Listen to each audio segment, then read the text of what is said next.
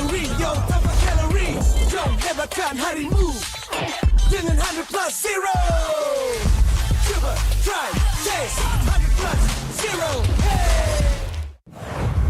Welcome to MCGG Rising Stars.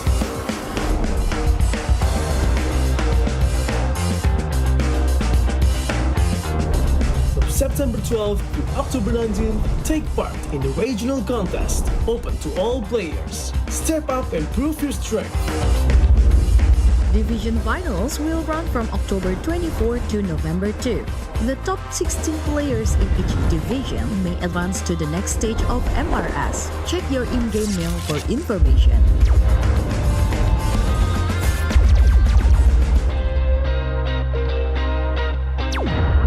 The S3 Finals group stage kicks off from November 8 to November 9. The top 6 players from each group will qualify for the S3 Finals semi-finals. The semi-finals will be held on November 15. The highly anticipated grand final arrives on November 16. The champion will earn a direct qualification for the first MCGG World Championship. The battle is on and the world is watching.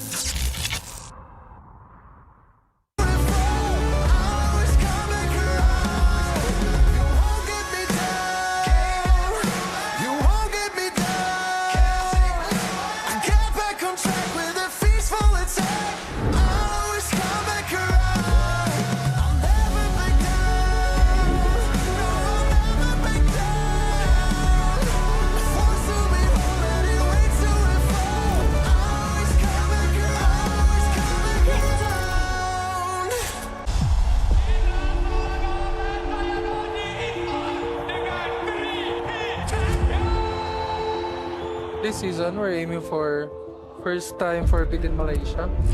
From me, I want the people to remember us that when they hear SRG, SRG is the most dominating team in this league. So on our first week, we're going to face Homeboys, and it's a new lineup. Their last lineup is already good. So I think they might have some problems because after MSC, they only have like couple of weeks to fix their lineup. So I think it's really hard for them. My message to Homeboys, good luck and have fun. And don't lose your morale. This season, I just nak pergi M series lah. Tak kisahlah, tapi kalau boleh nak try to beat SRG first. So netizen stop calling us Todak version 2 sebab kita orang pun dah tak ada kena-mena dengan Todak dah. Keep support both team lah.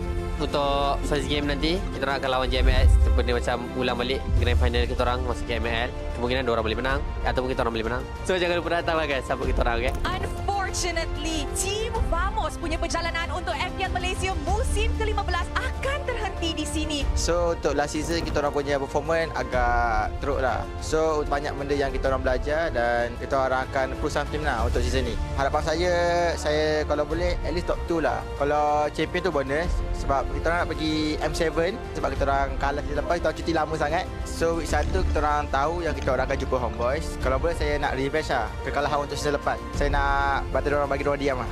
Kalau korang tengok MPMY pada 13 September ni, korang boleh datang dekat Stadium Putra dekat Bukit Jalil. So kalau korang dapatkan tiket, korang boleh pergi dekat MPMY punya official page ataupun bio MPMY. Jumpa korang kat sana.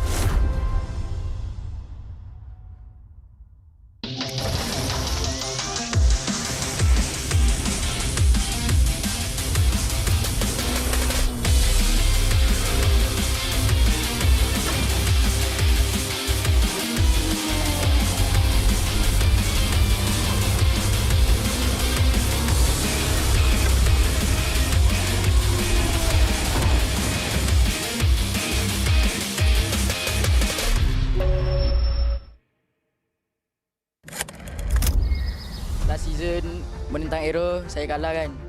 Maybe season ni mental saya dah lagi kuat dan matang. Saya pun dah cuba improve banyak untuk fight for my spot. For me personally, saya nak buktikan yang saya boleh stay di main lineup Vamos and saya boleh mencabar jungle-jungle MPL yang lain lah. Untuk Hazel, just give a good fight and let's see who's the best. Hari ni kita orang lawan Untitled and saya rasa kita orang kalah sebab kita orang hari ni tak panas lagi kot. Dah berapa musim juga first match kita orang kalah. Season lepas kalah dengan Homeboy. So season ni 2-0 dengan Untitled. Kekalahan ni jadi macam tamparan untuk kita orang. Kita orang tak boleh berada dalam zone selesa lah. So kita orang kena betul-betul mencari performa kita orang yang hilang tu untuk lawan Vamos nanti. Tentang first kita orang rasa sangat happy lah. Sebab kita orang kan selalu match sampai 3 game kan. So kita orang suka sebab dapat habiskan 2-0 season ni.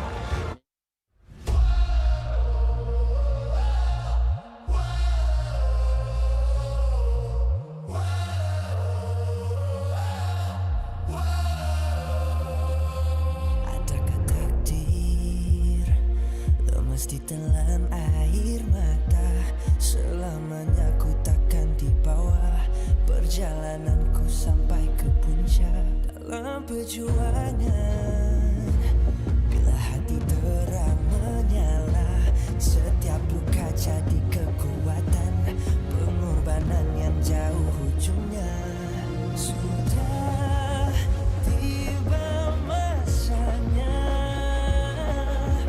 melangkah takdir jalan yang gendir ku tempuh.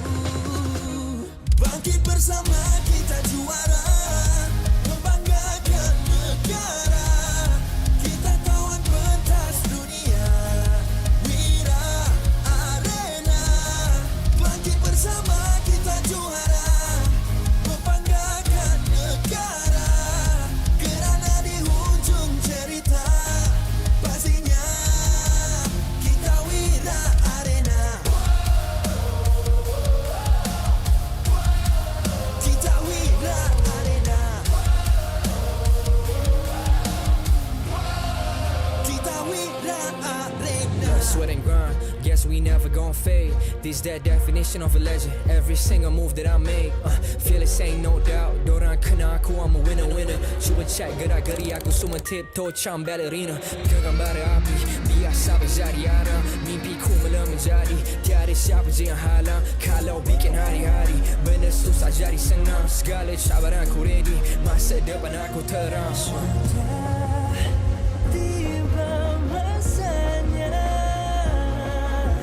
melangkah takdir jalan yang gendir ku tempuh. Bangkit bersama kita juara, membanggakan negara. Kita tawan pentas dunia, Wira Arena. Bangkit bersama kita juara, membanggakan negara. Kerana di hujung cerita, pastinya kita Wira Arena. Kita Wira Arena. Kita Wira Arena.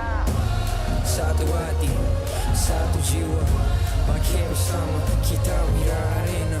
Yeah. Dari bayang kenyala api, nama kita terpahat di bumi. Yeah. Bangkit bersama kita juara, membanggakan negara. Kita tawan pentas dunia, Wira Arena. Bangkit bersama kita juara, membanggakan negara. Kerana di hujung cerita, pastinya kita Wira Arena. Kita Wira Arena. Kita Wira Arena.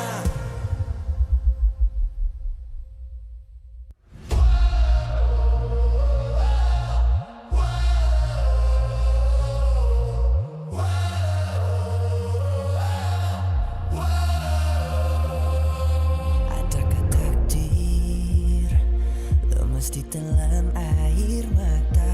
Selamanya ku takkan dibawa perjalananku sampai ke puncak dalam perjuangan. Bila hati terang menyala, setiap luka jadi kekuatan, pengorbanan yang jauh ujungnya. Sudah tiba masanya melangkah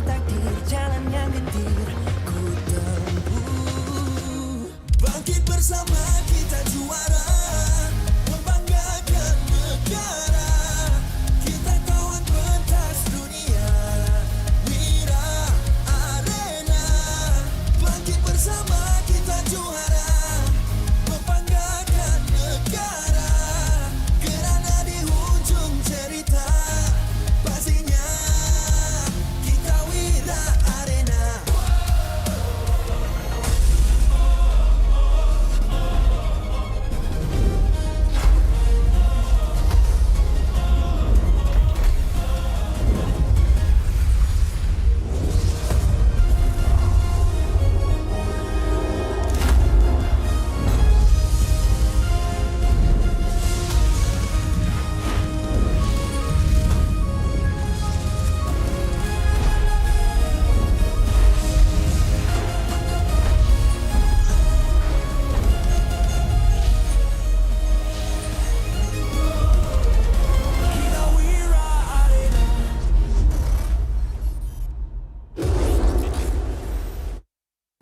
MPL Malaysia Season 16 is powered by Moonton. Presented by CelcomDigi. Stream, game, vibe on social media, and more to your heart's content without missing even a single moment. Power up with lightning-fast 5G speeds. Stream all day long with CelcomDigi Prepaid 5G. Our official sponsors.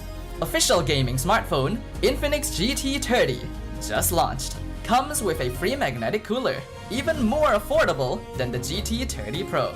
The only phone in its class with GT trigger, 1.5K display, and 144Hz refresh rate. Supports steady performance with 120 FPS in MLBB. Available in 2 exclusive colors for the GT30, green and blue.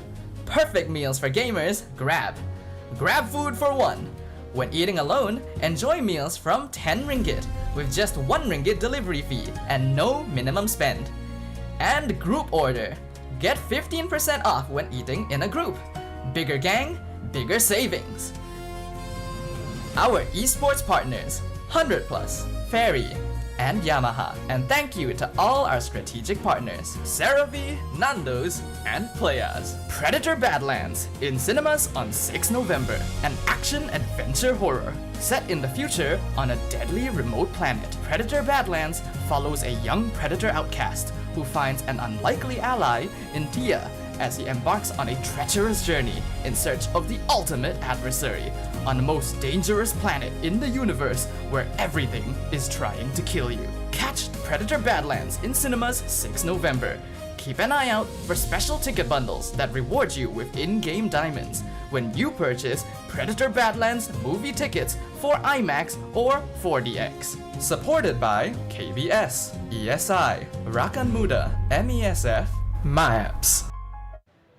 Ladies and gentlemen, to guide us through this prestigious ceremony, please welcome our host, our trilingual queen, Rose! And the ever-energetic, ever-funny, Sam! Good afternoon, MAEPS Serdang. Selamat datang kepada kita punya MPL Malaysia musim ke-16 awarding ceremony. Nama saya Rose. Dan saya Sid. Kami merupakan host dan untuk anugerah dan juga grand final untuk hari yang cukup indah. Thank you so much kerana anda semua telah pun bersama dengan kita sehinggalah ke era ini. Yes, betul. Tetapi sebelum kita masuk ke era baru, I think it is just fair untuk kita appreciate dan juga hormati semua orang yang part of our journey. Ya, tepat sekali. Dan anugerah ni bukan sekadar trofi, Rose. Sebab nama-nama dekat atas kertas ini merupakan nama-nama yang akan graduate daripada musim pertama sehinggalah ke saat ini. Ini musim yang ke-16. Kita akan appreciate semua yang dah join kita punya journey ni. Betul, Sif. Ada pasukan yang mungkin ini kali terakhir kita nampak nama mereka di atas pentas, jersey ini di atas pentas, and of course roster yang sama. Mungkin banyak yang akan berubah di era depan. Ya, dan kita harapkan semua yang kekal dengan kita ni juga akan kekal dengan kita untuk musim akan datang kerana kita akan appreciate semua para graduate untuk MPL MY musim kali ini. Satu cerita yang sangat panjang, pasti akan ada penghujung, tapi ini adalah baru permulaan yang baru. Yes, Sif. Walaupun era ini akan tamat, tetapi one thing is for sure, MPL Malaysia is not going anywhere. Ya, setiap musim kita ada juara baru. Hari ini juga kita akan melihat siapakah yang bakal dinobatkan selaku juara, dan dengan harapan pada musim yang akan datang lagi best, lagi gempak, dan juga kita harapkan semua yang sedang menonton, baik yang berada di MAEPS Serdang ataupun yang berada di rumah atau kat mana-mana, kekalkan terus menyokong MPL Malaysia ini. Yes, ini semangat yang kita nak. Kalau kita tengok dekat MAEPS Serdang, it is a full house untuk Grand Finals hari ini. They are showing their support kepada kita punya kedua-dua Grand Finalist yang akan wakil Malaysia di M7. Tepat sekali. Tak lupa juga dekat kita punya watch party yang dekat luar MAEPS Serdang. Saya nak dengar jeritan dan juga sorakan peminat-peminat yang berada dekat MAEPS Serdang. Wow! Electrifying. So ladies and gentlemen, consider tonight our way of saying thank you and congratulations for leaving an unforgettable mark on this era. Dan lepas ni, kita akan masuk ke new era bersama-sama. Tapi sebelum kita mulakan kita punya anugerah dan aksi panas dalam Grand Finals, kita perlukan watak utama kita dulu. Betul tak sih? Alright, sebab tanpa diorang tak ada cerita macam ni. MAEPS Serdang dah ready ke belum? Kalau dah ready, let me hear your loudest cheers. Come on guys. Kita dah nak say goodbye ke era lama ni. Kita nak masuk era baru. Ros, suruh dong buat lagi sekali, Ros. MAEPS Serdang, are you ready? Alright, jadi tak nak memuasa dengan segala penghormatan, marilah kita jemput semua pasukan dan calon pemenang untuk melangkah masuk ke dalam arena ini.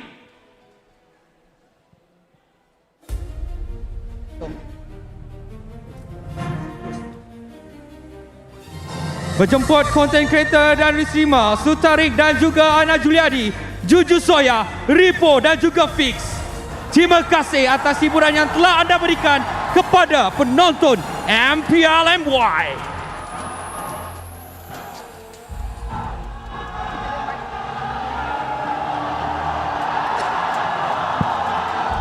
Inilah yang sentiasa menceriakan kita, Ros. Yes, betul tu Sis. Guys, a round of applause kepada kita punya restreamers. Untuk batch yang seterusnya, Untitled dengan GMXK. Tanpa banyak cakap lagi, ayo mempersilakan pasukan-pasukan Top 10 MPL Malaysia musim ke-16. Berikan tepukan gemuruh anda untuk Untitled dan GMXK. Dari Untitled, kita ada Siska, Kimin dan Subway. Manakala GMXK pula, Jaja, Martins dan Maima.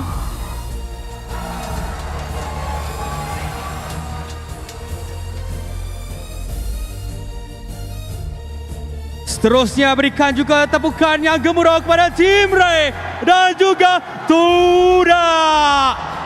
Kita akan mempersilakan Zakyuti, Zelanina dan juga Nova Escobar daripada Tim Ray. Sementara itu daripada pasukan Toda, kita ada Zaid, Zaim Sempoy, Loyal dan juga Wanzi.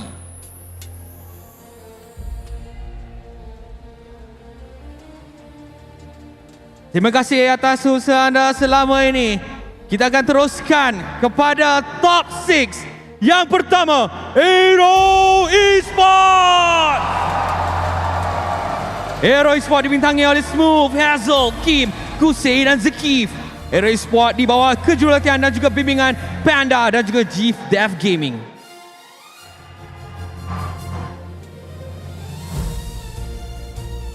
Seterusnya, Monster Vicious. Monster Vicious dibintangi oleh Momo, Yuni, Bondols, Raf dan Leonie. Monster Vicious di bawah ke jurulatihan dan bimbingan Sora Payung, Kenji dan Dex.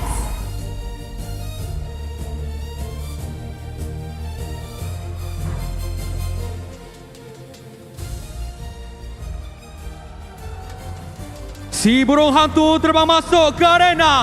Stay true. Inilah dia Homeboys. Homeboys dibentangi oleh Reza, Imal, Izanami, Melcuti, Kiden dan juga Daniel. Homeboys dibawa ke jurulatihan dan juga bimbingan oleh Coach Jess dan juga Nas.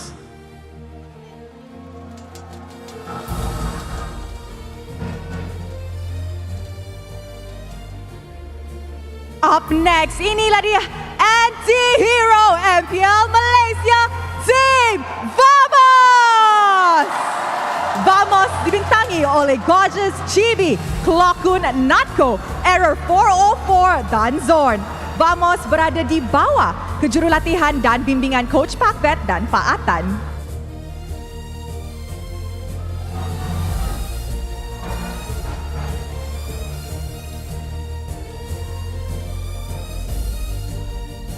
Seterusnya dari MAL terbang ke MPL, kini muncul sebagai pasukan fully lokal yang marah ke perjalanan Grand Final dan M7.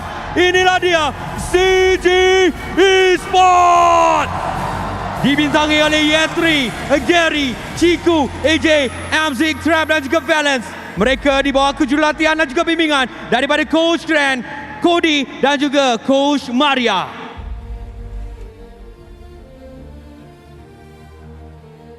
Last but not least, sang penakluk takhta MPL Malaysia, Selangor Red Giants, OG Esports.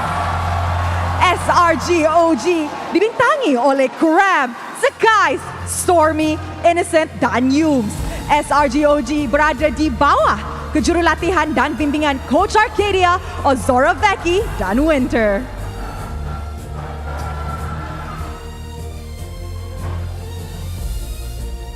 Selepas kita dah selesai untuk kesemua pasukan, marilah kita beralih kepada caster-caster kita. From our English talent desk, we have our lovely Safa and juga Lafel. And from our English guest talents, please welcome Midnight and Jace.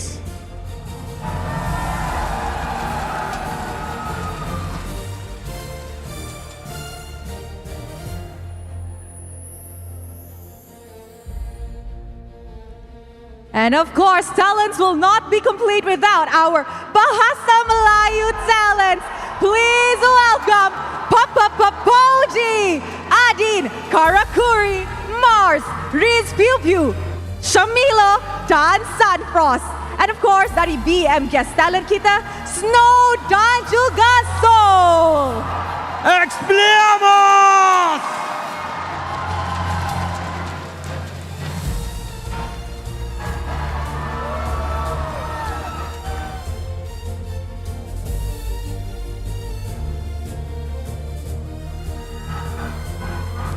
Itu sahaja calon-calon dan juga special guest yang hadir ke MAEPS Serdang untuk malam ini. Sekali lagi bagi tepukan yang paling gemuruh.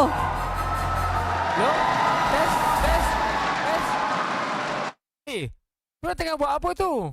Saya dengar hari ni ada hari graduasi untuk MPL MY. Kenapa tak bagi tahu? Saya pun pernah main MPL tau. Tapi tak apalah, memandangkan saya dapat info ni daripada orang lain, so saya dah hantar dah kawan-kawan saya untuk meraihkan suasana Grand Final MPL MY. So korang nak tahu tak siapa? Kalau nak tahu, kenalah tengok. Dengan roster permainan daripada legenda, kita tak kira lama ataupun baru. Inilah dia, Tim Sayan. Mereka dibintangi oleh Fredo, Gripex, Logan, XK Penjahat dan juga Raj. Sudah lama Ros kita tak nampak mereka di pentas MPL ini. Yes, Steve, inilah dia legenda Mobile Legends Bang Bang di Malaysia. Kita pastinya sangat-sangat berbangga Ros Kita ingat dah habis. Ada lagi. Yes. I rasa untuk habiskan era dia tak akan cukup kalau kita tak ada legenda kita untuk malam ini. Ya, thank you so much ucapkan kepada tim Sayan kerana sudi bersama-sama dengan kita untuk memeriahkan, bukan saja untuk kita celebrate kita punya para graduasi, malah untuk kita mengucapkan selamat tinggal kepada era lama ini sebelum kita berpindah kepada era baru. Pasti banyak tangisan, banyak gelak tawa yang telah pun berlaku dengan sini. Yes, tapi Rose rasa Rose nak dengar daripada orang. So, let's go throw it to Poji. Aku yang bercakap anjir. Woi, apa khabar MPL Malaysia? Saya kembali ke atas ni. Saya Bobo Poji bersama tim Sayan Original Gangster untuk MPL Malaysia kita. Ciwing. Ya. Apa khabar semua? Alhamdulillah. Jadi, macam mana perasaannya kembali semula ke pentas MPL Malaysia? Perasaan dia kan macam wow gila, aku tengok macam gempak gila MPL sekarang. Seronok, ramai besar kan? Kali ni besar gila. Enjoy, seronok besar. Kenapa aku yang jawab so? SK penjahat kita. Ya saya, halo. Hai, saya masuk TV mak. Daripada awal era sehingga sekarang, kita bakal pergi kepada era yang baru. Apa perasaan so? Transition daripada MPL MYSG kepada MY dan sekarang kita nak pergi kepada format yang baru. Mungkin new season chapter terbaru kot. Chapter terbaru. Yeah. Any hope, harapan kepada pelapis-pelapis kita? Semoga terus berjuang untuk Malaysia lah. Terus berjuang untuk Malaysia. Terima kasih. Logan Wandi. Yo. Bekas juara dengan RSG Malaysia juga macam Shiwing. Wandi, lama hilang pergi mana Wandi? Kat rumah. Kat rumah. Tapi untuk hari ni kan Wandi datang untuk apa? Selain daripada sebagai seorang legenda, kita ada Wandi kat sini. Wandi nak buat apa lagi? Nak tengok apa tu sesuatu history tercipta ke? Nak tengok CG menang ke? Ataupun macam mana? Saya rasa saya nak tengok tim baru menang. Tim baru menang Okay. Pia. The one and only God of High Loss. Hello guys. Okay, Pia. Ya. Untuk semua adik-adik yang dekat sini kan, yang datang hari ni, Pia dah tengok daripada awal kan. Macam mana rasa setelah bertahun-tahun kembali semula ke atas pentas ni dengan hampir full line up? Happy tak? Perasaan happy, ya memang happy lah. Tapi ya ada sudah. Tak apa. Fuad Fredo. King Fredo kita. Sebagai seorang OG untuk MPL Malaysia kan, ada tak apa-apa pesanan untuk disampaikan kepada semua pelapis-pelapis kita, pemain-pemain kita, anak muda tempatan kita yang mungkin satu hari nanti bakal menjadi pemain bertaraf dunia juga? Pesanan just jadi yang terbaik lah. Basically orang putih cakap be the best version of yourself lah. Train hard, work hard dan jadi player anak yang baik, and paling penting jangan lupa tanggungjawab korang lah sebagai pemain dan sebagai seorang manusia jugalah. Main game juga, solat jangan tinggal lah. Terima kasih. Jadi inilah dianya OG kita, tim Sayan, dan tanpa melengahkan masa saya akan hantar semula kepada Rose dan juga Sid. Let's go. Terima kasih kepada kita punya legenda dan juga Poji. And guys, pada hari pembukaan peringkat kumpulan MPL Malaysia musim ke-16, Hong Leong Yamaha Motor telah memperkenalkan model terbaru yang dinanti-nantikan, iaitu Yamaha NVX SP dan juga Yamaha NVX ABS di hadapan para peminat dan juga kita punya wakil media. Ya, bersempena dengan kolaborasi istimewa yang mencerminkan komitmen berterusan HLYM dalam mendekati penunggang muda melalui minat bersama dalam dunia isukan, sebuah motosikal edisi khas Yamaha NVX SP dengan livery eksklusif bertemakan Yamaha X MPL turut mengenalkan sebagai hadiah cabutan bertuah utama untuk musim yang ke-16 ini. Watak Brody seorang hero marksman, dipilih sebagai watak untuk kempen Yamaha musim ini kerana kelincahan dan juga prestasi unggulnya yang melambangkan DNA Yamaha NVX SP ini. Dengan fokus ke arah masa hadapan, kolaborasi ini menggugurkan lagi visi Hong Leong Yamaha Motors untuk memajukan industri motosikal, seterusnya meraihkan semangat golongan belia dan gaya hidup mengunggang dalam dunia digital yang semakin berkembang dan saling berhubung. Tepat sekali, Ros. Tapi kini dengan segala hormatnya, kami akan menjemput ke pentas utama Mr. Uchiyama Shigio, Director of Hong Leong Yamaha Motor, untuk sampaikan hadiah kepada pemenang. Majlis mempersilakan.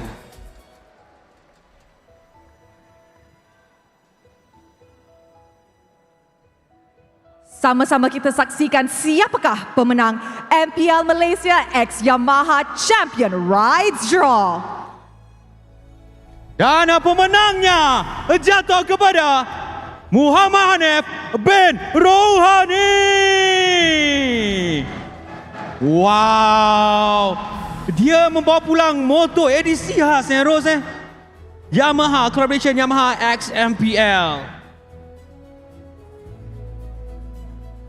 Itu kita punya pemenang. Berikan tepukan kepada pemenang kita.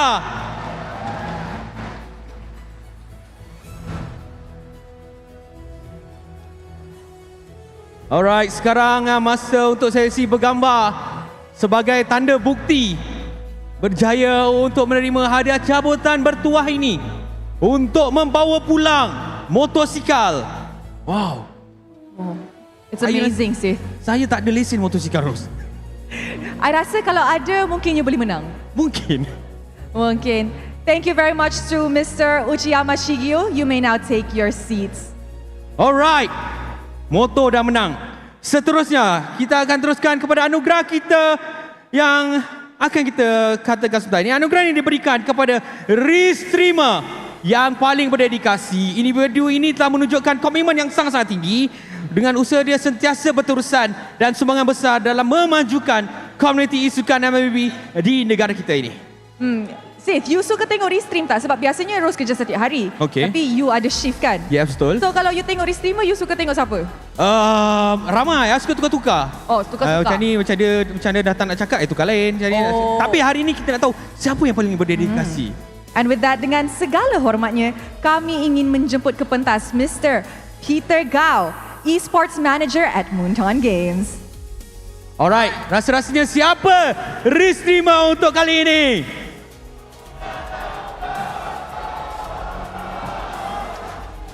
Alright, kita akan berikan kepada VIP untuk announce. So, the restreamer of the season goes to Fix!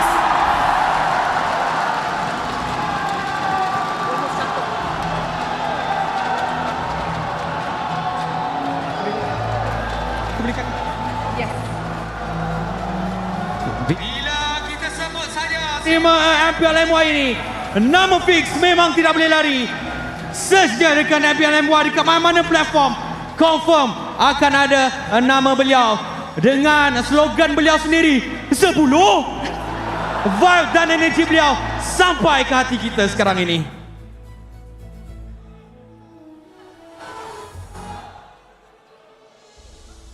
Sekarang adalah sesi untuk bergambar sebagai restreamer of the season, Ros.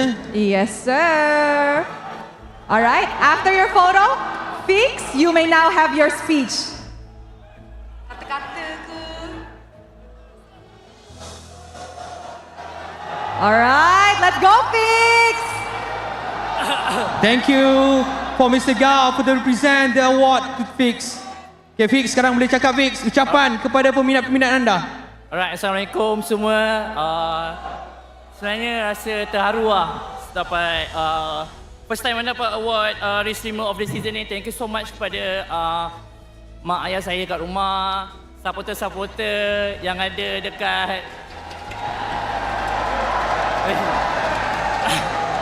Alright, kejap lagi saya dengan Fredo akan lakukan satu watch party dekat luar. So nanti siapa free jumpa kat sana, okay? Thank you guys.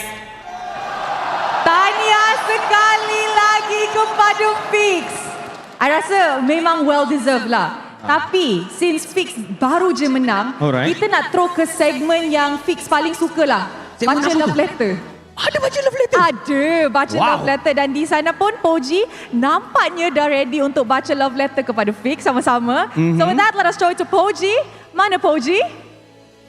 Ada dekat sini Ros. Jadi ini macam Ros cakap, segmen yang paling disukai oleh Fix. Dan saya difahamkan hampir ke semua pemain dekat sini ada dapat surat cinta daripada MPL Malaysia. Boleh tak angkat-angkat surat-surat? Mana ada surat-surat tak? Tak ada. Okey, ni adik ada surat. Ni ada surat. Ciku pun ada surat. Jadi sebenarnya untuk hari ini kan kita nak macam menghargai dan menghormati juga perjalanan mereka, perjuangan mereka di MPL Malaysia. Maka dengan itu kita bagi surat penghargaan. Tapi kalau kita nak baca satu demi satu, tak cukup masa. Jadi kita akan ambil surat daripada the one and only OG kita, Ciku. Sini Ciku, kongsi-kongsi dengan kita sikit. Surat tertinggal tadi saya nampak kat situ. Oh, Valen punya. Oh, Ciku tertinggal. Atas stage. Okey, macam aku tak apalah adik lah kat sini kan. Kita kongsilah yang ada kat sini. Boleh tak tengok sikit apa yang ada kat situ? Oh, tertinggal kat rumah tadi. Tak ada lah. Ada. Okey, cuba kita tengok apa yang ada. Apa yang ditulis kat situ? Boleh kongsi? Baca semua ke? Tak apa, saya bacakan. Kalau baca penat juga kan. Terima kasih kerana menjadi sebahagian daripada sejarah MPL Malaysia sepanjang 8 tahun ini.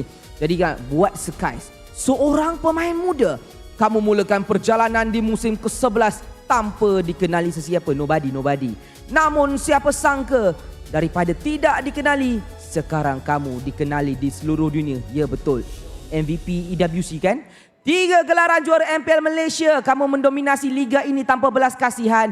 Kamu mencipta sejarah pertama Malaysia yang tak akan pernah dilupakan sampai bila-bila. Piala antarabangsa pertama MSC menamakan penantian 7 tahun MPL Malaysia untuk menjadi juara.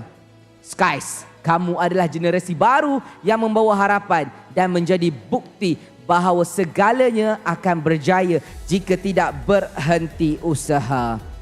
Terima kasih kerana membawa nama Malaysia di mata dunia. Itulah diisinya. Jadi, Skies, lepas baca macam mana rasanya? Terharu tak MPL Malaysia kat macam tu? Terharu lah. Rasa disayangi. Awak sweet kan? Jadi satu hari nanti kan, kalau boleh kan, boleh tak kita tengok Skies pula yang balas surat ni balik dekat MPL Malaysia? Balas balik? Macam pantun pula. Okey, jap. Okey. Untuk MPL, saya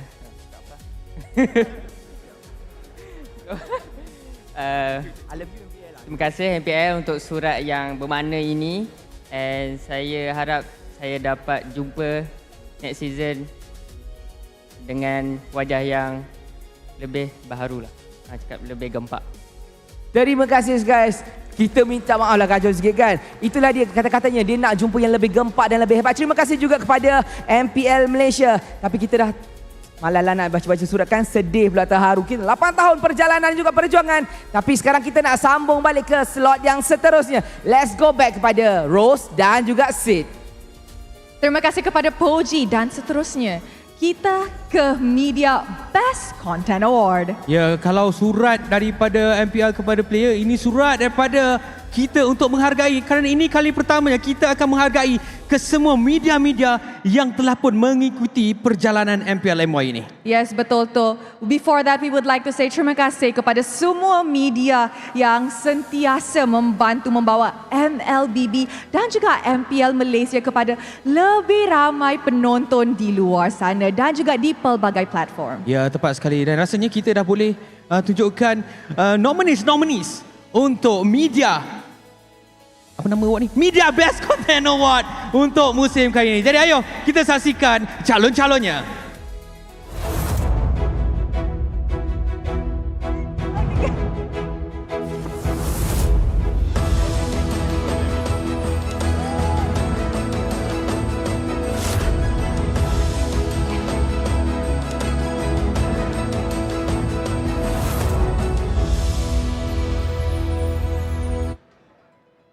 Jadi dengan segala hormatnya, kami ingin menjemput Miss Crystal Tan, Head of Business Development for Malaysia Esports at Munton Games ke atas pentas untuk memberitahu siapakah pemenang anugerah kita ini.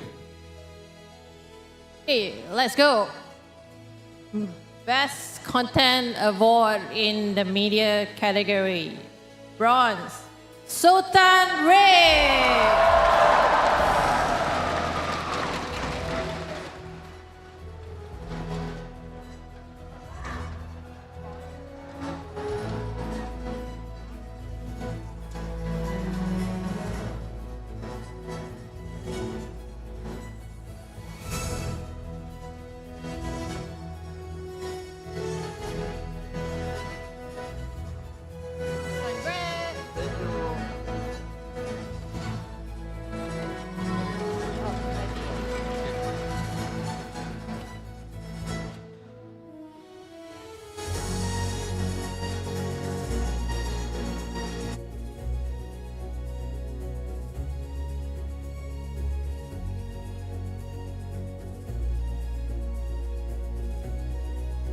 Miss Crystal Tan, you may now announce the next winner.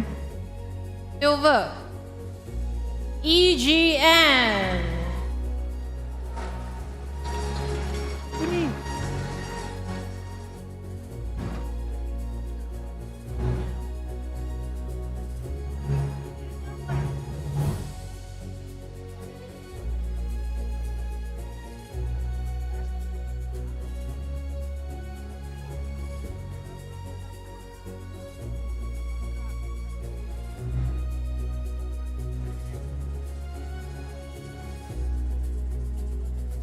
Okay, lastly, gold. Harimau Malaya.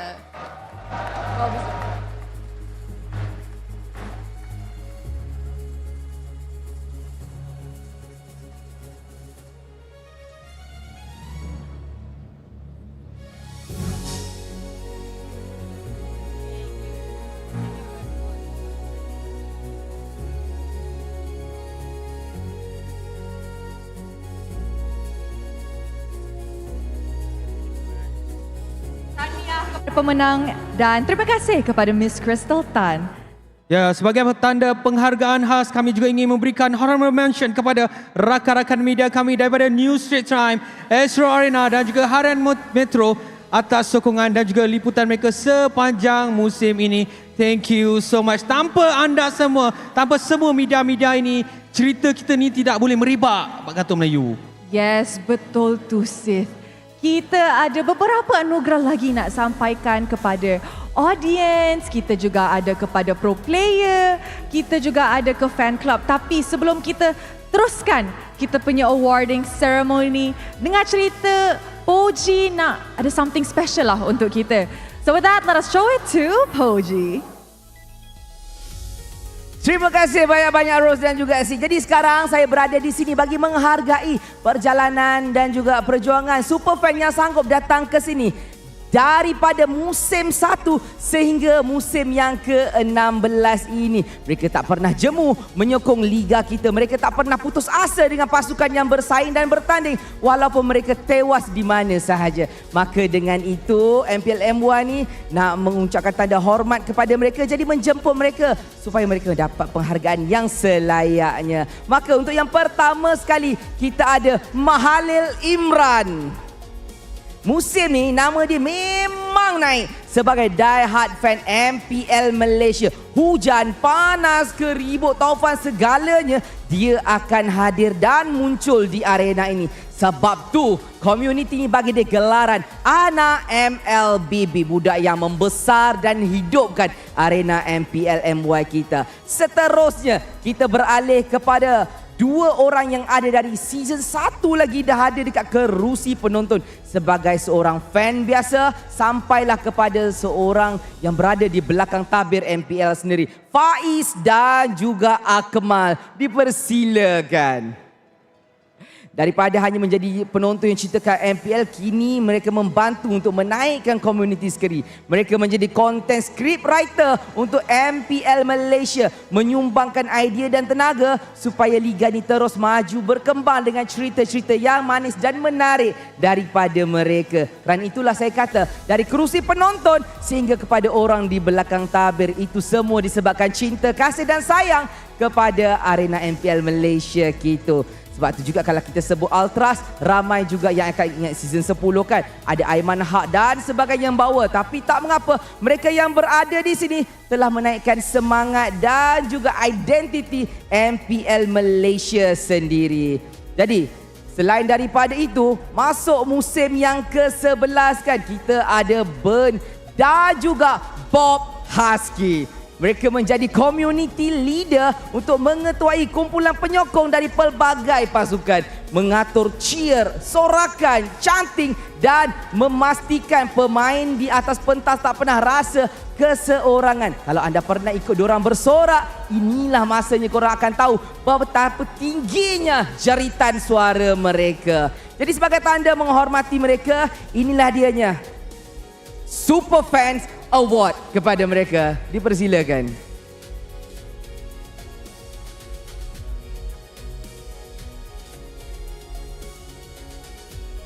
Akmal, minta maaf ya. Banyak benda saya nak kena pegang. Faiz, Ben dan juga Bob. Terima kasih. Jadi untuk menaikkan lagi semangat kesukanan e-sport kita, saya minta Bob untuk ke depan memberikan tepukan Viking Clap dekat dalam kita punya dewan. Boleh Bob? Saya pegang. Saya tolong. Okey, dia ada tolong pegang.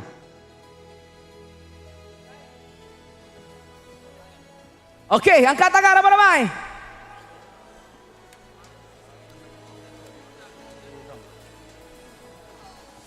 Mana? Boleh? Bob minta tolong untuk Ultras SRG, ada drum sekali nak tepuk, boleh ke? Ada ke Ultrasnya di sini? Dekat sana, boleh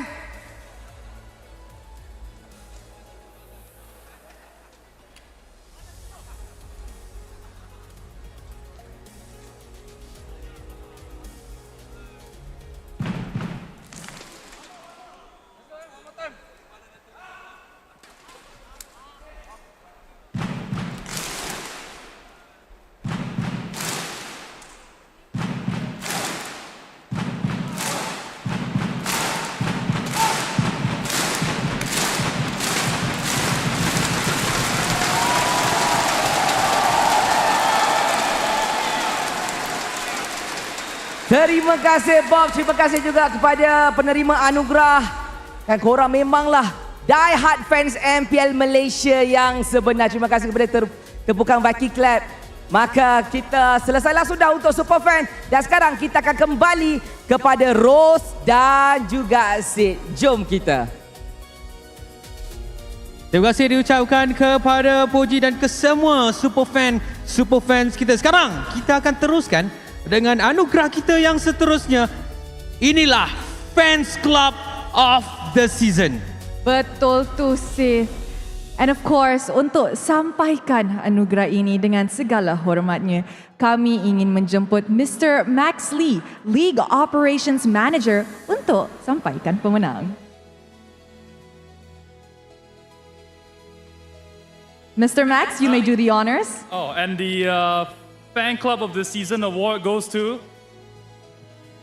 SRG.OG Esports. Sama seperti pasukan kesayangan mereka, SRG.OG Esports dari musim lepas hinggalah ke musim ini, penyokong SRG sentiasa memenuhi setiap perlawanan. Semangat mereka yang tidak pernah kenal arti luntur, sokongan mereka tak pernah terhenti. Inilah SRG Fans Club. Fan Club musim kali ini buat kali yang kedua. Betul tu Sid. Mr. Max, and kita punya winner, you may take a photo together to celebrate this award together. Thank you very much.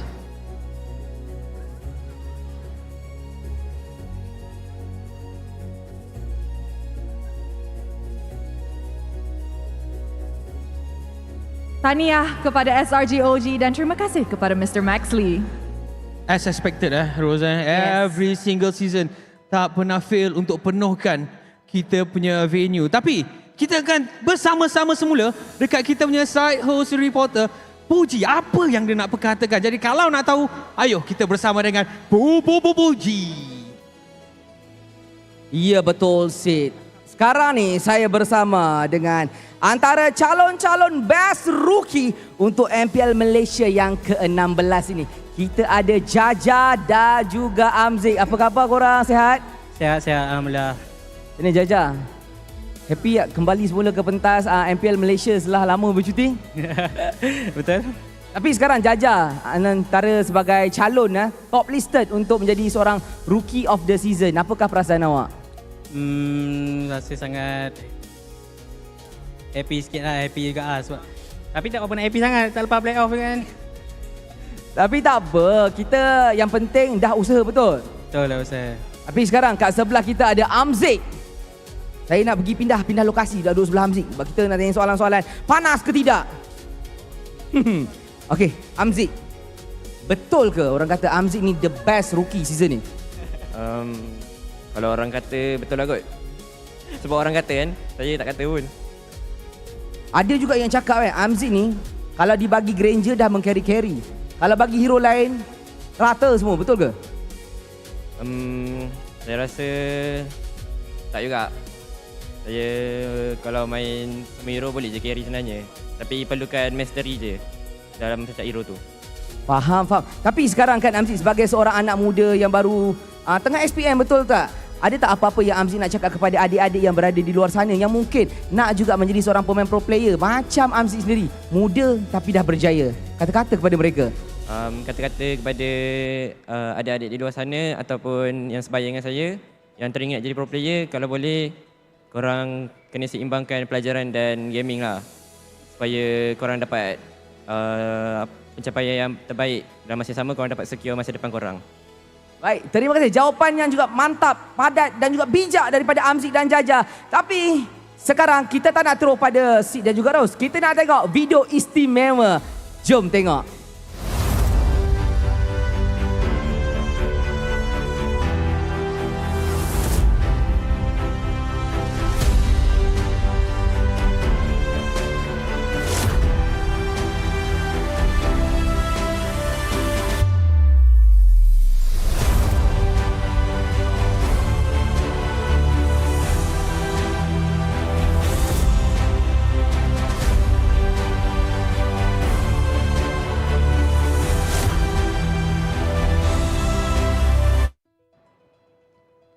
Bagi untuk menyerahkan anugerah ini, dengan segala hormatnya kami ingin menjemput Nabil Fauzi, Marketing Head of Deliveries and Loyalty Grab Malaysia untuk ke atas pentas.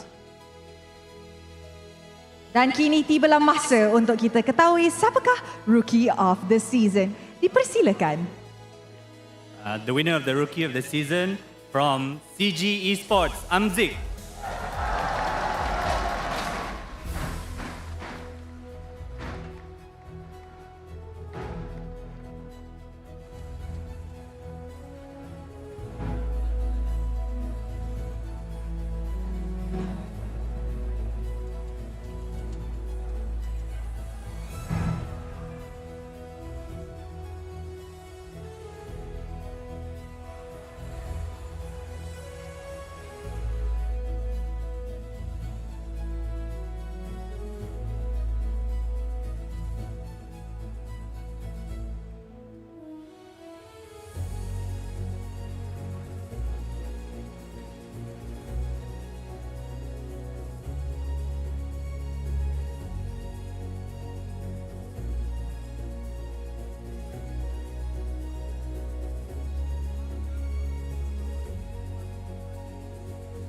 Terima kasih Nabil Fauzi, you may now have your seat.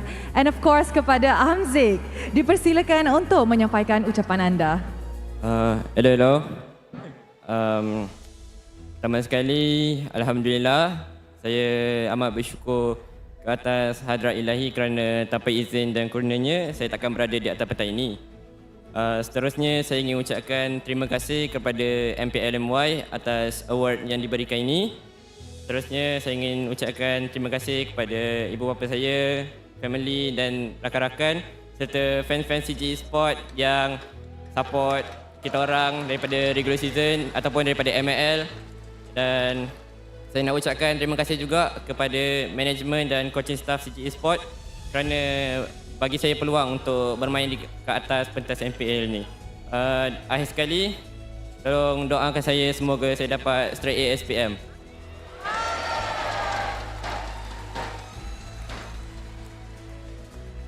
Terima kasih diucapkan kepada Amzik. Sekarang kita akan pergi kepada anugerah kita yang seterusnya. Anugerah ini diberikan kepada pemain yang telah menunjukkan peningkatan yang paling ketara sepanjang musim ini berlangsung. Daripada segi prestasi, dalam permainan, kepimpinan dan juga kekuatan mental, pemain ini telah berkembang pesat dan membuktikan bahawa kerja keras akan sentiasa membawakan hasil. Jadi, tanpa buang masa, ayo kita tengok siapakah calon-calonnya.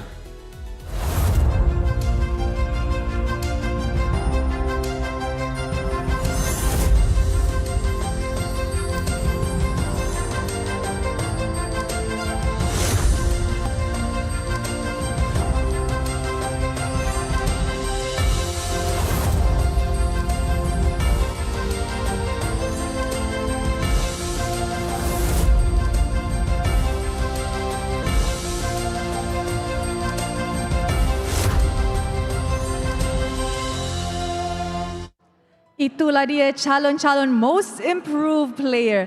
Dengan segala hormatnya kami ingin menjemput Mr. Chan Zengman, Operation Specialist at Moonton Games.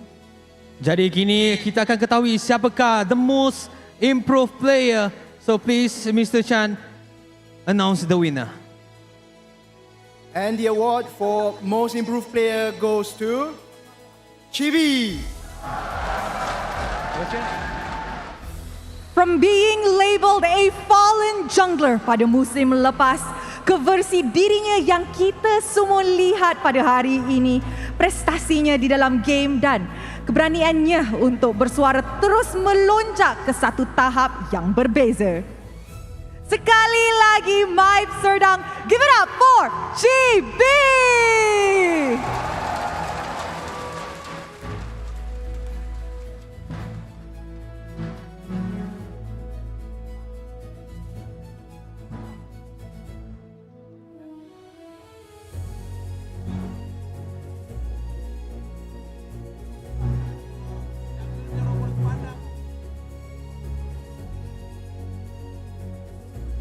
Thank you very much, Mr. Chan. And of course, Chibi, dipersilakan untuk menyampaikan ucapan anda.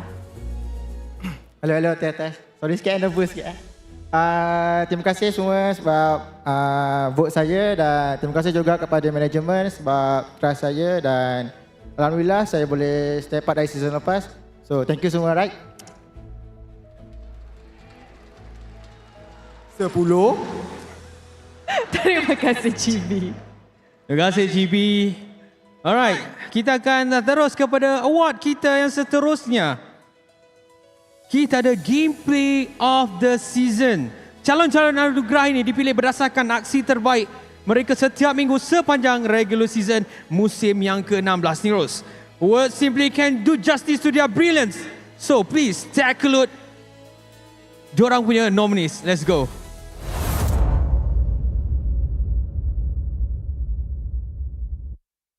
Entry becomes a bit of an irrelevant for the rest of the fight. Rasi has to flicker, Tectonic tries to get out, Balance out find the opening, that's stolen. Untitled, have they overstayed their welcome? Because Rasi comes back with the immortality, drag back onto SkyZ, who needs to get out of this situation with an outplay, but it's just not possible. And now it comes out to Siska and Kimin, control for very long, but Siska flickers life shaken again. He needs to be a hero that he has always been. On to Chico, guys. This Lapu is too much. Chico needs to get out. Siska on the chase, Yetri with the peel. And after all of that, it's still an even match. exchange! Oh my god, Siska. What? He's still alive and he's not dying. Rough. Trying to mirror the movement of Umzik, who will reach there early first. Instant engage, Momo to the back line. Balance trying to keep the enemies under control. Looney turns into the Beast, Chico into the Brilliance. Turtle down very low. The grab back to allow Gary to get the objective. But Looney just claws his way through. The execution comes through from Sky Piercer. MV continues to brawl it out and find two for themselves. But Balance re-engages and gives Umzik a triple takedown. Rough trying to outmaneuver that, but Umzik blasted for the Maniacs. CG on the board with 4. Can Cram make magic happen? Bravest by the back up. Cram! With the steal of a lifetime. Wisdom Nature Alpha Stormy. Cram swings away. And CG bites the damn dust. How did you call it? You say can Cram make magic happen? About this, but even from Cram's side, despite having a 3k lead on top of him, Uh-oh, Chibi's in trouble. Stormy goes in with Darkening Tree, man. Knock up. Dragon Pulse doesn't do anything, deny it, and now Vamo's in full escape mode. They're gonna get the kick onto Phobius as Guys picks up the killing spree, blazing to it! Innocent! With the mega kill! He loses his own life, but his job is done. He's set things up as Guys! The Maniac himself! But I think the coaches are having a hard time in the back, man. But they have a seizure. What is happening? Oh! Can he find Umzik? He can! Chiku. Can Amal get out? He can! That's two! And that's good enough! Amal. Oh, not again, homeboys! Amal does have immortality. He's gonna come back. Winter. That's the item swap. That's the Winter Crown. Daniel buying time. Waiting for cooldown. Shadow back out. Amal! Dan itulah dia calon-calon gameplay of the season. And it is our honor untuk invite Mr. Alson Chan, Esports Production Lead Malaysia at Moonton Games, to announce the winner. Sekarang tibalah masa untuk kita ketahui siapakah pemenang untuk kategori Gameplay of the Season. Mr. Alson, please do the honor. Gameplay of the Season. He mixed the magic.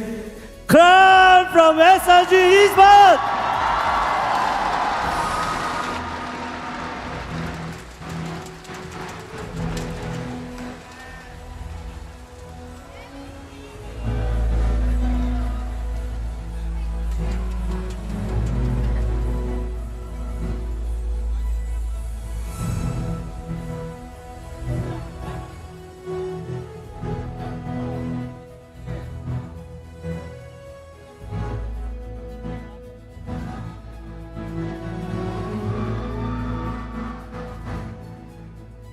Thank you very much, Mr. Alson. And of course, Cram, you may now have your speech.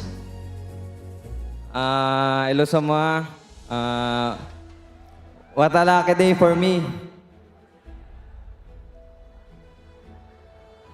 Are you done?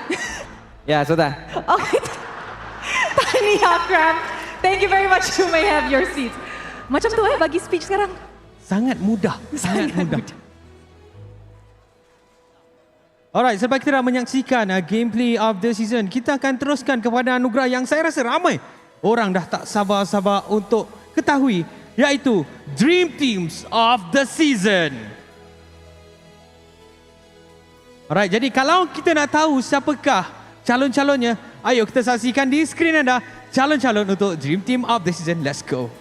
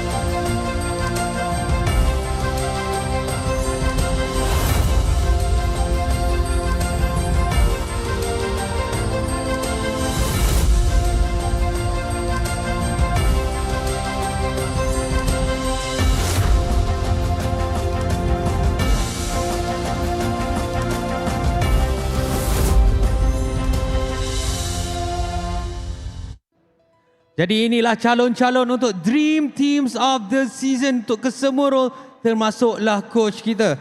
Dream Team ini kali ini sedikit berbeza ya Ros dan juga penonton-penonton. Kerana hari ini kita akan menjemput Tim Sayad untuk memberikan anugerah kepada Dream Team Award kita pada hari ini. Kita akan mulakan untuk role EXP. Kita ada Logan di atas pentas.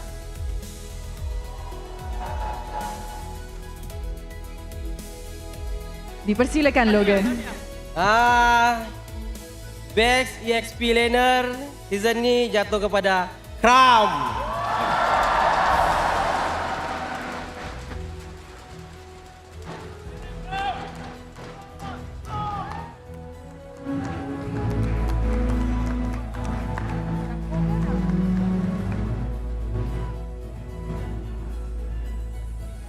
Tak ada.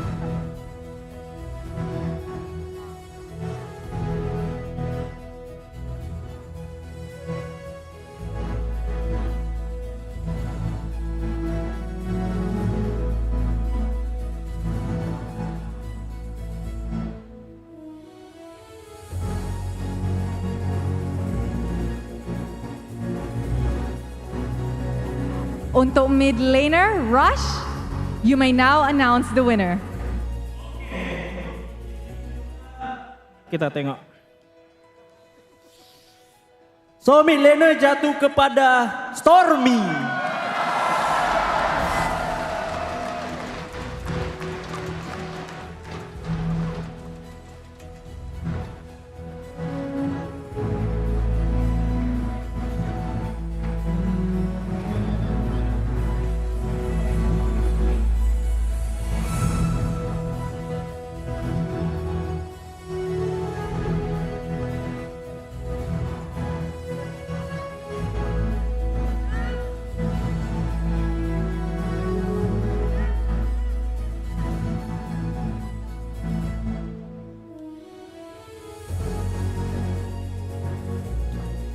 Seterusnya untuk Roma kita akan menjemput Gripex untuk menyampaikan anugerah dan umumkan siapakah pemenangnya. Siapakah? Umumkan.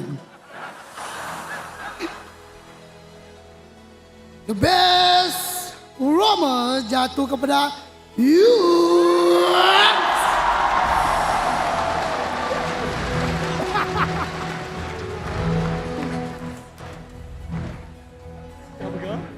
Umumkan dia.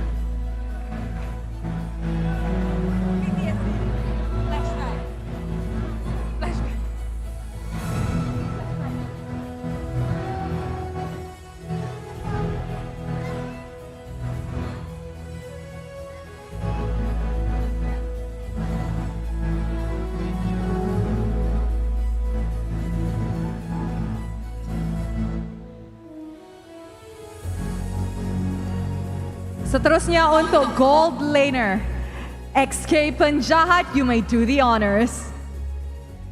Okey, wow. Nampaknya base goal lane Innocent. Sama juga lah.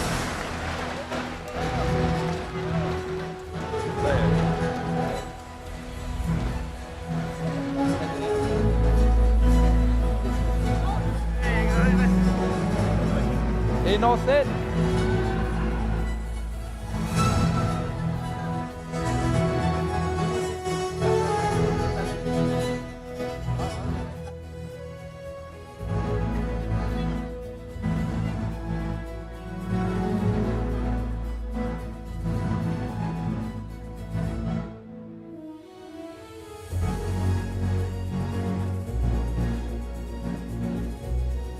Sekarang kita menjemput Fredo untuk umumkan the best jungler of the season. Diminta untuk saudara Fredo umumkan. The best jungler untuk season ni adalah Sky.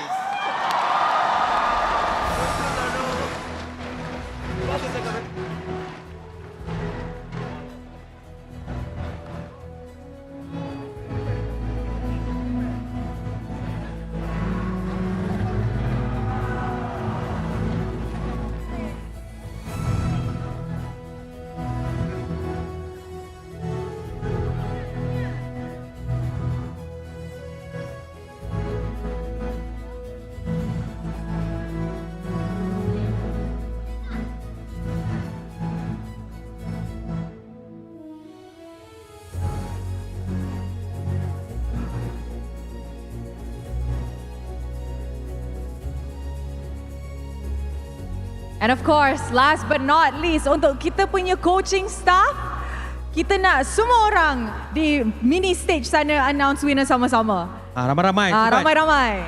Macam mana tu? Okay, we count. In a count of 3, 2, 1. Coach Arcadia dan orang bikin. Aduh. Dia jadi tapi tak jadi juga.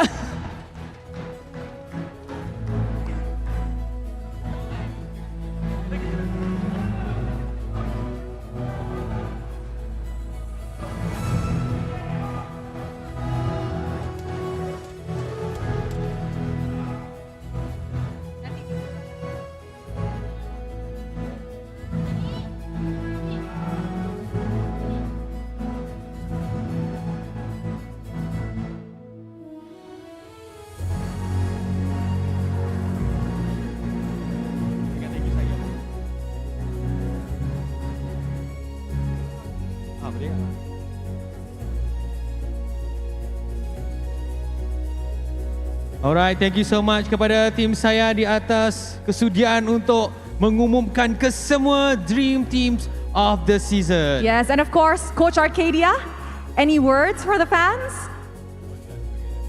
Okay, first of all, in behalf of Azora, Becky, and Winter, we just want to say everyone who made this happen, thank you Semua. Thank you to all the everyone who's part of MPL MY, to all the casters, the productions, and thank you to our loved ones, our families, and especially to all our fans.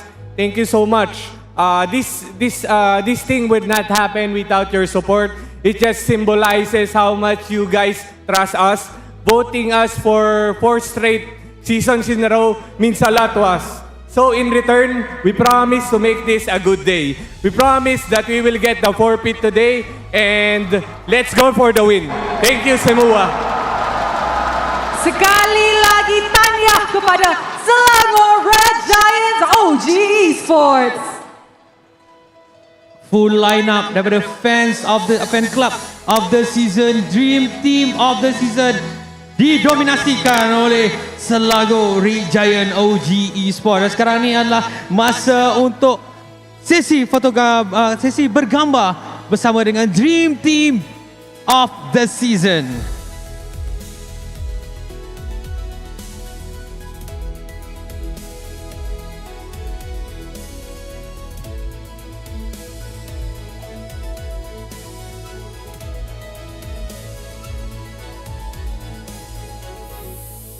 Alright, thank you very much dan sekali lagi congratulations kepada SRG.OG. You boys may now take your seats.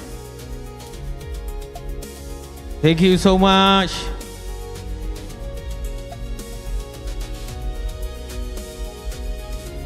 Kita akan teruskan lagi award ceremony kita dengan anugerah kita yang seterusnya.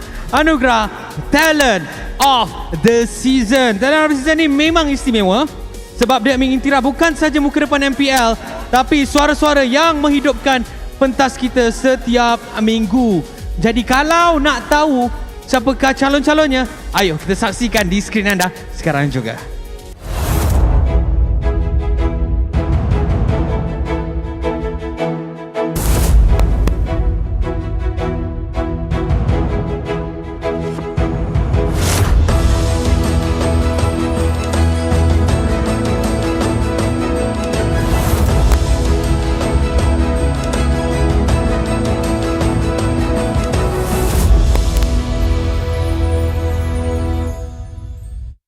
Itulah dia calon-calon talent of the season. Dan dengan segala hormatnya, kami ingin menjemput Mr. Julius C., CEO of Ferry untuk naik ke atas pentas.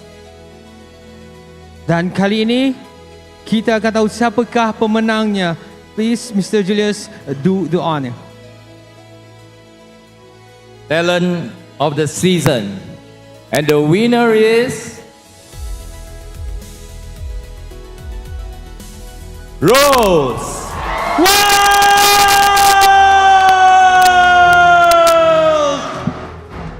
Jadi diminta Rose untuk pergi ke atas pentas sana Dan saya akan kesorangan di sini.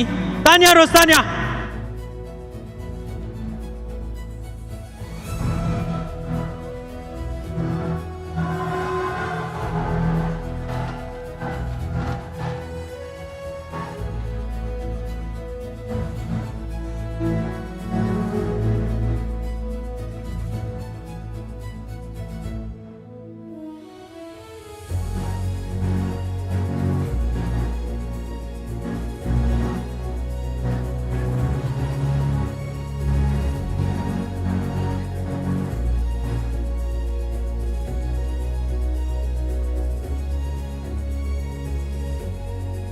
Alright, thank you so much Mr. Julius C.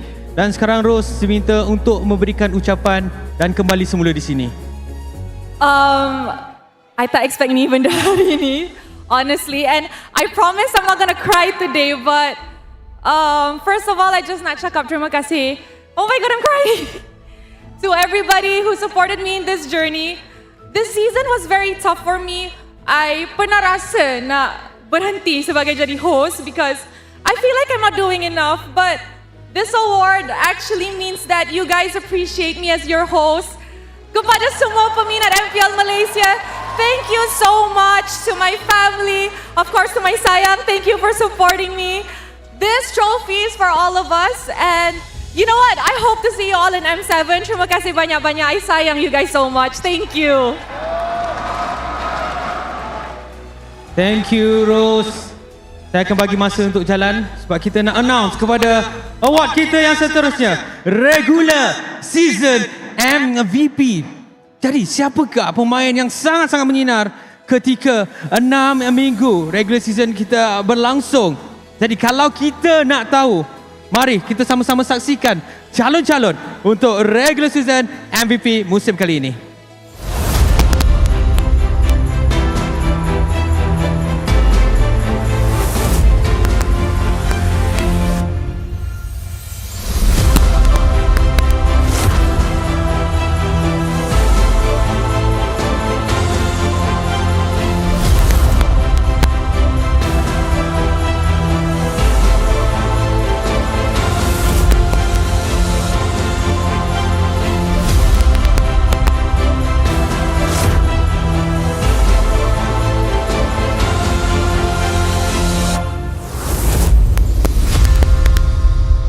Dan itulah dia calon-calon regular season MVP.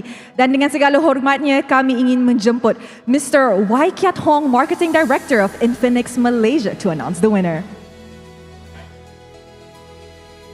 The regular season MVP goes to Team Wamos Chibi.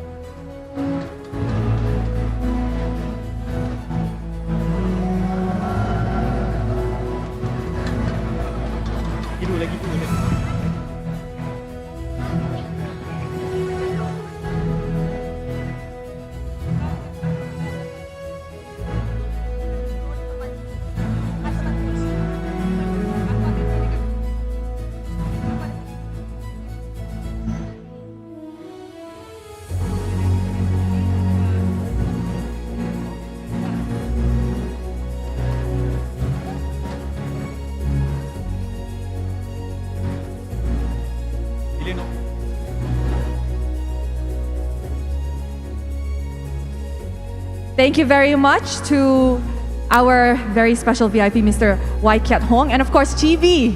You may now have your speech. Congratulations. So, hai semua, Assalamualaikum.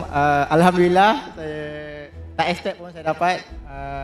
Saya berterima kasih kepada semua fans-fans MPLNY, fans-fans Vamos, semua-semualah. Terima kasih. Cakap apa lagi? Thank you. Thank you so much. Thank you very much, dan tahniah sekali lagi kepada Chibi. You may now take your seats. Alright, 2 kali Chibi naik atas pentas. Okay, kita masih lagi ada award, dan award kali ini sedikit bagi saya sukalah award ni. Yes, Kerana I agree. kita akan announcekan pemenang untuk Legenda Award. Ini untuk kita memberikan penghargaan kepada semua calon-calon yang telah pun memberikan sumbangan secara langsung dan juga tidak langsung sepanjang MPL MY berada di Malaysia. Jadi, mari kita saksikan wajah-wajah calon-calon Legenda Award untuk tahun ini. Mari sama-sama kita saksikan.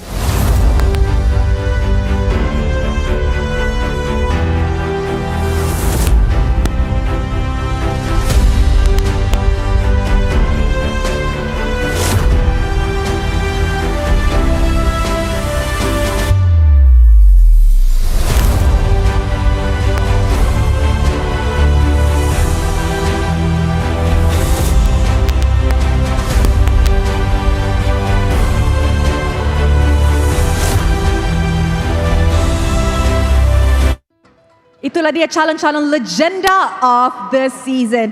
Dan segala hormatnya, Rose nak cakap dulu actually sebelum tu. First of all, I tak expect hari ni. And second of all, Sith dah pergi jalan-jalan, so Rose is alone on stage.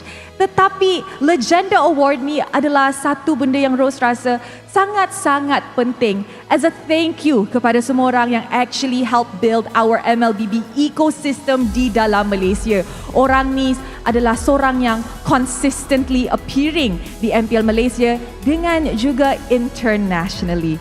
And of course, you guys have casted your votes. We have casted our votes juga. So dengan segala hormatnya, kami ingin menjemput Mr. Julius C, CEO of Ferry sekali lagi untuk naik ke atas pentas and of course, umumkan siapa yang pemenang Legenda Award kali ini. And Legenda Award of the Season jatuh kepada 3, 2, 1.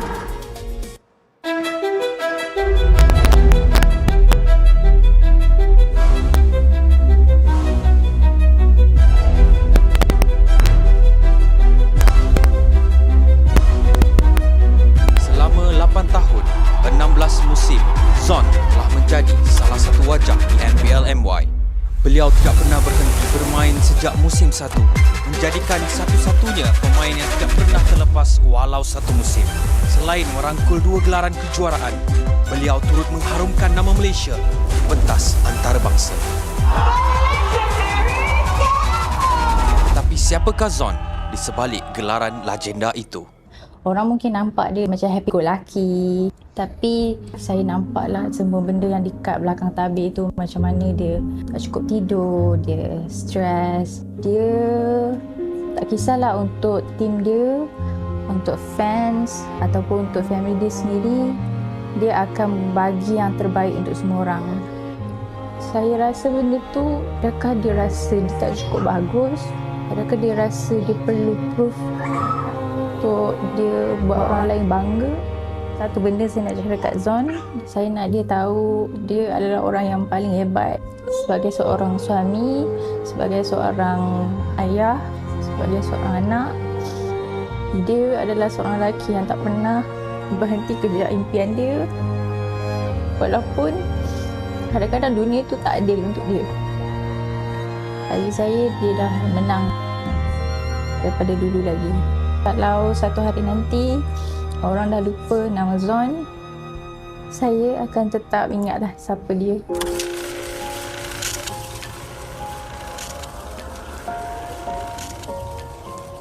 I love you, Papa. Can you see that?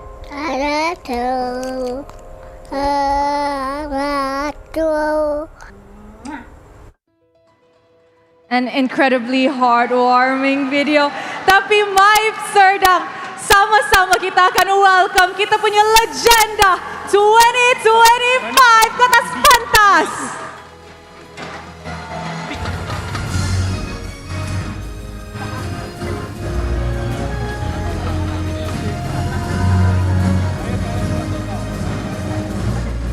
Daripada season pertama MPL Malaysia, Zorn has been consistent. You have seen him season after season. Tapi hari ini, he is officially a legenda.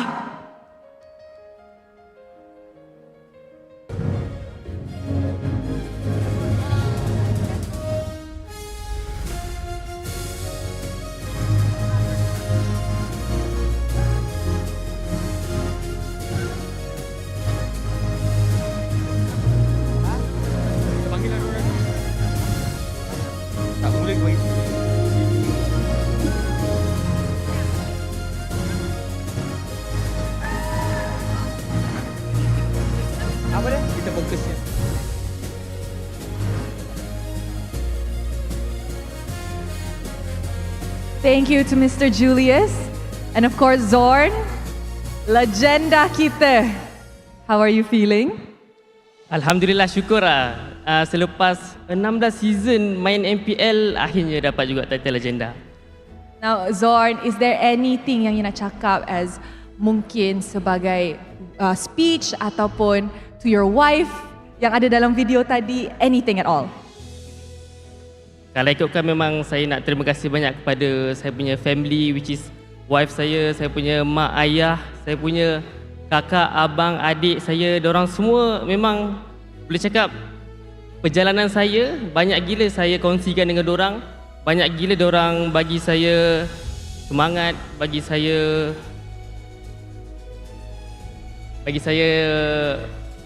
apa lagi macam banyak benda yang saya lalui dekat sepanjang career saya dekat MPL MY ni. So ada masa macam saya rasa macam saya tak guna, ada masa saya rasa macam saya tak diperlukan, tapi semuanya banyak saya kongsikan dengan dorang dan dorang juga yang banyak bagi saya semangat semua tu lah. So tanpa dorang saya rasa saya takkan dapat sampai sini lah. Oh, that was amazing. Tetapi sekarang ni Rose dengar cerita kita ada Poji dengan Sith somewhere with your loved ones yang mungkin boleh bagi you lebih rasa touching hari ni lah orang kata. So mana Sith dengan Poji? Terima kasih Rose. Sekarang saya bersama dengan rakan sepasukan Zon yang terkini iaitu Chibi. Apa khabar Chibi? Apa khabar? Alhamdulillah baik. Jadi Chibi, macam mana rasanya kan macam sepanjang bermain dengan Zon dan hari ini dia dinobatkan sebagai legenda untuk 2025 ni, ada tak apa-apa yang awak nak ucapkan kepada Zon selaku kawan dan juga rakan pasukan? Untuk Zon ataupun Hisham lah, senang. Hisham yang saya tahu dia dah lama hadam kerana dia nak legenda ni, so saya happy for him. And then saya nak berterima kasih juga sebab tanpa dia saya tak boleh saya champion season 12 tu. So dia ni ibarat abang lah untuk saya. Dia selalu motivate saya macam mana. So saya harap Hisham ni bagus orang kata apa? Main lagi untuk next season sebab saya rasa dia masih relevan dan saya harap dia akan berjaya di dunia akhirat lah. InsyaAllah. Terima kasih Chibi. Dan sekarang kita nak tengok apa pula kata Sid dan kawan lama Zon. Jom kita tengok Sid. Alright, kalau Poji dah interview dengan current teammate untuk Zon, saya bersama-sama dengan Maima dan juga Vicky, orang yang sentiasa berada dengan Zon ketika awal penampilan. Jadi apa yang korang nak katakan kepada Zon akhirnya sebelum masuk ke era baru beliau dinobatkan selaku legenda? Kita mulakan dengan Maima terlebih dahulu. Okay, kepada Zon, first of all nak cakap terima kasih kepada dia sebab dia menjadi seorang yang buka laluan saya ke dalam MPL MY ni. Dia yang ajak saya masuk ke GFM dulu. And bagi saya dia memang deserve untuk award ni sebab dia daripada season 1 kat MPL ni and dia sentiasa menjadi top contender kat MPL MY ni. And nak cakap tanah kepada dia and kekallah menjadi seorang yang sentiasa baik, positif dan sentiasa explore dalam dunia MLBB ni. Dan kekallah menjadi orang yang sentiasa ajak solat kepada kawan-kawan. Terima kasih. For Hisham, I'm really happy to be able to meet you and be your teammate. To see your growth over the years is amazing. It's really inspiring. Back then, the first time I see him, his gameplay, baba, sticker, emote. Tapi, back in gaming house, tak cakap, malu. So big difference, right? But right now, dia dah jadi matang. He's a responsible father. And then it's really happy to see and join your journey because during the time we play with each other when we were teammates, it was really, really a fun time. And then being able to be invited to your wedding, I was really grateful as well to be there to celebrate that moment for you. And then we even was discussing like the first time, finally, to see you win champion again, the Homeboy seasons. I'm really so happy for you because it was something that you was fighting for so long, for more than about 10 seasons until you become a champion again. And until now, you have not give up. You have inspired a lot of us. I think a lot of people start playing MLBB, start streaming, also because of you, Zon. So I'm really happy to see you became a legend.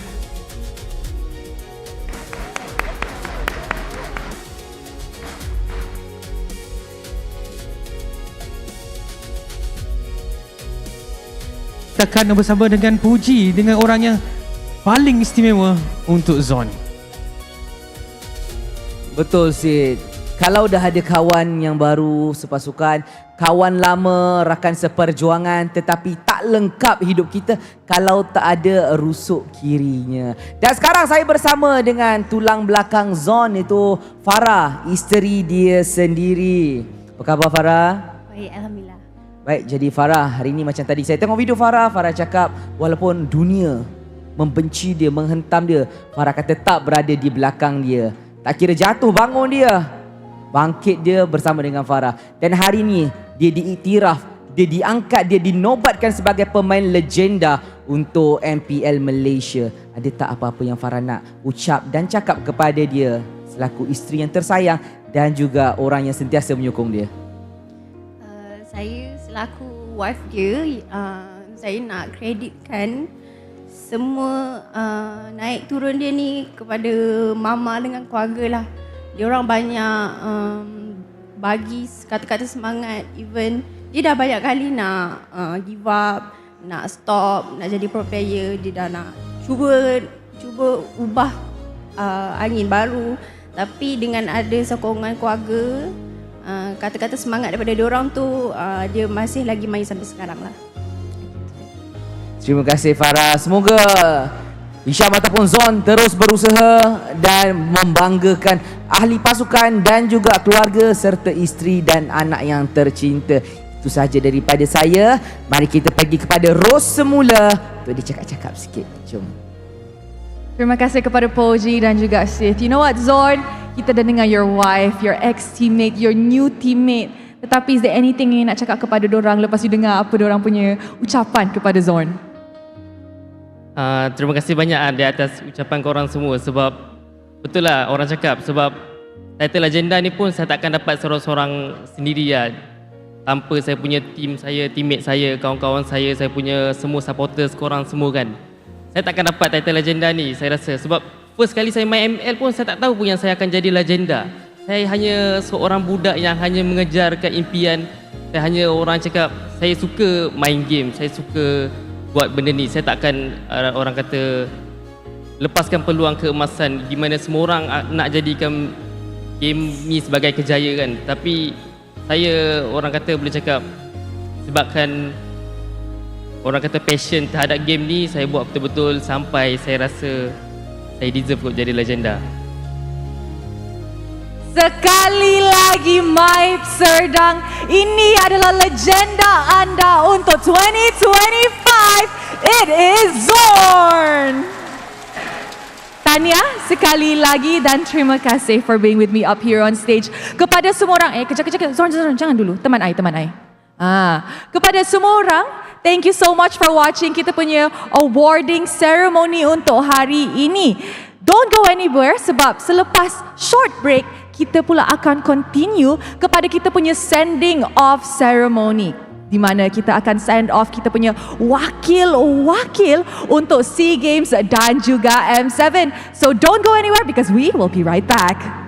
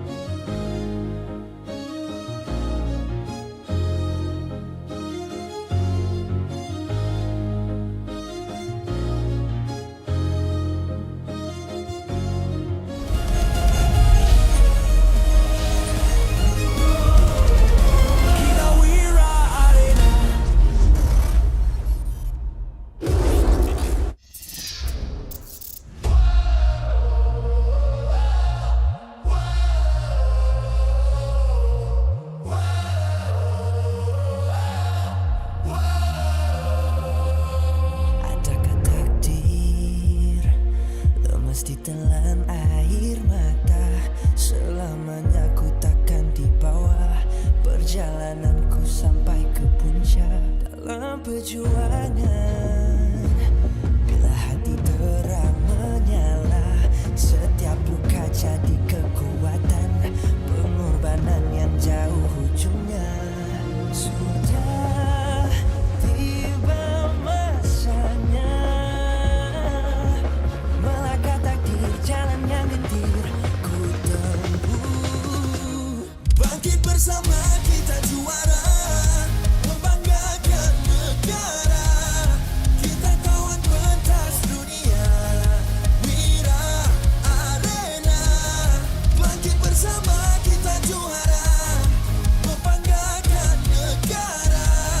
Kerana di hujung cerita pastinya kita Wira Arena. Kita Wira Arena. Kita Wira Arena. Sweat and grind, guess we never gon' fade. This that definition of a legend. Every single move that I make, feel it, ain't no doubt. Dorang kena aku, I'm a winner. Cuba check gerak-geri aku semua tiptoe macam ballerina. Genggam bara api, biasa berjadi arah. Mimpiku mula menjadi, tiada siapa je yang halang. Kalau bikin hari-hari, benda susah jadi senang. Segala cabaran aku ready, masa depan aku terang. Tiba masanya melangkah takdir, jalan yang gentir ku tempuh. Bangkit bersama kita juara, membanggakan negara. Kita kawan pentas dunia, Wira Arena. Bangkit bersama kita juara, membanggakan negara. Kerana di hujung cerita pastinya kita Wira Arena. Kita Wira Arena. Kita Wira Arena. Satu hati, satu jiwa, bangkit bersama kita Wira Arena. Yeah. Dari bayang kenyala api, nama kita terpahat di bumi. Yeah. Bangkit bersama kita juara, membanggakan negara. Kita kawan pentas dunia, Wira Arena. Bangkit bersama kita juara, membanggakan negara. Kerana di hujung cerita pastinya kita Wira Arena. Kita Wira Arena. Kita Wira Arena.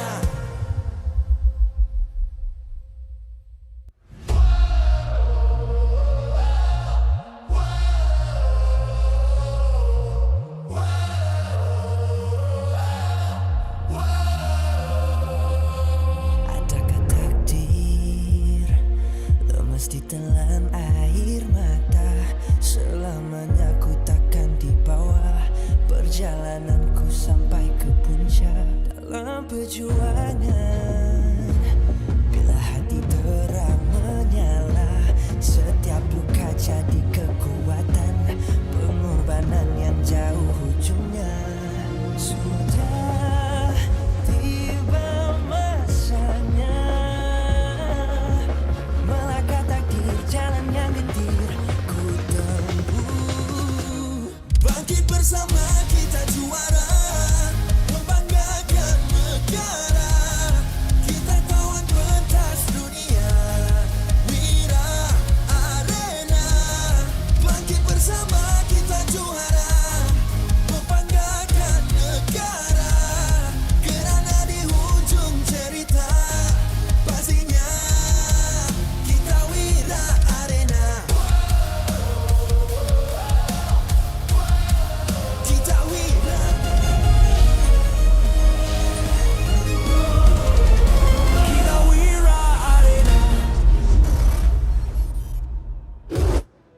Tuan-tuan dan puan-puan, selamat datang ke send-off ceremony kita untuk menghantar wakil Malaysia Timmas Kesukan ke-33 Thailand 2025 dan para grand finalis yang bakal pergi ke M7 World Championships.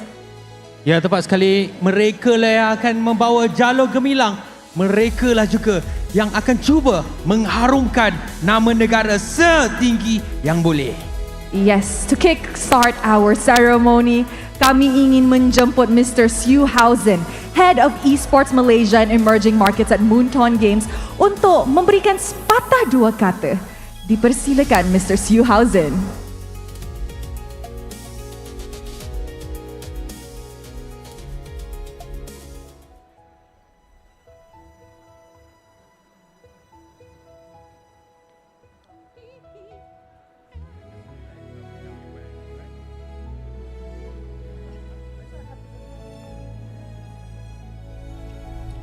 Hello.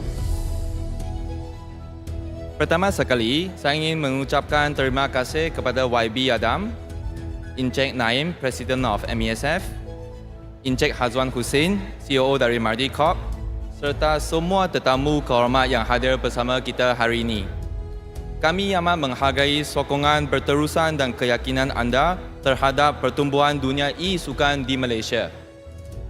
Hari ini bukan sekadar majlis upacara pelepasan, ia adalah satu sambutan atas sejauh mana kita telah melangkah. Izinkan saya mengambil sedikit masa untuk menghargai wakil-wakil kita ke Sukan Southeast Asia dan wakil Malaysia ke M7 yang menjadi kebanggaan negara, menggalas bendera serta impian seluruh rakyat Malaysia ke pentas dunia. Selama 8 tahun yang luar biasa ini, MPL Malaysia telah berkembang daripada sebuah liga menjadi satu legasi, tempat di mana kita menyatukan pasukan, peminat dan rakan kongsi dengan satu malamat bersama, iaitu melihat e-sukan Malaysia terus maju dan berdiri tegak. Kini, kita menantikan langkah seterusnya, era baharu MPL MY. Era yang dibina atas kerjasama, inovasi dan pertumbuhan mampan di mana kita akan terus membentuk masa depan e-sukan bersama KBS dan komuniti kita. Selepas 8 tahun yang penuh kebanggaan dan kejayaan, kita boleh berdiri dengan bangga dan berkata, "It's my time." Thank you.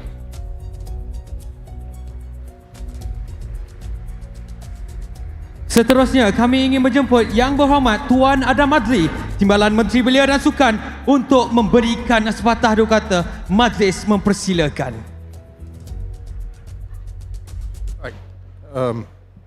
Bismillahirrahmanirrahim. Assalamualaikum warahmatullahi wabarakatuh. Selamat petang. Untuk sekali Mr. Seuhausen dari Moonton Games, Mr. Hazwan Hussein daripada Mardi Corp, semua rakan-rakan, Mr. Naim Alamin, Presiden MESF. Kita hari ini berhimpun bukan hanya untuk menyaksikan final, tetapi kita juga nak raikan barisan atlet kita yang bakal bawa jalur gemilang ke kejohanan dunia. Dan kepada pasukan yang bakal bertanding di ISF World Championship, di Sukan C dan kejohanan dunia M7, ini adalah saat yang lahir daripada kerja keras, disiplin dan pengorbanan anda selama ini. Anda sudah menempuh perjalanan yang panjang, bersaing dengan antara yang terbaik dalam dunia, dan kini anda berdiri di hadapan kita sebagai wakil rasmi buat negara kita. Untuk SRG.OG dan CG Esports yang bakal ke M7 di Jakarta, anda bakal memasuki pentas paling besar dalam kalender MLBB. Cahaya akan lebih terang, tekanan akan lebih tinggi dan lawannya adalah gergasi e-sukan dari seluruh dunia. Tapi apa pun cabarannya, satu perkara yang harus anda ingat, anda berada di sana kerana anda memang layak. Anda bukan sekadar peserta, anda adalah antara yang terbaik di dunia. Dan setiap langkah anda di atas pentas global nanti akan membawa bersama impian setiap anak muda dalam Malaysia. Dan 8 tahun tempoh perjalanan MPL ini telah pun mengubah landscape e-sports negara. Ia bukan hanya melahirkan juara, ianya juga membina sebuah generasi. Liga ini mewujudkan kerjaya yang baru, membina komuniti yang semakin matang dan mengubah persepsi masyarakat terhadap dunia gaming. Apa yang dahulunya dilihat dengan penuh skeptis, kini diraikan sebagai industri yang berkembang sangat pesat. Dan hari ini juga menandakan permulaan baru bagi e-sports negara. Era yang dibina atas kerjasama erat, inovasi dan keterangkuman. Bersama rakan utama seperti Munton, Malaysia sekali lagi menerajui pembangunan e-sports di rantau kita. Kita bukan sekadar menghantar pasukan ke pentas dunia, kita sedang melancarkan satu gerakan yang lebih besar. Gerakan yang menyatukan pemain, peminat, industri dan komuniti dalam membina ekosistem yang lebih kukuh dan bakal dihormati. Dan pada malam ini, saya mahu kita semua benar-benar merasakan makna detik ini. Ini bukan sekadar majlis atau perlawanan, ini adalah masa kita, kebanggaan kita dan identiti kita. My time membawa makna bahawa inilah waktunya buat anak-anak Malaysia mara ke hadapan dan memimpin dunia e-sukan. Kepada semua pemain, kita doakan yang terbaik, bermain dengan sepenuh hati, penuh fokus dan penuh rasa hormat kepada jalur gemilang yang anda bawa. Kepada para penyokong, teruskan percaya bahawa Malaysia mampu untuk melangkah lebih jauh, membawa bakat kita yang tidak kurang hebat daripada mana-mana negara lain. Dan pada semua yang hadir di MAEPS hari ini, ingatlah detik ini kerana mulai hari ini, it's my time, it's Malaysia's time. Terima kasih dan selamat berjuang kepada CG Esports dan SRG.OG untuk aksi Grand Final hari ini. Malaysia boleh. Terima kasih diucapkan kepada YB di atas ucapan yang sangat berikan semangat berkobar-kobar kepada kita semua. Seterusnya kita akan menjemput Encik Muhammad Naim Alamin, Presiden Malaysia Esports Federation MAESF untuk naik ke atas pentas bagi meneruskan acara kita ini. Majlis mempersilakan. Inilah dia, dipersilakan naik ke pentas barisan pemain Dimas daripada kategori wanita. Introducing Rina, Queen, Hani, Shah, Tiramisu dan Arya bersama Ketua Jurulatih Sora serta penolong jurulatih Rexvin.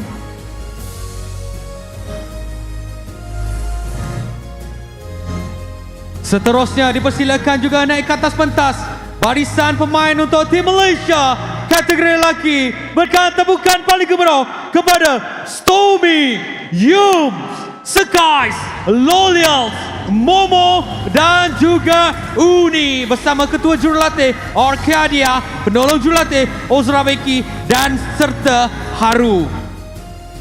Dan juga Winter tidak dilupakan sebagai penganalisa serta manager untuk pasukan Malaysia ini, Mr. Simon. Dan buat pengetahuan umum, barisan pemain ini juga akan mewakili nama Malaysia di ISL dengan penambahan seorang lagi pemain iaitu Zaid. Inilah wajah-wajah yang bakal mewakili dan juga membawa jalur gemilang di atas pentas antarabangsa. Ayolah kita memberikan sokongan sepenuhnya sekuat yang mampu agar mereka mampu untuk beraksi dengan prestasi semaksimal yang boleh. It's my time. Beralih pula dari Sukan C kepada M7. Ayo kita mempersilakan pasukan pertama yang bakal mewakili Malaysia di M7 World Championships. Juara 3 kali berturut-turut, Selangor Red Giants OG Esports. Stormy, Yums, Sekais, Innocent, Kram bersama Ketua Jurulatih Arcadia, penolong jurulatih Ozora Veki and Winter sebagai analysis.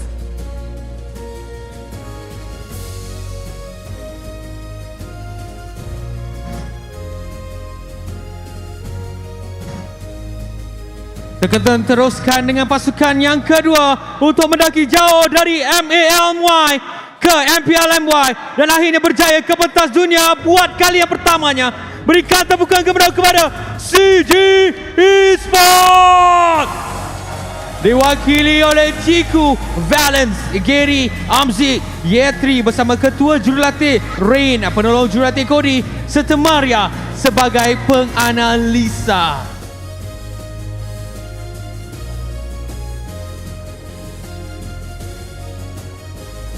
Mereka semua ni Ros akan cuba sebaik mungkin untuk mengharumkan nama Malaysia.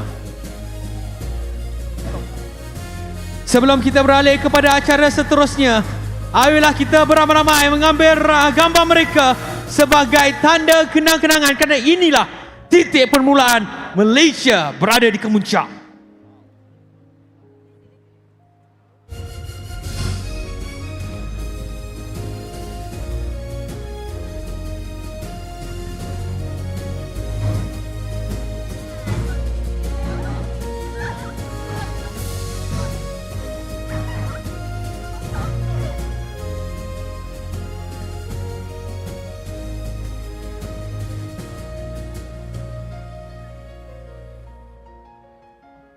Kita akan teruskan dengan sesi bergambar. Siapa yang ada telefon boleh hulur di atas skrin. Inilah bukti, inilah barisan pahlawan-pahlawan Malaysia yang akan cuba sebaik mungkin untuk line up Sukan C. Kita mengharapkan emas untuk Sukan C musim yang ke-33. Baiklah, dengan ini kami ingin setinggi-tinggi berterima kasih kepada VIP terhormat yang sudi hadir dan meluangkan masa datang ke acara ini. Kini kita akan menjemput keempat kapten. Arya, Momo dan juga Kram berserta dengan Ciku untuk tampil ke tengah pentas untuk meneruskan acara kita yang seterusnya.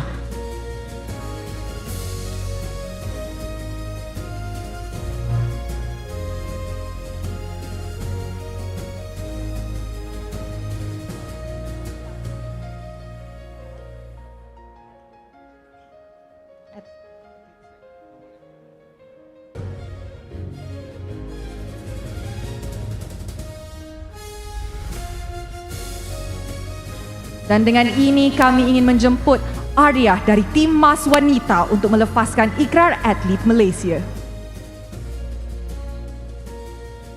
Test. Up. Bahawasanya kami,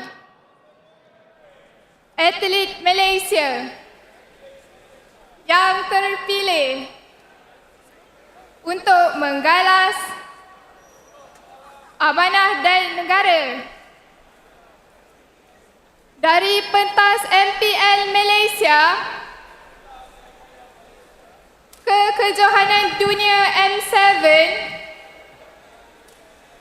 dan Sukan C ke-33. Berikrar untuk bertanding dengan keberanian, dengan disiplin dan tidak akan menyerah. Dari Liga Tanah Air ke pentas dunia, kami berdiri sebagai Malaysia demi maruah negara dan harapan rakyat Malaysia. Kami akan berjuang sehabis daya untuk mengangkat martabat negara di pentas dunia demi tanah air, bangsa dan legasi Esports Malaysia. Up.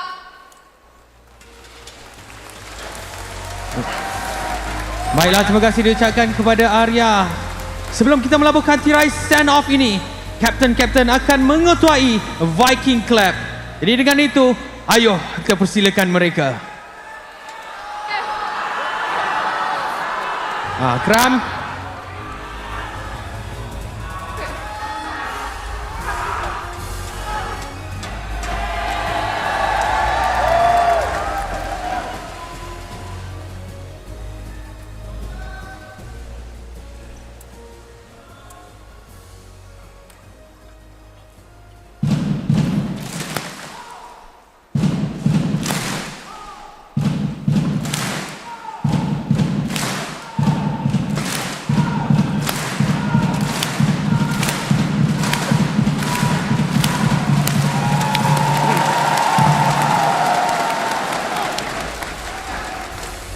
kasih wakil Malaysia atas penutup acara yang amat meriah.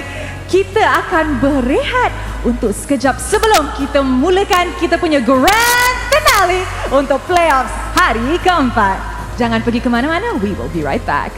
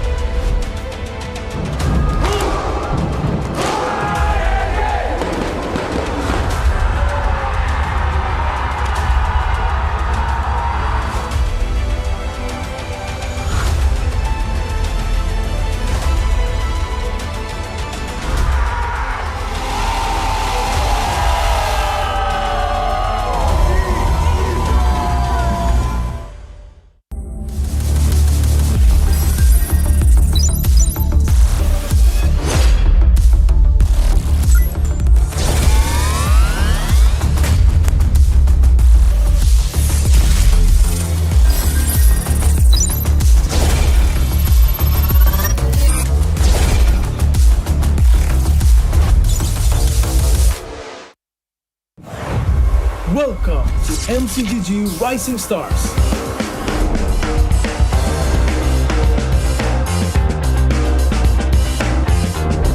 From September 12th to October 19th, take part in the regional contest, open to all players. Step up and prove your strength. Division finals will run from October 24 to November 2. The top 16 players in each division may advance to the next stage of MRS. Check your in-game mail for information.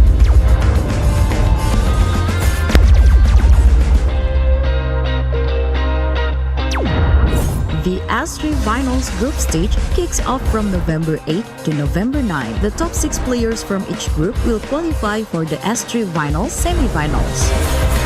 The semi-finals will be held on November 15. The highly anticipated grand final arrives on November 16. The champion will earn a direct qualifications for the first MCGG World Championship. The battle is on and the world is watching.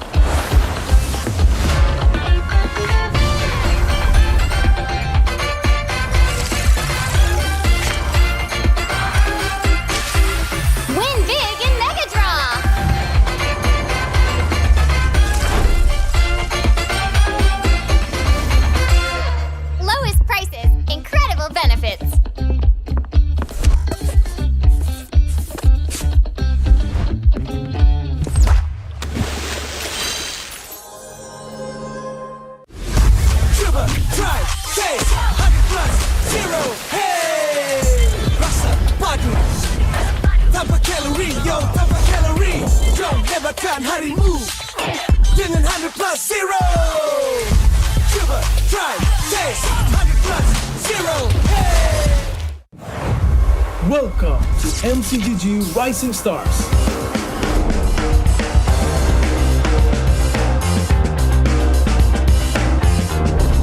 September 12th to October 19th, take part in the regional contest, open to all players. Step up and prove your strength.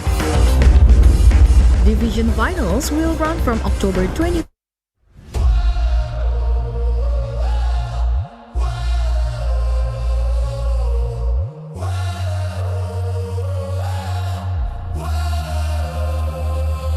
Adakah takdir mesti telan air mata, selamanya ku takkan dibawa perjalananku sampai ke puncak dalam perjuangan. Bila hati terang menyala, setiap luka jadi kekuatan, pengorbanan yang jauh ujungnya. Sudah tiba masanya melangkah takdir, jalan yang gentir ku tempuh. Bangkit bersama kita juara, membanggakan negara. Kita kawan pentas dunia, Wira Arena. Bangkit bersama kita juara, membanggakan negara.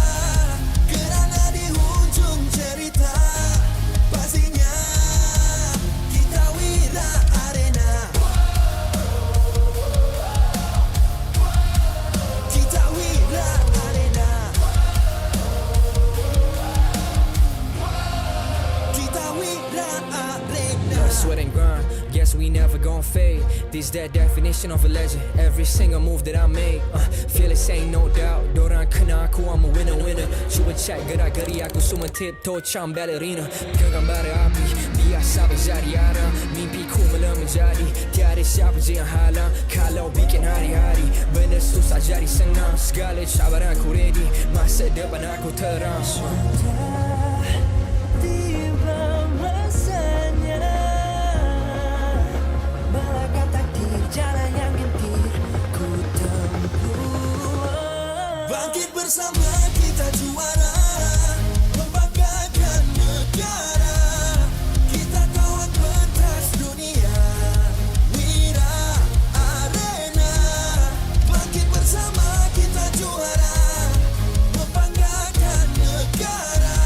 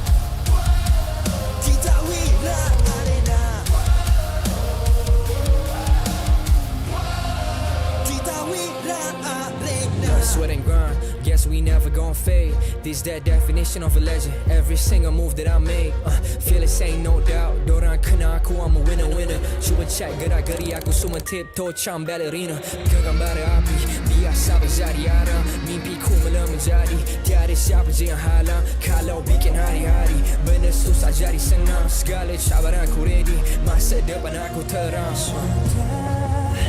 Tiba masanya melangkah takdir, jalan yang gentir ku tempuh. Bangkit bersama kita juara, membanggakan negara. Kita kawan pentas dunia, Wira Arena. Bangkit bersama kita juara, membanggakan negara. Kerana di hujung cerita, pastinya kita Wira Arena. Kita Wira Arena. Kita Wira Arena. Satu hati, satu jiwa, bangkit bersama kita Wira Arena. Yeah. Dari bayang ke nyala api, nama kita terpahat di bumi. Yeah. Bangkit bersama kita juara, membanggakan negara. Kita kawan pentas dunia, Wira Arena. Bangkit bersama kita juara, membanggakan negara. Kerana di hujung cerita, pastinya kita Wira Arena. Kita Wira Arena.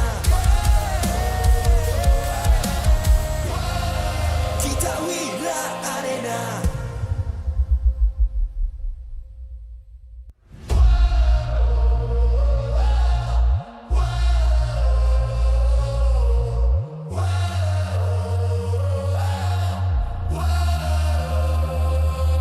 Adakah takdir lemas ditelan air mata? Selamanya ku takkan dibawa perjalananku sampai ke puncak. Dalam perjuangan, bila hati terang menyala, setiap luka jadi kekuatan, pengorbanan yang jauh ujungnya. Sudah tiba masanya melangkah takdir, jalan yang gentir ku tempuh. Bangkit bersama kita juara, membanggakan negara. Kita kawan pentas dunia, Wira Arena. Bangkit bersama kita juara, membanggakan negara. Kerana di hujung cerita, pastinya kita Wira Arena. Kita Wira Arena. Kita Wira Arena. Sweat and grind, guess we never gon' fade. This that definition of a legend. Every single move that I make, fearless ain't no doubt. Dorang kena aku, I'm a winner. Cuba check gerak-geri aku semua tiptoe cam ballerina. Genggam bara api, biasa berjadi arah. Mimpiku mula menjadi, tiada siapa je yang halang. Kalau bikin hari-hari, benda susah jadi senang. Segala cabaran aku ready, masa depan aku terang. Tiba masanya melangkah takdir, jalan yang gentir ku tempuh. Bangkit bersama kita juara, membanggakan negara. Kita kawan pentas dunia, Wira Arena. Bangkit bersama kita juara, membanggakan negara. Kerana di hujung cerita, pastinya kita Wira Arena.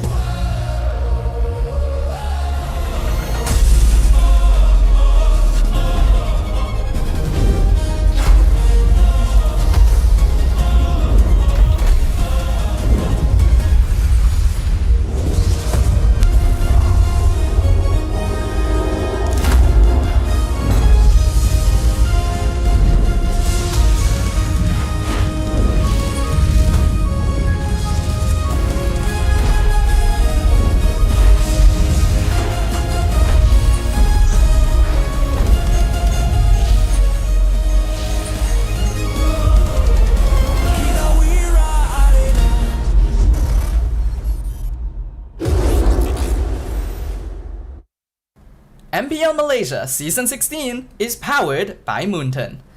Presented by Celcom-DG. Stream, game, vibe on social media, and more to your heart's content without missing even a single moment. Power up with lightning-fast 5G speeds. Stream all day long with Celcom-DG prepaid 5G. Our official sponsors. Official gaming smartphone, Infinix GT30, just launched. Comes with a free magnetic cooler, even more affordable than the GT30 Pro. The only phone in its class with GT trigger, 1.5K display, and 144Hz refresh rate. Supports steady performance with 120 FPS in MLBB. Available in 2 exclusive colors for the GT30, green and blue. Perfect meals for gamers, Grab. Grab food for one. When eating alone, enjoy meals from 10 ringgit with just 1 ringgit delivery fee and no minimum spend. And group order. Get 15% off when eating in a group. Bigger gang, bigger savings. Our esports partners, 100 Plus, Ferry, and Yamaha. And thank you to all our strategic partners, CeraVe, Nando's, and Playas. Predator Badlands, in cinemas on 6 November. An action-adventure horror, set in the future on a deadly remote planet. Predator Badlands follows a young predator outcast who finds an unlikely ally in Tia as he embarks on a treacherous journey in search of the ultimate adversary on the most dangerous planet in the universe where everything is trying to kill you. Catch Predator Badlands in cinemas 6 November. Keep an eye out for special ticket bundles that reward you with in-game diamonds when you purchase Predator Badlands movie tickets for IMAX or 4DX. Supported by KBS, ESI, Rakan Muda, MESF, MAEPS.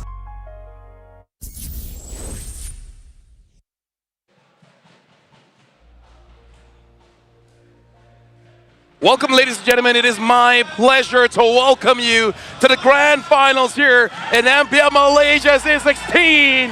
And here we can already hear and see the crowd behind us. Gonna be just slightly difficult for us to hear it ourselves, but my name is Abel. Alongside me is Tafa as well as Midnight. Midnight, this is your first time being in the grand finals here in MPL Malaysia. So we'll be talking about the games, but how's your experience been so far with the award ceremony and the blah, blah, blah, walking up and down? Dude, I got emotional, honestly. Like, I felt the hype for the grand finals, but also just the importance of today, celebrating the history of MPL MY. Throughout a regular season, all the players were there. It was nice and entertaining to watch, honestly. Yeah, honestly, like, I feel that because everyone is appreciated. What do you feel? I feel like there's been heavier emphasis placed on this ceremony here because we know it is the ending of an era, the passing of a torch to a brand new MPL Malaysia, and you could really feel it, right? We've been here many times, but even I have to admit, this felt special today. Well, the audience, man, I feel like they give the energy to make the award ceremony feel like it's this grand, and we even saw like the ISF, C Games, M7 representatives. We wish them the best of luck. But now we got to talk about this grand finals. It is between CG going up against SRG.OG Esports. And if you guys watched the ceremony, you guys saw that the dream team is all SRG.OG. At this point, it is not a hot take to say that this is going to be a 4-0. Anything other than that, that would actually be impressive. Yeah, it's the hot take. Anything other than 4-0 is a hot take. Yeah. Because SRG right now is just dominating. It felt like no team was actually getting close until CG showed up in the playoffs, got one game off of them, got stomped for the rest games. But still, you know, it shows that teams are not stopping to stop SRG.OG. I mean, to the point where even Coach Arcadia keep telling his kids to like calm down, but this time it's like, I promise it's a 4-peat. Now that's big. Speaking of big, right now it just launched, now available on Infinix TikTok Malaysia, comes with a free magnetic cooler. We're talking about the Infinix GT30 because it's even more affordable than the GT30 Pro. Priced below 1,100 ringgit, and it's the only phone that is priced here with the GT Trigger 1.5K display and 144 refresh rate. Supports steady performance and 120 FPS in MLBB. These are the phones that the players are using. And I gotta say, so far, everyone has been doing great. Now, Stafa, looking at the performance of SRG.OG as well as CG. CG came from far away. They came from MAL, climbed to MPL. Despite all the struggles, they made it to grand finals. I'm honestly really impressed with CG Esports that they made it this far. That the lower bracket finals even went to all 7 games is already a testament to how proven this team has become. While a lot of people had eyes on Chiku and Gary and Valence coming into this, they of course have rookies like Amzik along, and people were wondering, okay, how far can this team actually go even with a legendary name amongst its ranks? And they have shown us that they can go international. The only team who managed to take a game off of SRG.OG in the playoffs, though even that, I wonder, is it going to happen again? Well, we've been talking more about SRG.OG because we got to talk about their lineup here, and this is the all-star of all all-stars MPL MY has ever had. We got Innocent, Humes, Stormy, Sakai's, as well as Cram. Yeah, you know, it was heated yesterday. Cram specifically had a very intense moment, and it's all for it's all for a reason. It feels like these two, the Filipino players, the Cram, Innocent, they've been having a stellar time in the current patch. Even in Innocent, I honestly thought when I looked at the patch, I thought SRG.OG wasn't gonna get nerfed. But it didn't feel like it, and even yesterday we got a glimpse of how good Innocent is, even with the Fire Golden. That Esmeralda yesterday was impeccable. I mean, like, what can't Innocent do? At this point, even if he plays a tank, I'd be like, you know what? Sure, why not?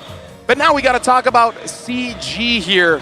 Again, it's a new organization, but some of the players have been here for a while. We got to introduce all of them. We got Amzik, Valence, Chiku, Gary, and Yetri. Some of these players are no strangers to the international stage, but many have been trying to make their way there for a long time. CG Esports walks into the stadium today clearly as the challengers, and like many teams before them, they are eager to draw blood from the giants that is SRG.OG. They have managed to prove their growth and development as a squad, but is it enough? Well, honestly, the lane I'll be looking at the most is going to be the EXP, man. Because Yetri and Cram, they already have a heated exchange. And even in the award ceremony, Cram is like, I feel like I'm having a very lucky day. Well, he did say, yes, he said it, right? It was a lucky move. Yeah, so Cram stole the lore, gets the triple kill. Yes. And then basically he's trying to calm his team down. He's like, guys, it's okay. They got lucky. They got lucky. It's okay. Yeah. So and today, then Cram is just like, okay. It's going to show up. It's a lucky day. It's a lucky series for him. So, I don't know. Cram, every time he feels like it, he's getting it. Oh, yeah, for sure. Now, this is MPL MY Season 16. This is the grand finals, and this is the end of an era, where the next era is going to be a partnership between the teams and MPL. And personally for me, the thing that I'm looking forward to the most is going to be that double round robin, man. Yep. Because this season, everyone keeps fighting each other just once. Next season, fighting twice. Now that's drama. Yeah. Now that's storyline. Yeah, because you get to finally have a rematch. Like the grudge match that has been happening in PH. Every single time a team wins, they look forward to meeting again. And I feel like that creates more story, that creates more rivalry, and that creates intensive games. Because you look back to past games and you look forward to future games, there's a lot of strats to be involved and also a lot of banners between the players as well. It also gives a little bit more leeway to teams who might be more slow starters, right? In the more recent seasons of MPL Malaysia. If a team is having a little bit of difficulty early in the season, then they're basically playing out of luck, right? If you finally find your stride a little later in, with only 6 weeks of gameplay and only one opportunity every single team, it becomes very difficult to catch it back up. So this creates more opportunities and allows us to really figure out who the best in Malaysia is. So right now for this best of 7, the upcoming best of 7, I'm really looking at CG Esports to see what they really have, because they've thrown a lot on the wall. Nothing seems to really stick. That one game they got with the Martis EXP, it worked once. They tried again, it didn't work out. They had all 7 games going up against MV yesterday, and Chiku probably had flashbacks. The last time he was at the lower bracket finals, he lost against Vamos, and that crushed him. But now we got to talk about Malaysia's M-Series representatives. Here we can see a lot of Todak here, because they have represented Malaysia 4 times M1 all the way to M4, but in between, we see Axis Esports, we see Team SMG, we see Team Hawk, which Gary was playing at the time. M5, we got Homeboys, SMG, and M6. This is where SRG.OG Stars getting third place there. Vamos was there 7-8. Now it's M7, CG, as well as SRG.OG. Where will they place? Yeah, dude, this reminds me of like a lot of history for Malaysia. I remember in M4, because I was looking into the players, Gary showed up from qualifiers up to grand finals and then got 9 to 12 in M4. Now he did it again. MAL, regular season, playoffs, grand finals, M7. Honestly, if he manages to win this one, man, dude, something is up from this guy. He can't be stable. He has to start from the bottom. That's when he really shines. I mean, sometimes you gotta start from the foundations up once again, right? If you find yourselves lost in the path you are walking, then maybe turning around and looking back at the path that you've taken will give you a little bit of perspective. And hopefully that perspective will assist him here now that we are officially at the grand finals. Honestly, like if you look at CG's lineup, this is a lineup full of washed players. Because Ye3 on paper is one of those where you can say Mr. Wrong Team, because every single time he's basically like Cram before, right? In any other team, he's like he's at most okay. Yeah, he's nothing special. It's regular. But then when he gets into CG, even during the regular season, people are like, wait, hold on, where did Ye3 come from? He knows how to play. Balance got kicked, Chiku got kicked, Gary got kicked, Amzik is new. So this is just, you know, recycle heroes, recycle players. Sometimes that's what you need, like the proper environment. Because I've seen this so many times, even in PH, like players who were thrown out by their teams, and then an org picks them up, and you feel like that lineup's not gonna work, but then they find the magic. And I feel like that's also the same with Chiku building his own team. Like this roster, I've actually watched the grand finals of MAL, and I was like, these are a bunch of rejects. Okay, they go to MPL. I watch regular season. All right, they're doing good, and now they're in grand finals. That's the magic of CG. Yeah, it really is, and a lot of it comes down to the brains of Chiku himself, right? He was the one that everyone was looking at. Everyone was waiting for to return to the MPL stage, and when he finally did, people of course gave him praise and gave all the other players on the squad praise for making it through MAL and looking pretty solid. But how far would they go, especially in a season where so many teams are switching up rosters and completely approaching the game from a different perspective with an eagerness for M7? Well, all those doubts have been quashed. They are here. They are top 2. They have left a footprint here in MPL Malaysia on the changing of eras. And now they're eager to make that mark last just a little longer. Now the difficult question here, SRG.OG. SRG.OG, because we've been talking about, okay, what is the best way to beat SRG.OG? And in my honest opinion, there's only really one way, which is to stop Cram. Okay, try.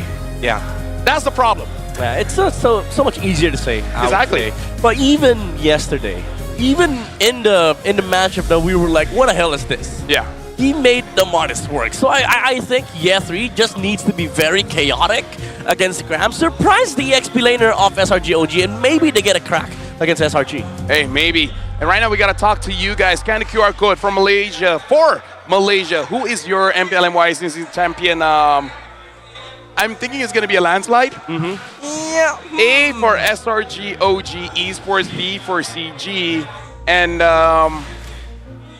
there's a lot of CG fans, but yeah, you know.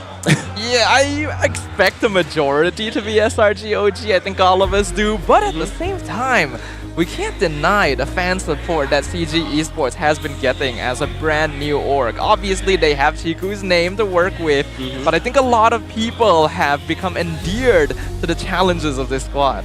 Yeah, honestly, like we even asked Chiku, like, what does CG stand for? And it's like, it's whatever you want it to be. Dude, you know what's funny? What? Like, I have a few friends here in Malaysia. They were joking about it. They were like, hey, CG Esports, Chiku guys Esports. Exactly. And somebody told him, yeah, it is. Yeah. No. But it is officially not official. No, but then we asked it was him, just CG. Yeah, he said that Chiku Gary. Chiku Gary. He even said like Gary. He even said like CGV, Chiku Gary Valence, CG Venture. Yeah, you never know. Yeah. So like we asked the guy, and he's like, "It's whatever you want. It's whatever you want. Could be And anything. And Could honestly, be anything. honestly, it's good because the fans have been playing around with it. Chuan Granger. What if? What if? What if? Championship gaming. Championship gaming. I saw crowd say, "Clutch God." Clutch God. Many Which interpretations. honestly, Gary did that quite a lot yesterday. Because if it wasn't for Gary, dude, it's over. Clutch Gary. Clutch Gary. Hey, there you go. Anything's possible, right? I think that leaving things open. I on did one thought of hand- that. I can't change it now. I already have a Did you give him a moniker?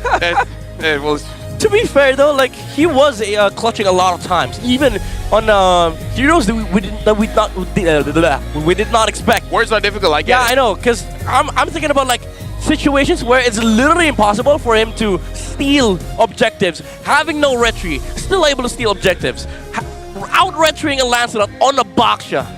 It's literally clutch for this man, and I could not believe that I'm saying this because I would never say this in PH, but he does it. Literally doing the impossible. Yeah. Anything's possible. MI is great, isn't it? When you're MI is great. MI is super great. entertaining. when we're the entertaining region, anything Crazy. is possible. I mean, Gary's done it before, right? As you mentioned, his debut season, season 10, went all the way to champion. Actually, nearly took down Echo at the time. Yeah, with dude. Team Hawk. Oh yeah, Right? yeah. You can't Dude, he's count the that fatty out. god. Yes, even though his performance may have fallen off a little bit after that, that potential has still been hiding within him. Yeah. I mean, like, he's inconsistent, but in a cool way. He has very high highs and very low lows. The low lows even were like, bruh, What? I'm your friend, Yeah. so I'm saying this from the bottom of my heart. Stop playing. Imagine being the coach, right? Like, Gary, I know you can do it. I have high hopes for you because you do play good, but please switch it up. Yeah. I don't want Gary today. I want Gary tomorrow. So it's gonna be difficult because for Gary to do that, he has to face against Cram. He has to face against Hughes. I'm not even putting Sakai's in the equation. Just these two frontliners, man. Like, as a jungler, you hate to meet a roamer and an EXP, especially if the name is Cram and Hughes. Yeah, I mean, SRG.OG, they have adapted to every single obstacle that has been thrown at them. Anytime they drop a game, rare as it is, they figure out what they did wrong. Instantly, the adjustment is made, and this is how this team has been able to remain on top for so long. We have never, ever had a team chasing a 4-peat. Yeah. Even a 4-time was a lofty dream just a few seasons ago, and now it looks like it could be right in front of us. And to do it back to back to back to back. Yeah. No, Crazy. honestly, like, never had a 2-peat. They got a 2-peat into a 4-peat, man. Well, almost. We'll Not see. yet, But, yeah. but maybe. Maybe. I mean, at this point, anything could happen. I mean, like, here's the thing, folks. Here, the desk, we are well prepared for a full energy, Yeah. a full analysis kind of job for you guys. We want to give you the best. I hope the players got the memo as well. I hope they give it their all. I'm pretty sure they're going to give it their all. But question is, are we getting all games? At this point, doubt. At this point, doubt. I'm guessing even the people in chat, they're like, no way this goes more than 4 games. Well, I mean, we would have said that for their previous match, though, right? So, it's not impossible, but there's a lot of work that is going to need to be done here. Even getting more than 1 win is asking a lot. Well, speaking of that, I'm already reading chat, and chat is getting restless. They want to get the game started. As guys can see, the audience here, they're already roaring, and that's because the players have entered the building. They've already positioned themselves. In fact, I'm looking at SRG, and I think we are on the we're on the SRG.OG side. That's so why. it's gonna be pretty loud. So good luck to you, Stafa. Good luck to you, Midnight. Thank you, sir. Good luck to me. And for now, let's hope we have an amazing grand finals where we're gonna be starting the grand finals with an amazing video. After that, let's welcome both teams onto the stage.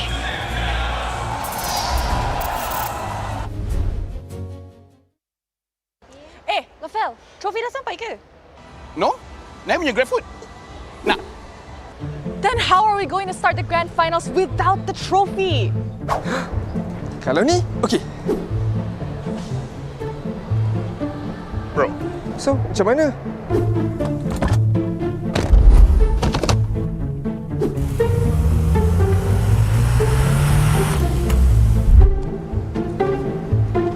Relax. Hilda kan cakap, sabar Sat. Betul? Hilda selalu cakap macam tu. Betul? Betul? Nanti trofi sampai. Betul. Bro. Betul? Have a prize.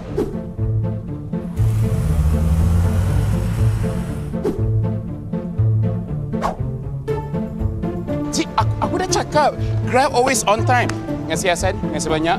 Nanti kita makan sesama. Inilah dia, bro. Finally. Yes. Okay, you know what? Let's go. Okay.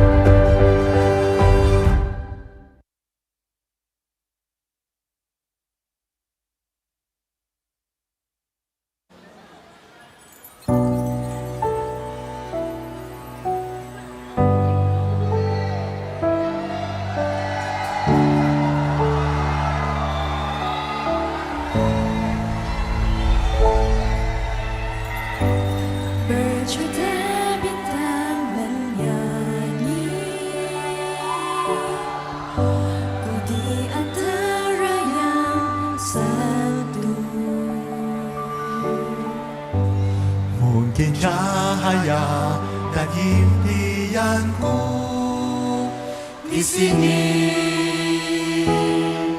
gemilang. Berjuta bintang menyanyi,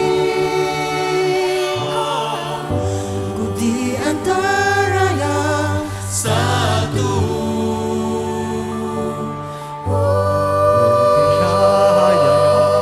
Impianku di sini gemilang.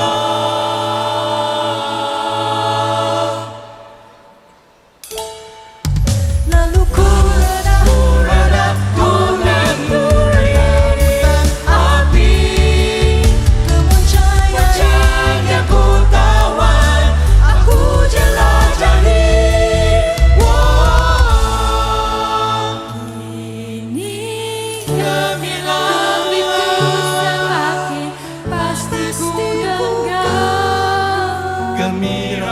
suara keyakinan kian dalam. Gementar harus bertenaga. Mungkinkah ini menjadi reality?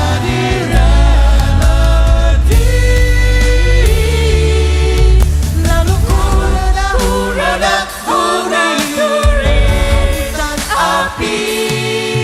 Kemuncanya ku tawan, aku jelajahi.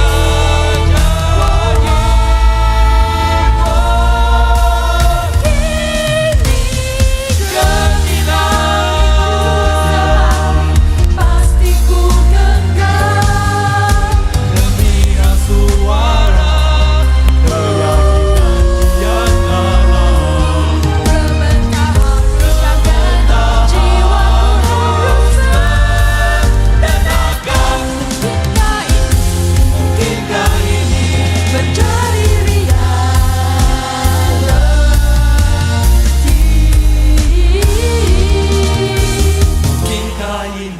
Mungkinkah ini menjadi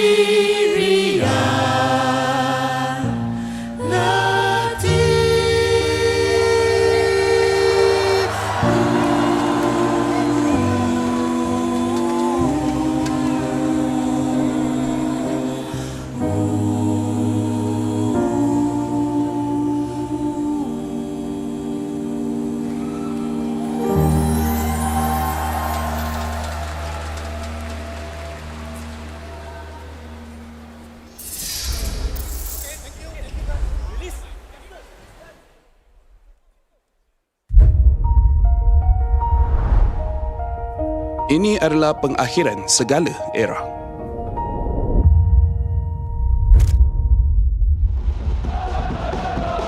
Sepanjang 16 musim, sepanjang 8 tahun,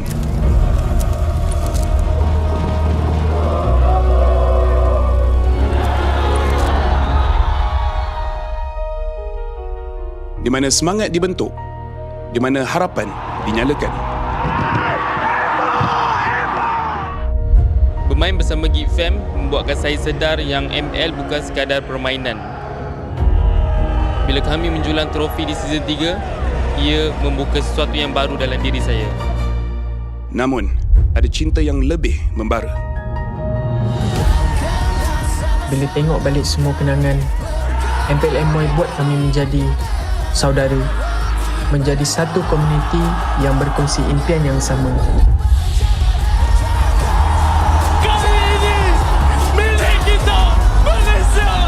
Kepada semua yang menonton, terima kasih kerana melalui suka dan duka bersama kami di setiap era.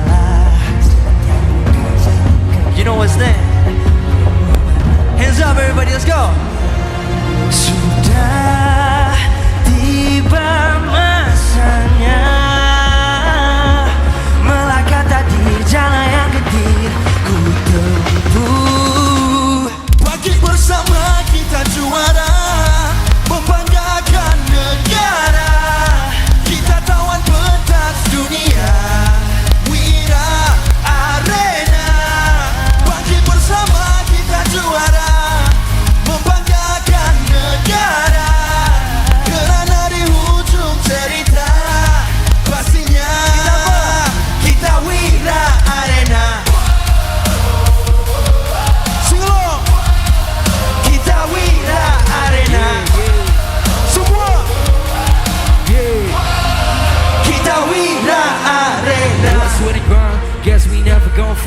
This that definition of a legend. Every single move that I make, feel the same, no doubt. Dorang kenal aku, I'm a winner. Cuba check gerak-geri aku semua tiptoe macam ballerina. Dengan bara api, biasa menjadi anak. Mimpiku benar menjadi.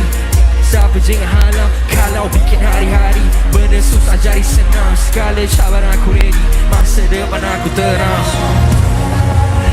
Tiba masa MPL make some noise. melangkah tadi jalan yang getir. One, two, three. Bagi bersama kita juara, membanggakan negara. Kita lawan pentas dunia. Wira Arena. Bagi bersama kita juara, membanggakan negara. Kerana di ujung cerita pastinya kita Wira Arena. MPL, hope you having a good time tonight. Make some noise! So you guys are ready for the final. Hands up! Hands up! This side, hands up! Yeah! This side, hands up! Hands up! Bagi bersama kita Wira Arena. Dari bayang kenyala api, nama kita terpahat di bumi. Bagi bersama kita juara, membanggakan negara. Kita tawan pentas dunia. Wira Arena. Bagi bersama kita juara, membanggakan negara. Kerana di ujung cerita pastinya kita Wira Arena. Semua kita Wira Arena. One last time. Kita Wira Arena.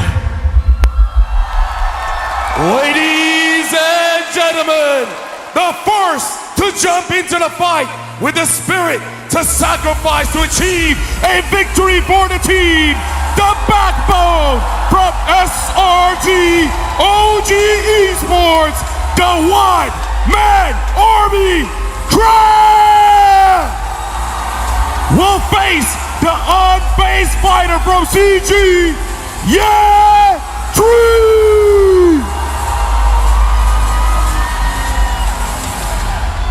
Being a jungler isn't just about making highlight plays. They are also the player that can turn things around with a clutch steal.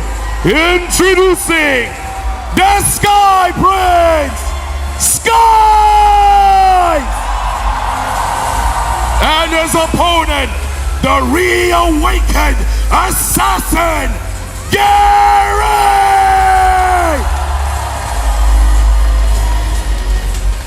Controlling the battlefield from the mid lane, dealing damage and providing utility for victories in the fight. Witness the Mage Prodigy, Stormy! Against the man who can do it all, the legendary Chiku! Introducing the roamer of SRG.OG Esports, the driving force, the playmaker, the iron wall for the team. He is the legend in the making, you! And his opponent, the architect of victory for CG Balance! When you need them the most, they will be there.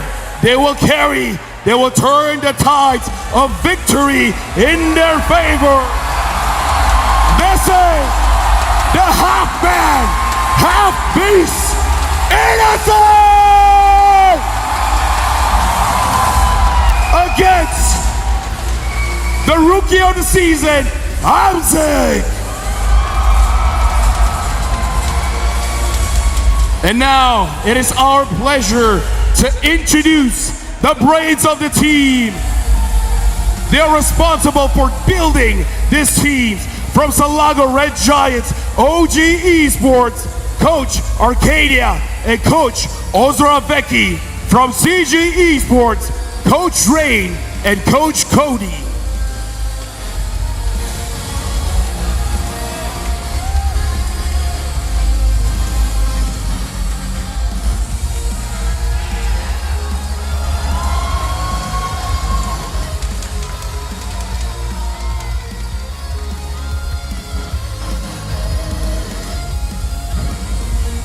And for the final time this season, let's call for the fist bumps between the teams.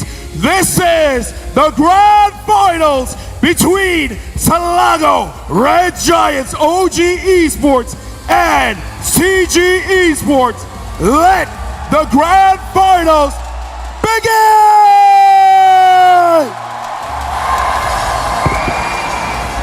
MAEPS Serdang! Are you ready? Make some noise! Wow! Wow, rasa macam end series dekat Malaysia sekali lagi, guys.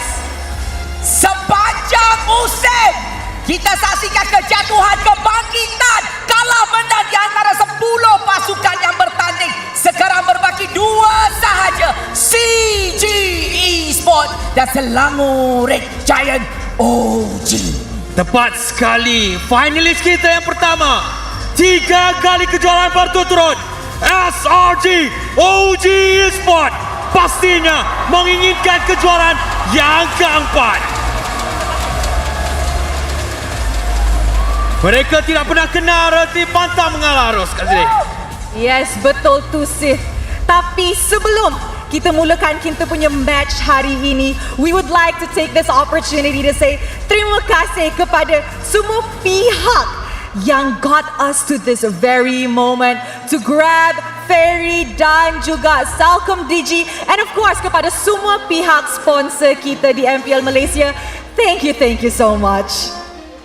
Tak kisah apa yang berlaku pada hari ini, satu juara akan dijulang, tetapi apa yang bakal terjadi akan jadi titik sejarah. Mungkin kali pertama 4 kali juara, mungkin pemecah tradisi. Sekali lagi satu pasukan baru menjadi juara.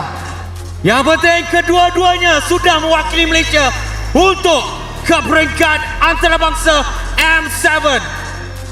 Tapi hari ini hanya satu yang mengangkat piala ini. Betul tu. The question is, who will be the champion tonight? Will it be SRG.OG sekali lagi untuk mendapatkan forfeit mereka, ataupun CG Esports will complete their Cinderella story? Kita akan tahu selepas kita tengok Best of 7 pada malam ini. Lagu baru kita dah pasang. Wira Arena, sedap ke tak? Tapi sekarang, Ros, pemain dah bersedia. Dua-dua pasukan tak tahu apa bakal jadi hari ini. Kita nak cheer dulu tak? Cheer boleh. Okey, mana fan CG Esports? Okey.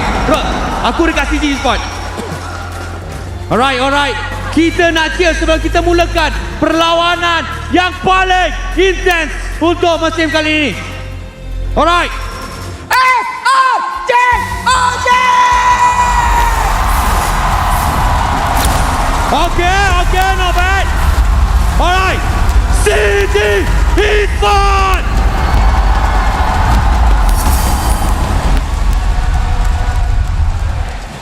Thank you very much, everyone. And now we are starting the first draft of this grand finals. And looks like the map, it's going to be Expanding Rivers. Welcome back, Stafa, as well as Midnight. Let's start the draft.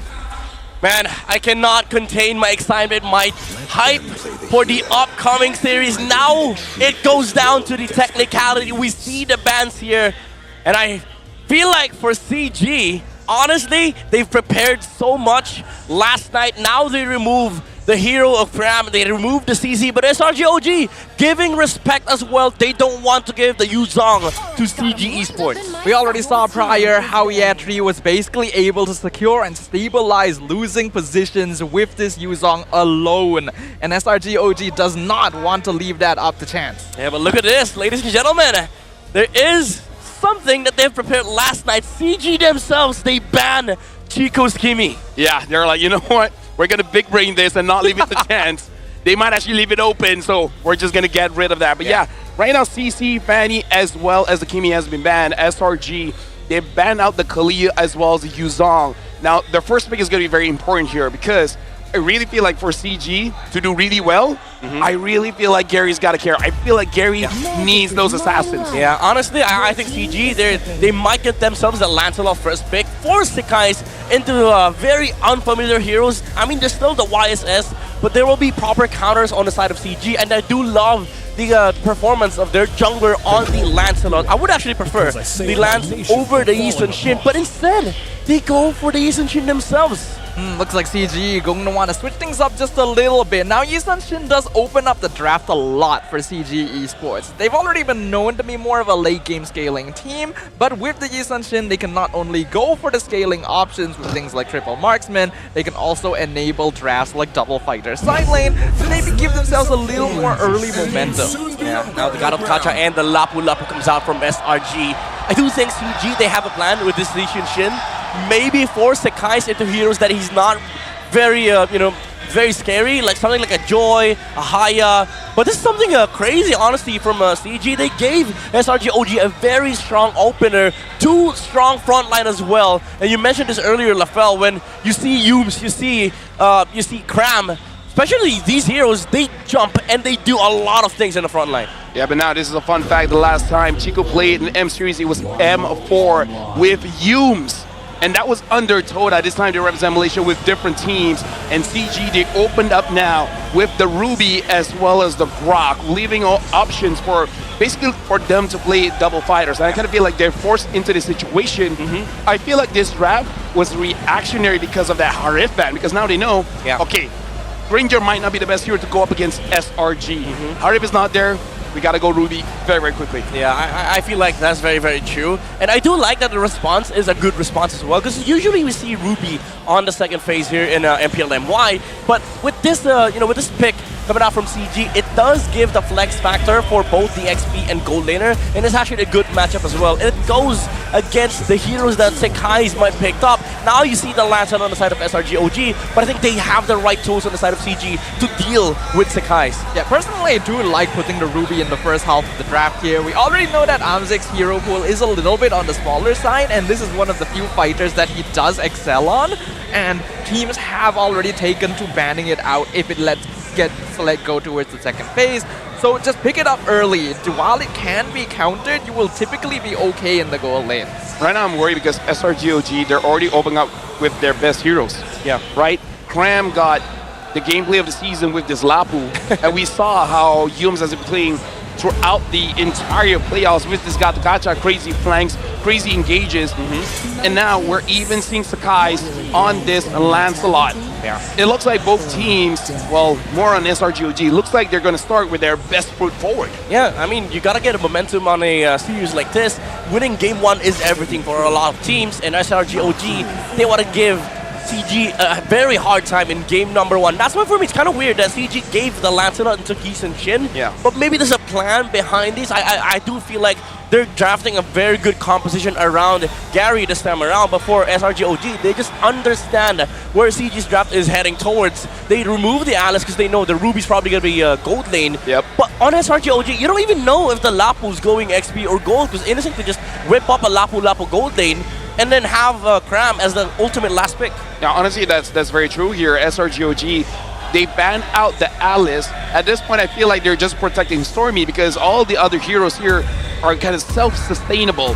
And I think the biggest question for both teams is really just that mid. And now even the Lunos gets banned out. So look at this, a lot of mid heroes are getting banned out. And between Stormy and Chiku, I feel like Stormy, he really doesn't care how much hero gets banned out. But I do like the response of getting rid of the Selena. The Lunox ban is very rare here from SRG.OG, so it instantly makes you think, okay, they're getting rid of one of the mid heroes with the best invulnerability. Maybe they're trying to go for some cats, right? Stormy has been known for Selena. It's a hero that he pulls out not very often, but when he does, just ruins the game for everyone. Yeah, I mean, this Lunox ban is just very well done coming up from SRG.OG. Hitting hitting 2 targets with 1 stones. I'm worried about Louis. Sorry? I'm worried about Louis because sometimes Stormy That's just goes true. a long time not showing it, and then all of a sudden it pops up. And now Xborg here. Oh, and because Valen. Yeah. They banned it themselves. They banned the Valentina. Now Xborg wins. Which shows they might want it, Xborg, right? Exactly. This wins both matchups, honestly, for CG. And now, because of this Ease and Shin, you're kind of forced in a situation where if you're CG, your main window of winning this game is probably before 15 minutes. But after that, Xborg is almost unkillable. Feels like they're forcing a Farsa as well, because if not, who's gonna destroy the Faraga armor? Yeah, but even then, you pick up the Farsa, this Gatot, this Lapu, very well covered draft coming out from SRG.OG. But now CG, they're kind of put in a weird spot here where they need to take heroes, even though they're countered. It's just essential to this lineup. But oh my goodness, Amzik! All right, goes back to the Natan. He's gonna be up against either Lapu or Xborg. I do think it's okay if he reaches level 4, but my problem is the timing. You do have a problem with, you know, SRG.OG's window where they're just very, very strong mid game. Yeah, but I do like the pivot right here, right? You could see that CG was considering going double fighter, but since they saw the export, they knew, okay, we need a marksman. We need consistent damage here. So they go for the Natan, go for some comfort, also picking up the Farsa at the same time, since they have very squishy heroes that can be punished by the feathered airstrike if it does end up going to SRG.OG. But I'm very curious about this final pick. It is very rare that Stormy gets picked last, and it looks like it's a Novaria. But the thing about last picking Stormy, this is what Arcadia does in grand finals, because for some reason it looks like when they scrim, they just figure out one hero that Stormy can use to counter the opposing lineup. Did it before with the Nana, this time with the Novaria. And I feel like CG, they want to play to what won them against MV, which is having Chiku guys on a hero that's basically bait, and them trying to counteract that. Yeah, I think that's the whole game plan here. You basically want to play around Gary, enable the guy that has been carrying you all throughout this playoffs. But for SRG.OG, it kind of feels like this draft was pre-made, but with a little bit of a swerve. Honestly, the first 3 picks, it was very understandable. But then you pick up the Novaria on Stormy. I think at this point, they're just flexing on this draft. Well, they are the defending champions after all. Ladies and gentlemen, the curtain draws. The expanding rivers bring about them the tides of change. As the first step towards the changing of eras shall now officially commence. Game 1 of the MPL Malaysia Season 16 Grand Finals begins now. And now I would say for the benefit of CG here, they should probably take this just a little bit slow. Try to get any kind of mistakes from SRG and not trying to force anything out themselves. Yeah, and also just the fact that SRG recognizes that they want to play to their strengths. I feel like the Lapu was going to go gold lane and then the Xborg goes XP. But no, Cram, you need him on a playmaker. You need him on this Lapu. That's why Innocent is going to hold up on the Xborg once again. And it's going to allow SRG to have some playmaker to be playing with their trio mid. Sekai's is going to have a fantastic time in the early game because you will always have a zoner on the turtle fight, which will make CG's game awkward because if Gary is not able to find, say, any form of momentum in the early phase, I feel like SRG is going to run away in the mid game because there's a lot of protection on their lineup. You have the Novaria, you have the Gatot, you have the Lapu. This is just a very aggressive composition coming out from SRG.OG. Yeah, and I really like that CG, they're careful because Sakai's on a Lancelot or even a Yeast and Shin has ganged the mid lane many times on a level 3. And now look at this, Gary goes in, tries to steal away. And I think he wasn't able to. Sakai's still able to get that, but still, Gary's level 4 and Sakai's is only level 3. But it's a good shift in aggression here. CG Esports should be aware by now that their weakness is the early stages. They're usually not able to get a strong enough foothold and then they have to scale for late. So now we can actually see them gain pretty good lane priority. Even Amzik actually winning out against Innocent. Ooh, that's some damage onto Skies. That might actually disable him from challenging Turtle. Yeah, honestly, I'm not entirely sure how Skies has been delayed so much in his farm. And yeah, Gary, like this is surprisingly a good start for CG here. Wow, very technical approach coming out from CG. They're not done yet. Even Chiku is trying to delay. He's not it. Oh! Secures first blood. He takes out the Sky Prince. Okay, but look at that Stormy. Stormy still secures for his team, still getting that purple Oh my goodness, this is what SRG did yesterday against CG themselves. The stolen camps. You asked earlier, Lafel, why Sekai's was delayed a bit. They took at least one green from Sekai's. That's why he was not able to be part of that turtle fight. Valens in trouble. Tech charge used defensively. Astral Echo gonna slow him down, but he is far enough that SRG doesn't chase. Predator Strike comes out in the bot lane. Last Insanity used and Fly Brush as well. Innocent trying to burn him down. Chiku with a flicker forward. He's not able to get the kill, and now he is completely out of position, and Stormy won't let that go. Meanwhile, in top lane, though, two-man gang, Mountain Stalker, locks down Cram. Yeah, 3 gets the kill. Say what you want about Chiku, but he's willing to make a play. And I like that this time CG, they understood that Cram is the playmaker, man. They gotta take down Cram, so gank that lane. This is one of those where you just gotta let down your ego and say, you know what, guys, I might need help with this. Yeah, most people would say, why would he flicker? Honestly, burning the flicker to force the Innocent's flicker makes it so that this lane is now gankable. CG, they have a choice. They can either go XP, you can either go bot. So SRG needs some people to protect these laners. And CG, Gary already ganked the XP. This is very traditional for most junglers. If you put pressure on the gold lane, and you know that maybe they will reinforce, put some heroes there, let me just go top. And shutting down Cram's gameplay is very essential to CG snowball in the mid game, because we talked about how SRG, their aggression comes from the ability of Yumes and Cram to zone out in terms of team fights. But if they're not able to do that because, let's say, lack of gold and lack of resources, then CG might just be able to find these successful team fights for themselves. And now it looks like CG, they're already starting up the turtle here, but you gotta be careful of Yumes. Oh, hold on, Valens pushes 3. Yep, nice mighty swing there, keeps SRG away. Look at that Star Shatter, that does so much damage. Valens does delay the turtle reset a little bit since Gary has already been zoned out. Yeah, Tree comes in from the other side. So far, both teams still taking this quite slowly. Mountain Stalker going to come out. Astral Echo as well. I'm a fan on the guys. He iframes the tech charge. AOG comes in, knocks up Chiku. Meanwhile, there's a 1v1 happening. Amsing nearly dead to Innocent. Chiku does end up going down though. SRG.OG, they're full collapsing here. And here comes the bravest fighter. Skies secures the turtle. Flicker forward, Landstinker connect. Finds the double kill on Amsing. Cram! He is here for vengeance. But he's going to be surrounded. 1v3. He goes in. He gets a cripple. He finally gets shut down. But that is the EXP laner of SRG.OG. I gotta say, CG, honestly, it was a good attempt, a good try. Sakai's taking a lot of damage and he dashed the wrong way, but goodness. He still got out of there. And Yetri gets taken down by Innocent. I gotta say, CG, it was a good attempt, but a few missed shots.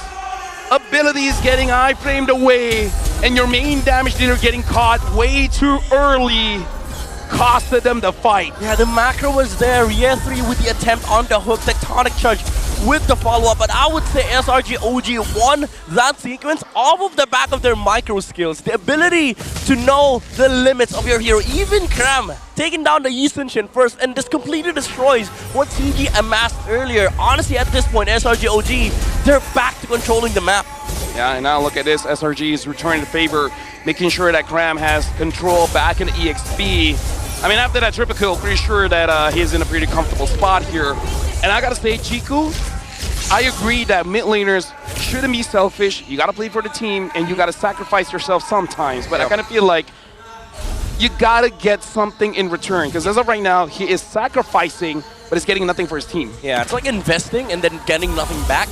That's what Chico needs to ensure in this game for CG, because you are a necessary damage for your lineup. The Feather Strike is the thing that is going to burn through the Firaga armor of Innocent. If you're not able to burn through that or even force Cram to go onto you, then suddenly you find yourselves having problems in terms of dealing with these jumps coming out from SRG. But the one thing that's also annoying CG has been the vision that Stormy has been giving to SRG.OG, and also the pokes coming out from the Star Shutter, always finding Gary. Honestly, the season Shin, every single objective.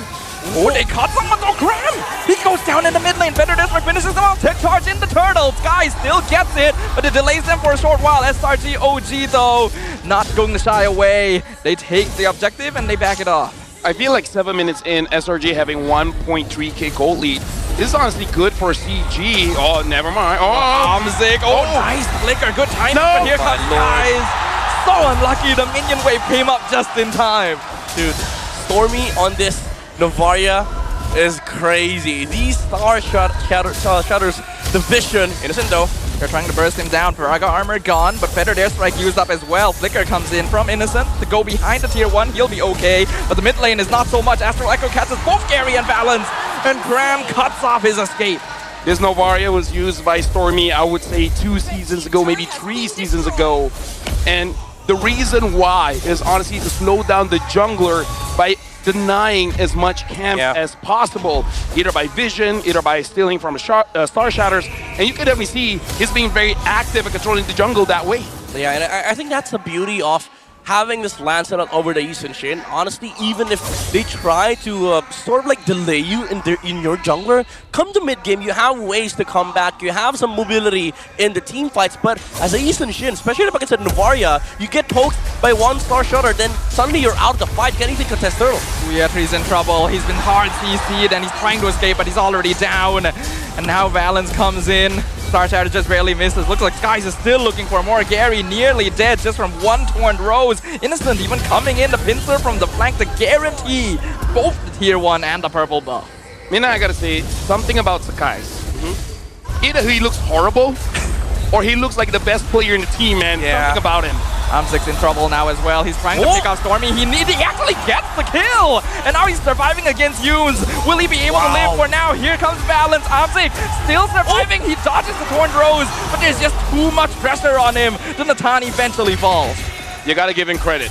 Yeah. He did much more than either of us thought he could. Yeah, honestly, CG, they're still finding something out of this lead from SRG.OG. Stormy was in a weird position, but Amzik found a good play. Now they're in a position to delay this Lord because Eason's not here. He's farming up. He's trying to get the the gold necessary for him to be able to bounce back in this game, which is I think the right call. Yeatri is clinking forward, trying to CC Skies, but Skies still picks up the Lord. Now Yeatri is way too far forward. He's healing up a lot though. He's 1v3. He gets the kill on Skies. He will go down, but his job is done.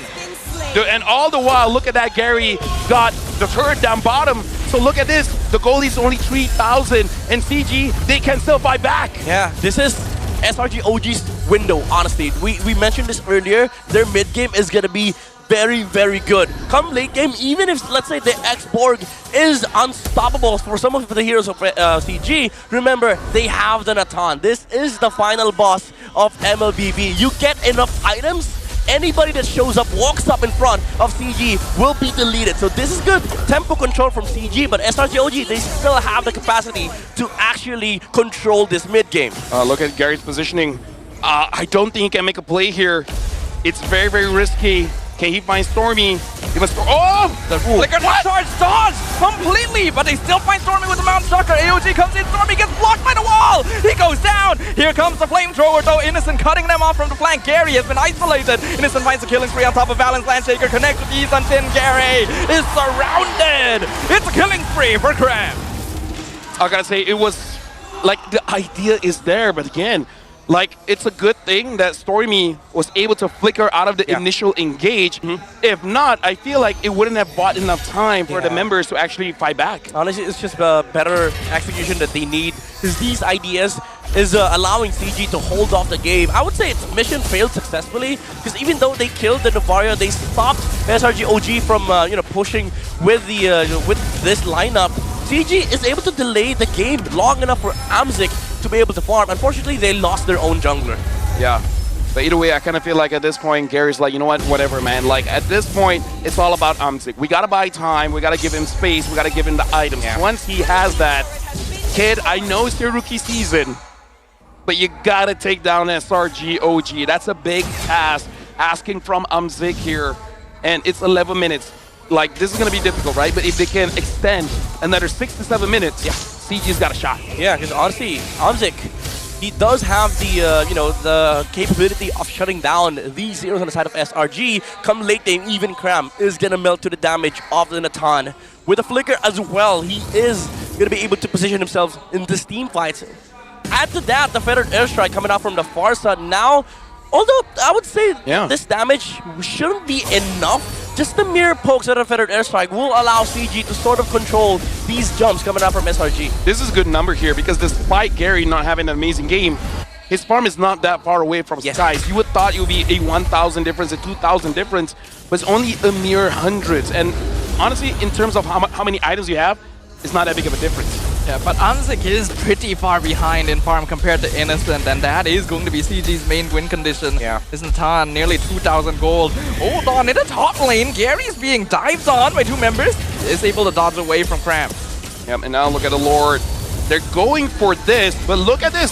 CG wants to fight back, but looks like Cram is able to get away. Can CG respond in time? The Lord is only 1.5 bars. Oh, both teams regrouping. I'm Offended comes out on Innocent. Astral Echo catches Tree. Skies is still on the Lord. He should be able to secure it, and he does. AOG comes in, cuts the fight, and now Landshaker connects on Dream, but he's still surviving. He flickers back out and around. Soccer locks. Oh! And here comes the Tecton!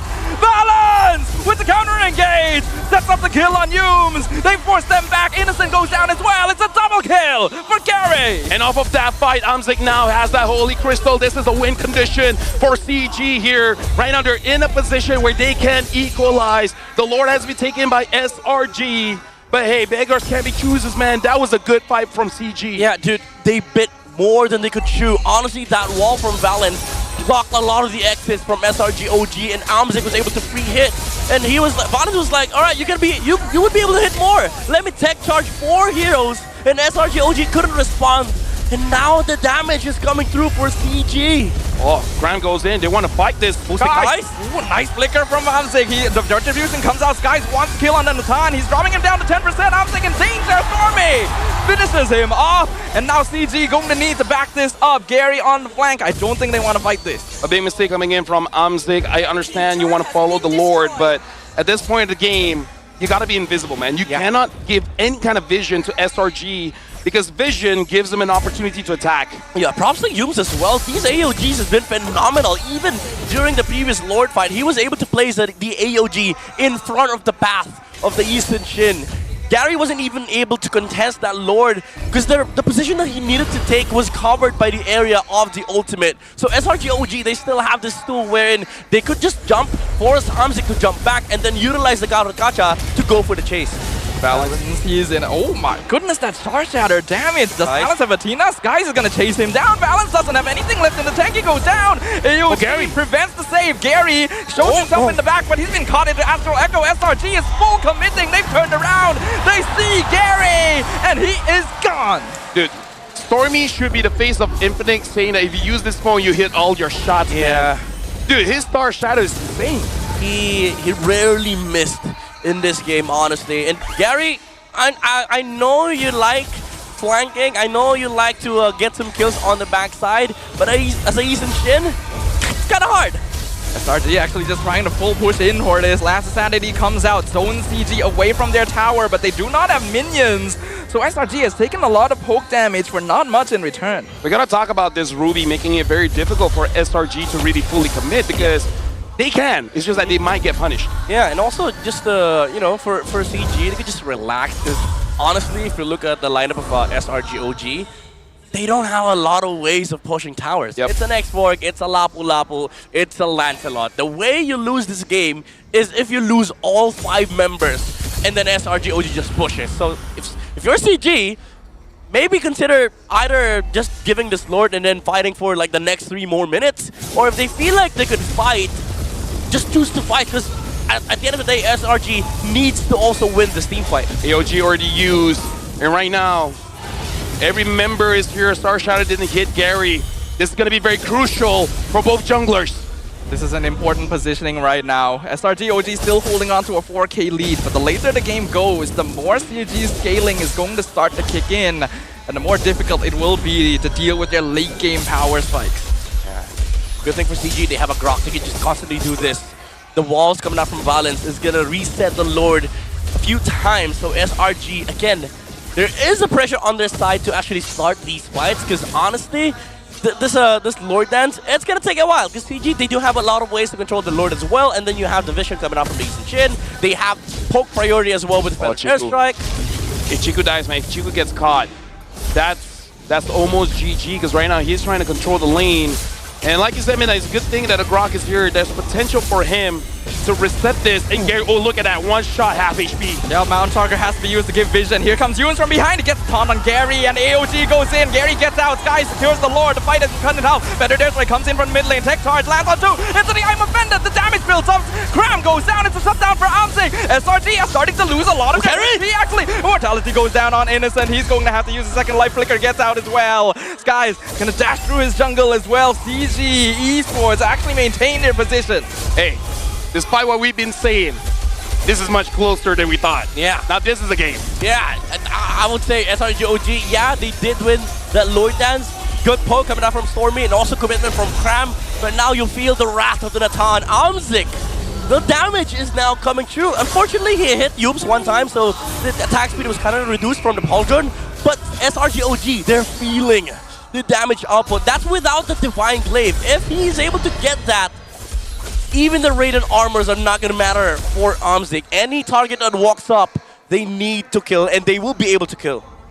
I'm not seeing, other than Stormy as well as Yooms, any kind of anti-regen here. I think maybe after this, Cram might have to consider that, because we've seen multiple times he goes for the fight, and then Yetri is just able to out-sustain him. Yeah, that's going to be a big problem, because the longer these fights take for SRG.OG, even though the export is going to benefit from it, CG would also love it as well. So this control coming out from the Ruby is going to matter a lot, because it's going to add time to the Natan hitting you. So SRG.OG, they sort of need burst, they sort of need fast team fights.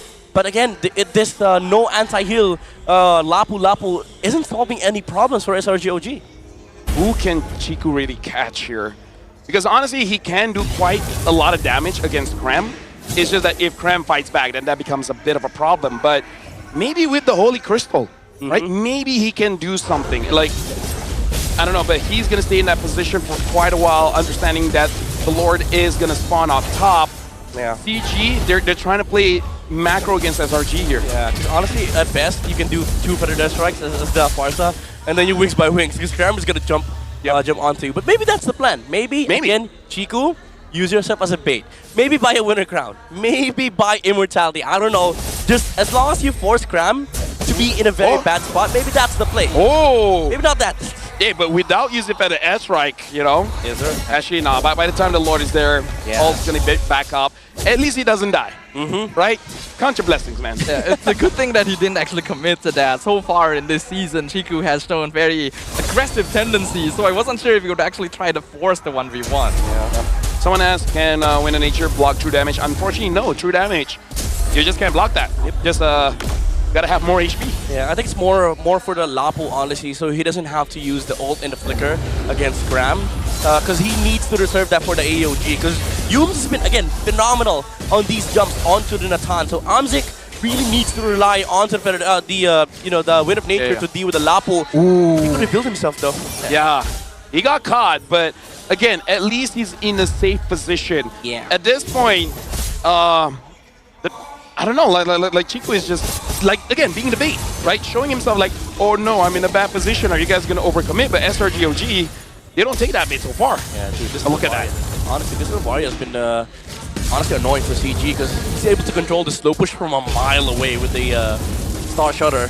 But again, this Lord, CG is able to control it perfectly.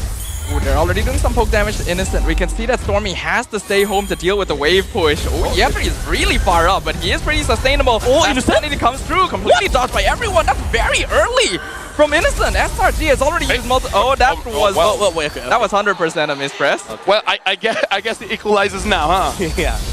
Like, CG, I was about to say, CG, you did so good. Able to bait out so many things from SRG. And then that happened. Dude, I think the philosophy for MPL MY is kind of like a Thanos situation. Perfectly balanced. Exactly. Somebody makes a mistake, we gotta make a mistake too. We gotta make it fair. Imagine CG saying that to SRG. We're gonna make it fair. Don't worry, bro. SRG.OG now dealing with what was CG Esports' most notable strength in the regular season, their macro play, their wave management. We are hitting the 22-minute mark in this game number 1, and CG Esports has already proven to us that they can play on the same ball field. So funny. I say maximum Feather Death Strike 2. He gets to land 2. Just 2. Committing Last Insanity very early again defensively by Innocent. Even has the flicker out because he knows he can get pulled back here. CG Esports playing this very disciplined. Yeah. And it's 22 minutes. Can still play though. Yumes. Oh, they find Gary. Can he do something here? They're looking for it. Astral Echo connects with Tree. Look at that Star Shatter. AOG comes in on the bush as well. But yeah, Tree is surviving everything. He will eventually go down. Winter Crown comes out. Whether Airstrike going to be used as well. Last Insanity going to be committed once again. The Revitalize comes out. Yeah, Tree's the first one to go out. Charge comes in. Gary picks up Stormy in the back line. SRG is slowly but surely melting the damage. The DPS is still alive coming in from CG. Amzik is still full health. He has been untouched. The wall blocks off you. Here comes Grab. He jumps into 4. He commits the Raging Slash. He loses immortality. Here comes the entropy! Amzik gets the lockdown! Finishes off Yumes. Graham gonna be picked up on the side. Last Insanity deals so much damage, but they're also low. They're still alive. Skies comes in. He wants to go for the cleanup. He has immortality. The wall blocks him off. Innocent regains the Firaga armor in the mid lane. Gary's still in 1v1. The Firaga armor gone once again. Innocent goes down. 4 members of SRG.OG have been wiped! Dude, CG might do it here. SRG.OG. I gotta say that, like, they've been very tricky for Amzik to get a lock on. But CG, SRG dodging here and there, kiting here and there. But eventually, CG with a scaling comp, they come on top. Dude, out of all the jumps from SRG.OG, Gary lived through the AOG, lived through the Star Shutter, lived through the Lapu jumping on him, and he finds Stormy on the backside. Amzik as well, perfect control on the interference, perfect positioning. Aside from that flicker, because he did flicker into the Last Insanity, but he did find Innocent, and he took the X-Borg down, and now again, SRG.OG, they're just feeling the damage. There's an immortality under the Natan. He swapped the Wind of Nature out for a boot.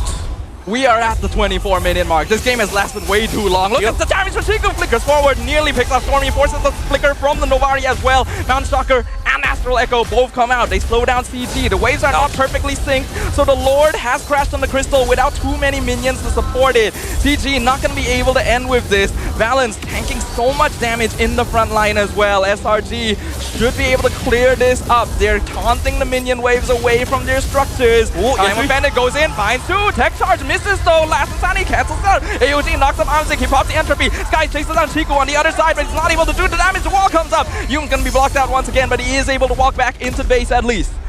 I gotta say, both teams really respecting each other here. Respecting in the sense that they will fight, but they won't overcommit here. And I gotta say, SRG might be a little bit surprised here. They're like, yo, like, what is this? Maybe yesterday, the game was just too early for CG. Now they got good sleep. Yeah. They got good momentum last night. And SRG.OG, you're facing the actual CG Esports. And they're paying respects too. Like even Innocent earlier when he got hooked, because most of the time you wouldn't use your ult just to get out. But after that, he used the Last Insanity to get out, which was the right call. Because the follow-up was there coming out from Valence, and they were not able to find the export kill. But the threats are there for CG. Now they're making the moves. Even Chiku, who's with the useless flicker. I don't know what that flicker was for, but you see the moves. Like they have plans for CG, and they're doing it. I'm guessing Innocent, being a gold laner, understands the strength of a Natan. So it's like, you know what? I don't want to cash this. Yeah, dude, no. Yeah, you know what?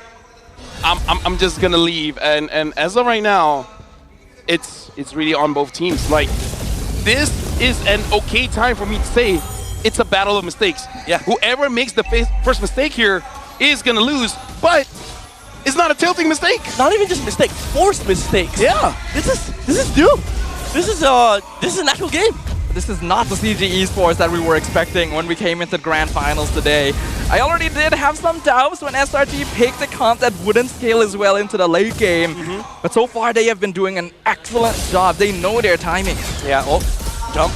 Mount Stalker comes out, they're targeting Innocent. He is way out of position. Firaga armor's gone already. Comes in, tech charge! But Gary goes down. Sky Skies! The micro play on the back line. Astral Echo catches Siku. AOG comes in, doesn't quite hit anyone. They're looking for Amzik. Cram wants to kill on the Natan, but Yetri and Valence are both here. The bodyguards protecting the president right now. SRG just doesn't have enough damage to actually threaten the back line. And Stormy has to be sent back home to clear the gateway. Yetri all the way up. Look at how much healing up with the minions. The two-man mighty spraying the wall. Block Citizen off. He's down to 1%. He goes down in better airstrike. You gets stunned, but the airstrike already gone. Immortality's problem. Isaac, he's walked too far forward. Winter Crown gonna be traded away as well. Manman secured and missed the timing, but Skies gets the mega kill. Humes chasing Chiku down in the back line. Sky's still alive, still has Immortality online. Valence trying to keep Yetri alive as well, but I don't think any more is going to happen here. Skies and Yetri doing it for both teams, but Crown is getting annoyed. Crown forcing the 1v1 on Yetri. He's going low. Tarzana! Pops the Immortality. AOG gets the knock up, and there's no minions here. Yetri trying to run. Tech charge committed, but the Ruby finally falls. I gotta say, this is a good way to open up the grand finals here. And like I said, man, Skies, either he's on like a 0-11 Guinevere, or he has like one of the crackest Lancelot that we've seen in a while. The attempt was nice coming out from CG. They got innocent for a while, but Skies was able to prolong the fight long enough so that Cram was able to follow up, and they found Amzik, forced the flicker, forced the ultimate. And then after that, Sakai's just dashed in, taking down the Natan. Top lane, however, is getting jumped in by Chiku. Oh, Gary, man, like that hurts. Oh, that before a fight. He's really starting to hit peaks as well. Novaria's late game poke is so scary. Look at that, he hits him again in the mid lane. CG cannot contest this, and Valence, he's been trying to hold on, but he has to use the tech charge to get away. Yep. So now CG, honestly, not the worst problem to have, having to defend your base, considering that you got an Natan and you got a Farsa. Yep. And honestly, with the Ruby, Gary. Ooh, the Astral Echo actually clipped him. That slow might cost him. AOG comes in, cuts him off. He cannot go back anymore. The flicker lasts insanity. Gary is completely in no man's land, and Sky shows that he is the better jungler. That was unlucky. Oh! The flicker in from Cram! Forces the flicker on Amzik. He's chasing him down with Releasing Blind Landstriker. Cram! He's out for blood! Amzik goes down. Astral Echo catches Yetri. Forces the flicker from the Ruby as well. CG have lost their 2 DPSs. Now it's a battle of who makes the move, not just who makes the mistakes. SRG with the flicker from Stormy caught the Isenshin at the end. SRG might finally have found endgame angle at the 30-minute mark. Lord is pushing in. Mid tower will fall. Skies is in the base. Pokes Yetri down to 40%. AOG comes in, gets a knock-up on Valence. Astral Echo comes out as well. Amzik and Gary still so far away from respawning. Predator comes out. Chico wants to keep his base alive for as long as possible. He's clearing the minion wave, but the Lord is still alive, and they do not have the damage to take it out. SRG.OG show their dominance once again in game number 1. SRG.OG, we predict them to win. But bro, this time, they actually had to try. Yeah, they swept that game. CG, they had, at one point, they were the ones in control.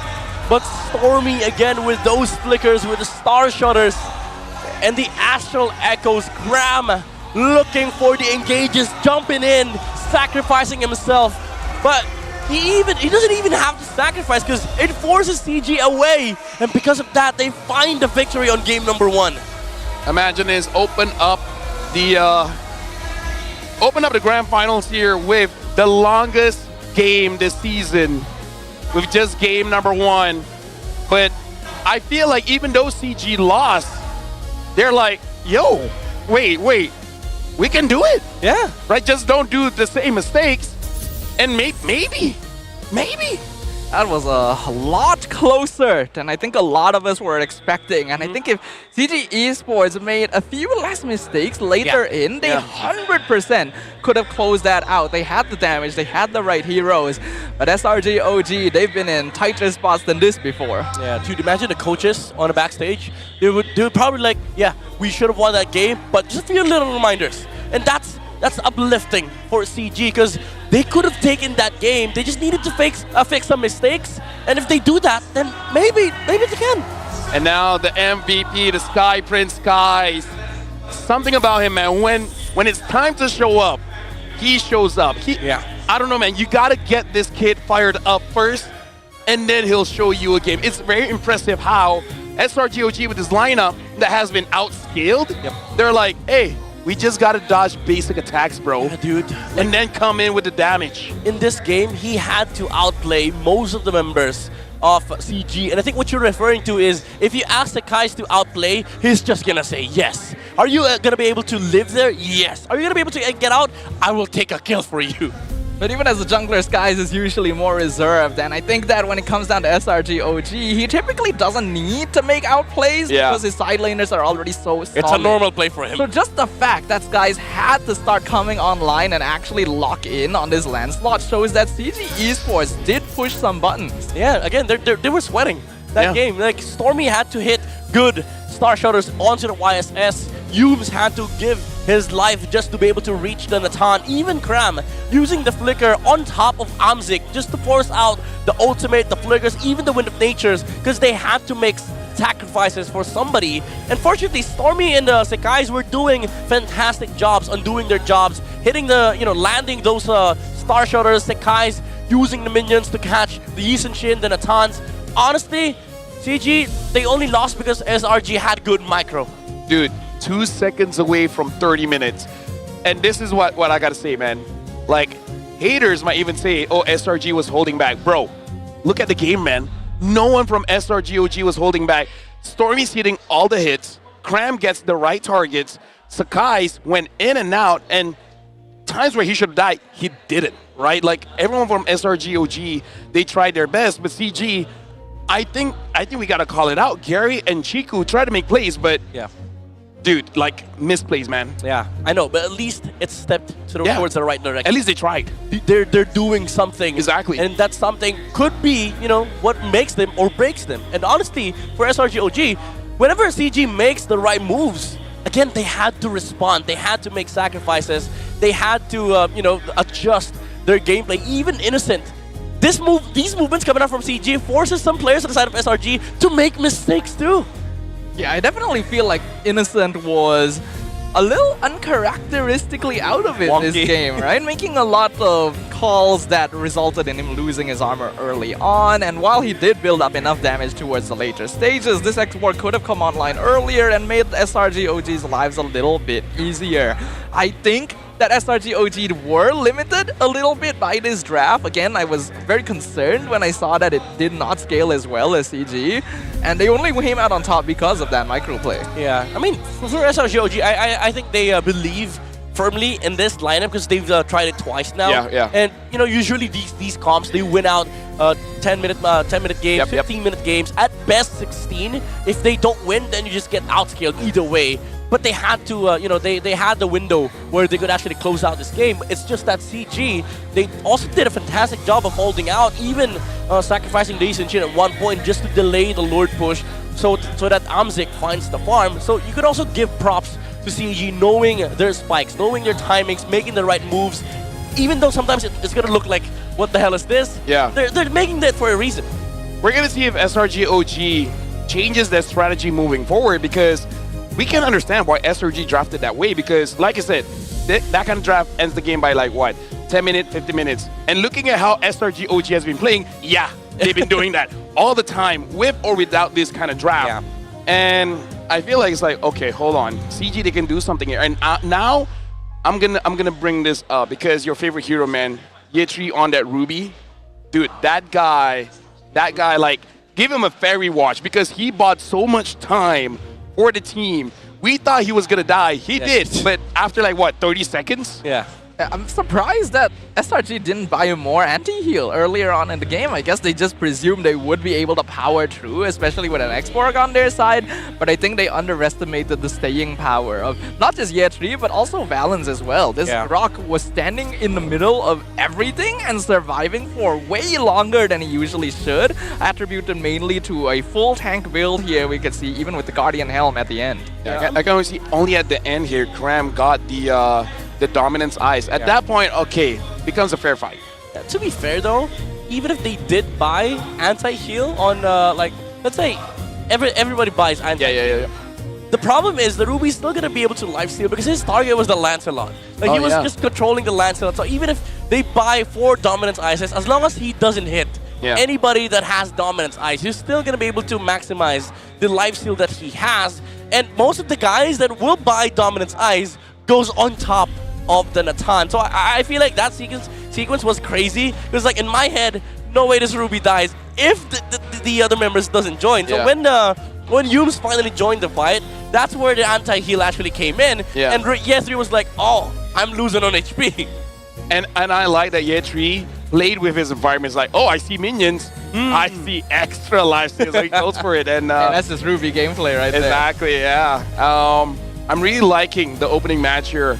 Gives me some hope. Even if it's a 4-0, at least we can say CG tried their best. Yeah, it's cinema, dude. It's cinema because again they had to pull out some crazy moves. Sakai's living through that attempt from CG on bot side. Ye3 controlling 3 or 4 heroes maximum at like what 20 seconds. Yeah, and he bought a lot of time for Umsik.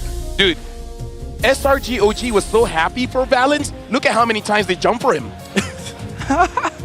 they were like, dude, you gotta stop. I think there was a little bit of physical force involved. In the jumping. He helped them out a bit, you know.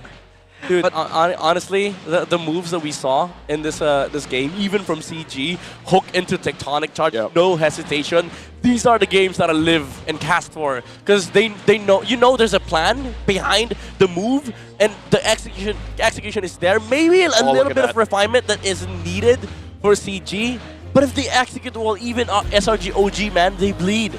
Yeah, that was the first fight that really got CG back into the game, where SRG.OG, 3 members were so happy for Valence, they just jumped up, and then CG got a few kills. And I gotta say, SRG.OG, they played the Lord dance so well. How, like, they don't commit into a fight, they get the Lord, and then afterwards, like, okay, let's still not commit to a fight. Yeah, there were very disciplined decisions being made in most of the early game, and I think the longer the game went, we started to see signs of wear and tear, right? Because these players have not really had the opportunity to play such long games this season. We went up to the half-hour mark. So you really gotta give props. I think that CG only really started messing up when they were committing the macro and were trying to rotate solo. Yeah, this year, Ye3, man. Like, he basically tried to live forever, and he almost did. Yeah, and then Yums was like, all right, let me join this fight. Okay, no, never mind. Dude, if only Chico didn't get stopped there by Yums, right? They could have won. So I feel like it really is just about working on that small mistakes. If Chico was alive with most of the fight, it will look absolutely amazing. But now, as the game goes on, we gotta go throw it over to Poji, where he's got something going on stage. Terima kasih kawan kasta saya. Kini anda kembali bersama saya Boji dalam slot yang cukup istimewa sebab kita tak berseorangan, kita ada rakan-rakan legendary daripada MPL Malaysia. Sayan OG kita. Baik, untuk soalan yang pertama saya nak tanya orang yang veteran lah, pihak kita Boleh. Pihak. Ya, saya. Sokong siapa hari ini? Sokong siapa hari ini disebabkan tadi game comeback, saya sokong SRG. SRG. Tanpa ragu. Tanpa ragu. Kalau tak comeback? Kalau tak comeback, SRG jugalah. Sebab bos Simon kan. Okay. So adalah antara orang yang paling boleh ramal masa depan. Okay, ya saya. Sebab dia boleh KS, dia boleh predict dia semua, dia ada kelebihan tu. So kalau boleh predict apa tu nyawa untuk execute, mesti dia boleh predict untuk game juga. Untuk game kali ni agak-agak berapa skor? 4-1, 4-2, 4-3, 4-0. Aku rasa mustahil 4-0, 4-1 atau 4-2. Okay. Tolonglah CG 4-2.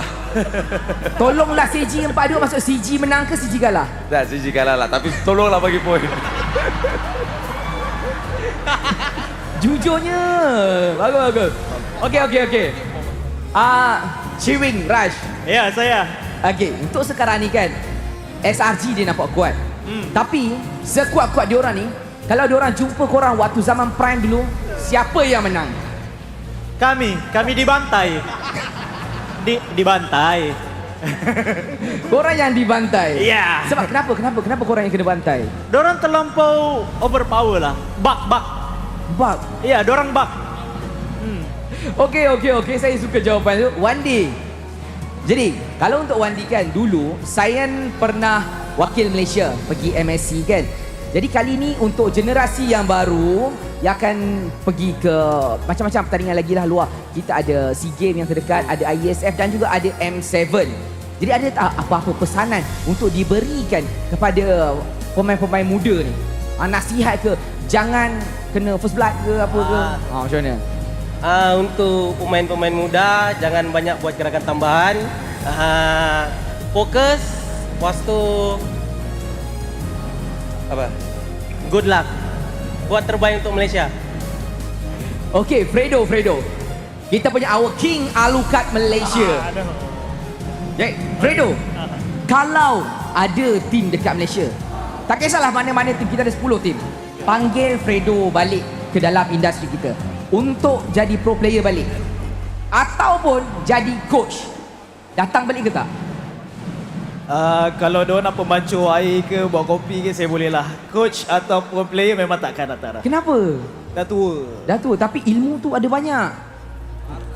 Nak kopi pahit boleh, nak Milo manis boleh. Aku nak tanya ni suka matcha atau suka kopi, macam tu je? Ya. Okey, tapi kalau korang diberi peluang macam Ciwing sekarang dia lain. Dia dengan apa tu dekat MAL sekarang. Pergi playoff kan?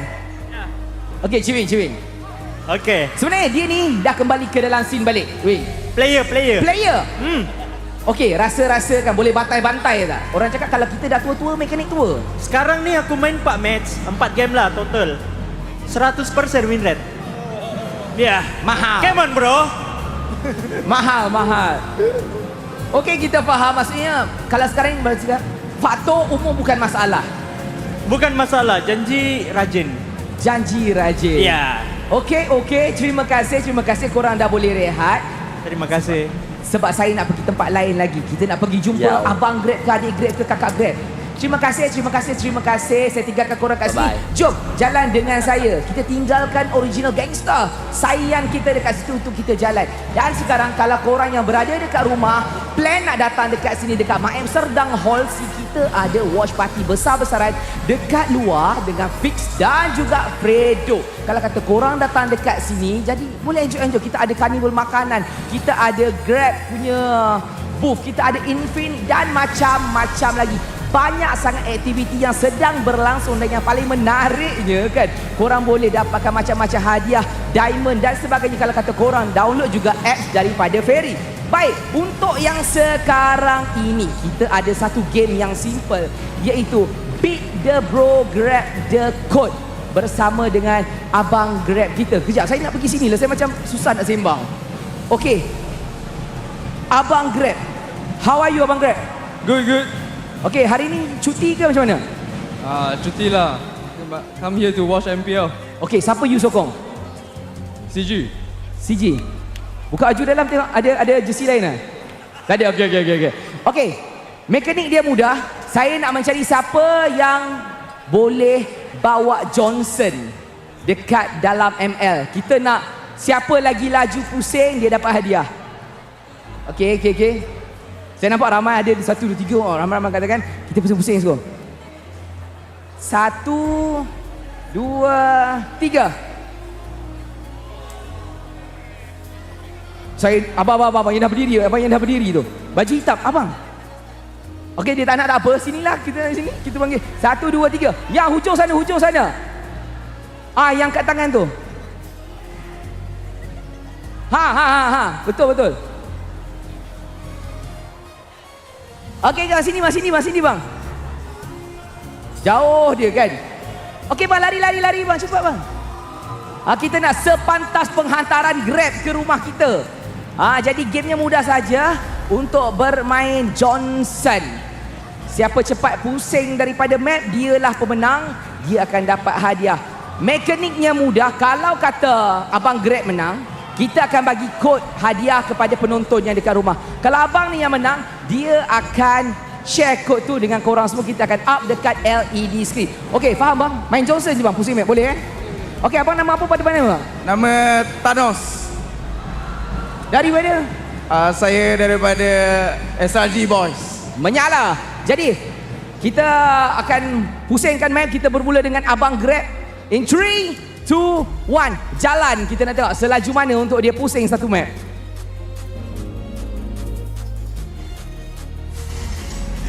Menggunakan Johnson Legend. Korang boleh tengok dekat skrin juga. Sepantas apakah perjalanan dia untuk mengelilingi gelintar sekeliling peta. Okay, 9, 10, laju. Abang rasa abang boleh tak lawan dia lagi laju? InsyaAllah boleh. Abang memang user Johnson tak? Tak, saya user Nana. User Nana? Okey, user mid lane. Baik, sekarang ni dia tak ada kemalangan. Terus balik, pusing. Saat yang kita dapat adalah boom. Okey, macam mana? Berapa saat? 30 saat. Okey, ini abang. Abang kena pusing sepantas mungkin. Okey, apa jadi? Anytime kita tunggu dia reset cooldown. 3, 2, 1. Okey, 1, 2, 3, let's go. Wah, tanpa ragu terus tekan nos. Fast and Furious. I wonder if you know only limit Tokyo. Sambung. Fokus. Okey, faham. Okey, mengelilingi, masuk, hampir kemalangan. Ada gerakan tambahan, masih lagi bernyawa.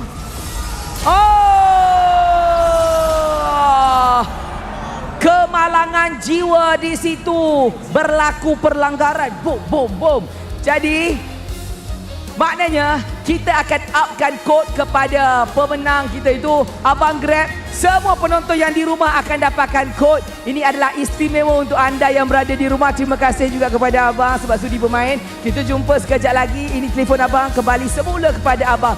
Itulah meriahnya apa yang berlaku dekat sini. Kita ada 1v1 juga di antara Grab dan juga penonton. Kita ada watch party, kita ada makan-makan, kita ada pro player, kita ada KOL, kita ada artis datang buat show dan macam-macam lagi aktiviti yang menarik. Jadi kepada anda yang kalau ada berdekatan dekat sini, korang boleh sahaja datang dan enjoy bersama dengan kita sebab kita nak tengok bakalkah sejarah baru tercipta 4 kali juara ataupun 1 juara baru daripada MAL. Maka dengan itu tamatlah dekat saya sini. Kita nak hantar dekat panel nak tengok apa diorang sembang untuk game yang baru saja terjadi sebentar tadi. So tanpa membuang masa, jom kita sama-sama jumpa panel kita. Thank you very much, Poji. And now we're just mere seconds away from starting the draft here. And I wonder if one of the adjustments is SRG.OG will be picking up a marksman because this is a thing that CG said. If they're using a fighter, we roughly know how to rotate around it and possibly get a win. But if they use a marksman, we got no clue. I think if you're SRG.OG, especially if you win the game number 1 in a very dominating way, you would be inclined to try again. But after that game, seeing how CG actually pushed SRG to the limits, you go back for comfort. I don't mind seeing a lot of Rangers, Harris in the the grand finals. Especially if that means that teams are in a very comfortable place. Yeah, I think based on historical data, SRG is either going to shift back into a more aggressive double fighter style, or they're going to lean towards late game scaling to match CG's pace. But this is going to be flying clouds, so maybe more early game. Look at the respect here. Yeah. Yuzong and Ruby banned out. Yeah, 3. You're not allowed to play Ruby for the entire series, I guess. But if I'm Yetri, I'm like, hey, I got Craft to taunt me. I got Arcade to ban my heroes. Hey, maybe I'm good. Yeah, full respect. Far cry from what he achieved last season, that's for sure. Yeah. He wasn't here last season. Yeah, exactly. I'm just worried. CG went back to the Yisun Shin. Yeah. Instead of the Lancelot, now SRG.OG steals the Grok away too. Full respect to Valence. They're probably high-fiving right now. Like, Valence and Yetri, hey man, you got respected, bro. We might lose, but hey, they respect us. But now we got another fun fact here. The legendary Chico stands as the player with the most M series appearance. M1, M2, M3, M4, and M7. The only Malaysia player in MPL MY history to achieve this milestone. And now I'm liking this because EG, they got Harif, right? Like ARM 6-0, and now Hilda. Now this is going to be very interesting. Can it actually stop Lance if the Lance gets picked up. I don't even think you go Lance, you go Esme here. Red 3. Hey, what about Esme? What about Esmeralda, right? Esme would work You don't care about perfectly fine, Esmeralda. right? Go lane Esme. Oh, but what if that's a bait to prevent SRG.OG from using a marksman? Right? They play SRG at their worst. Exactly, like, keep playing double fighters, please. We'll see if Arcadia wants to give Innocent another fighter. They go for the Hayabusa instead of the Lancelot, which I do think that, you know, hero-wise, it's bad against Hilda, but it's better against Harith and Yi Sun-shin, because Lancelot effectively does the same thing. He's a lot better against the Hilda, but he's a lot worse against the Yi Sun-shin and Harith. So the question is, for Hayabusa to be fine, the Grok is already a good start. Yeah. Stormy also needs a hero that can properly punish this Hilda. I feel like that's SRG's plan, and then if they get that hero, CG might have troubles. Yeah, because this is a better matchup jungle-wise for Sakai, so it is going to have to be dealt with if you're CG, because the thing is that this Hilda is not going to be enough, so they need an XP laner that can actually help out in terms of pressuring the jungler of SRG.OG, so that they are able to replicate what they did on game number 1, where they were just running around in circles, delaying Sakai's farm. Because if they don't do that, and then this Hilda suddenly becomes a non-factor, because if you're not able to delay the Hayabusa in the early game, then he just threatens the Yi Sun-shin and the Harith. Yeah, Hilda can be a pretty risky fighter to play because you get a lot of front-loaded advantage just off of your level 1 pressure, but in exchange, if you're not ahead by the mid-game, you basically do nothing at all. So CG Esports already put themselves in a position where they actually need to be fairly active early on. We don't know whether this is going to be Hilda, Roam, or EXP yet. SRG currently thinking it is more likely that the EXP, but regardless, this hero needs a little bit more help. Yeah, I like that CG already batted the Farsa here, and now they're banning up the Cho as well. Either they're anticipating that this is going to be in EXP, or they're forcing it to maybe go to Roam. Yeah. Right? Take out all the other Roam options and be like, hey, I guess we're forced to use a Hilda. Yeah. And also, if CG ever thinks that, oh, maybe that Cho ban tells us that they're going to go Granger, so that's why they go Granger, so now SRG.OG could just take up the Esmeralda. Yeah. Either way, CG, keep the plan simple. Yes, we will lose to double fighter, but there's a fighting chance. Yeah, at least we have a we have a window to work with. This is where SRG.OG is at their weakest. But the question is Innocent gonna pull out another another hero like in the grand finals? Because we've seen him utilizing Roger before. We see a claw, but instead of the Golden, we go for the mage first. Yeah, I and think Lunox gets picked up.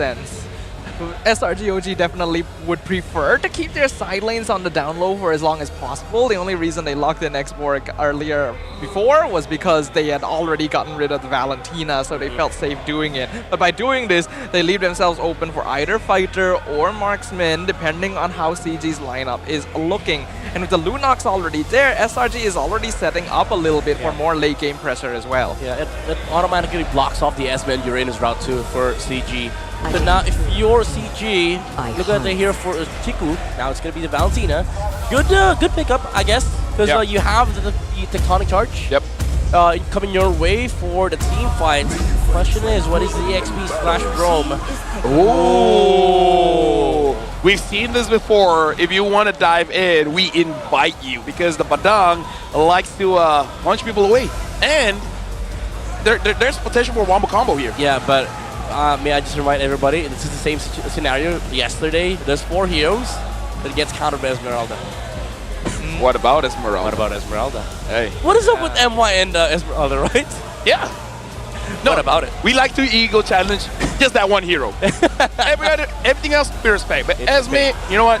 We don't care about her. There's not a lot of heroes in the game that let you do damage by dancing on your opponent, right? So one of them is Joy. Yeah, that's true. Well, Joy doesn't really dance. She's more running while playing music. That does sound like dancing. Maybe. No, dancing's different. Yeah, he does that. Oh, what? That's gold. Ooh. I mean, again, this is the traditional way to deal with the Harem. So SRG.OG is good to pick red for Lunox, and to see how the draft develops. What do you think about the drafts here? It's interesting because SRG chose the harder draft. Yeah. Like, I get the idea behind the Lunox, but my concern is there's a Badang in the game. And even if you say, oh, he has a brilliance, what about brilliance? Yeah. There's a wall that you have to go through. You have to flicker out, and there's a lot of like good heroes that can actually threaten the Lunox in this game. Yep. There are, but I feel like it's going to be difficult, right? If Innocent times the brilliance correctly, he can basically get out of most situations, including Badang, including stolen tech charges. SRG.OG may have the more difficult draft to play, but they are a team that has already defied the odds multiple times before, and they're currently 1 game up in the grand finals. Let's see if CG Esports can do what they did in the upper bracket finals and even up the score. Midnight, I know you have absorbed a lot of things from MY. If there's anything that you can take, just take this. What about X? X? Yeah, the Badang can stop. Even in Brilliance, you can't dash away from a wall. But then she's like, what about Badang? Just don't get caught. Honestly? Bro, why are you making it so complicated? Just dodge. Yeah, I mean, for a lot of the teams, I will not be able to understand it, but for SRG.OG, maybe they're setting a handicap here. Like, let's play a harder game. Hey, make it interesting, right? Yeah. But either ways, right now, Chico is trying to freeze, but Yums is like, nah, man, not gonna happen. And look at this, Amzik is already having trouble. Stormy's coming up, and Amzik is done. He hit it. Purify used very early on, in only the first minute mark. Yeah. Stormy just talked to the coach and be like, give me heroes that I need to aim. I need to land the skill shots. I need to be able to show the world that I'm very good at them. Historically, when Stormy starts playing sniper heroes, he's locked in. That's actually correct. I remember watching Stormy in MSC. It's very absurd. And using the Selena, the Novarias. Very crazy. Even on heroes that require like a lot of skill to land your shots, even with the Farsa, he's very, very good at aiming at the right targets as well. And we saw that game number 1. Now this game, he is going to be a problem for CG, because the way CG wants to fight is they want to go in, and these arrows are going to stop. Abyssal Arrow connects with balance in the mid lane, and instantly 3 members of SRG pop out from the brush. He did not see that coming. Yeah. SRG.OG, again, this early game is going to be a lot easier for them because of the threat of the arrows, and the follow-up is there. But Sekaizo! Oh, that's a lot of damage. OG Shadow Kill forced defensively. Flicker out. Sky's still alive for now. Chico misses the second hit. It was still on cooldown. And now Whistle Arrow hits him back. Chico gonna be able to steal the Selena, dash away. But here comes the Flicker. Mighty swing from Yums into the tech charge. Gary secures the turtle, but he's gonna lose Chico in exchange. Balance also going to be sacrificed to the Abyssal Arrow. Dude, I gotta say, SRG.OG, in a way they're flexing, man. Like, hey, try to kill me. I'm in position for me to do that, but just try. How many times have they escaped near death and then got something out of it? Yeah, Sekai's holding on to that shadow kill. Stormy flickering at the last second. They were playing with death here. And CG, even though they took down the turtle, it felt like SRG.OG was like, okay, you get the turtle, we're still gonna get killed. Yeah, and Stormy instantly forced out that brilliance. At this point, I gotta say, CG needs to ask the marshals, like, are you sure he's not using some kind of hack? He keeps hitting the shots, game 1, game 2.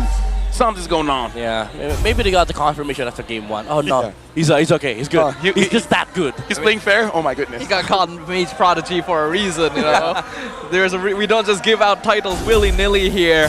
But yes, we have an official fact for you now, because that first game earlier is officially the longest match of the season. Wow, what an honor. Yeah. What an honor I got to experience the longest game. How about not the longest match we've casted?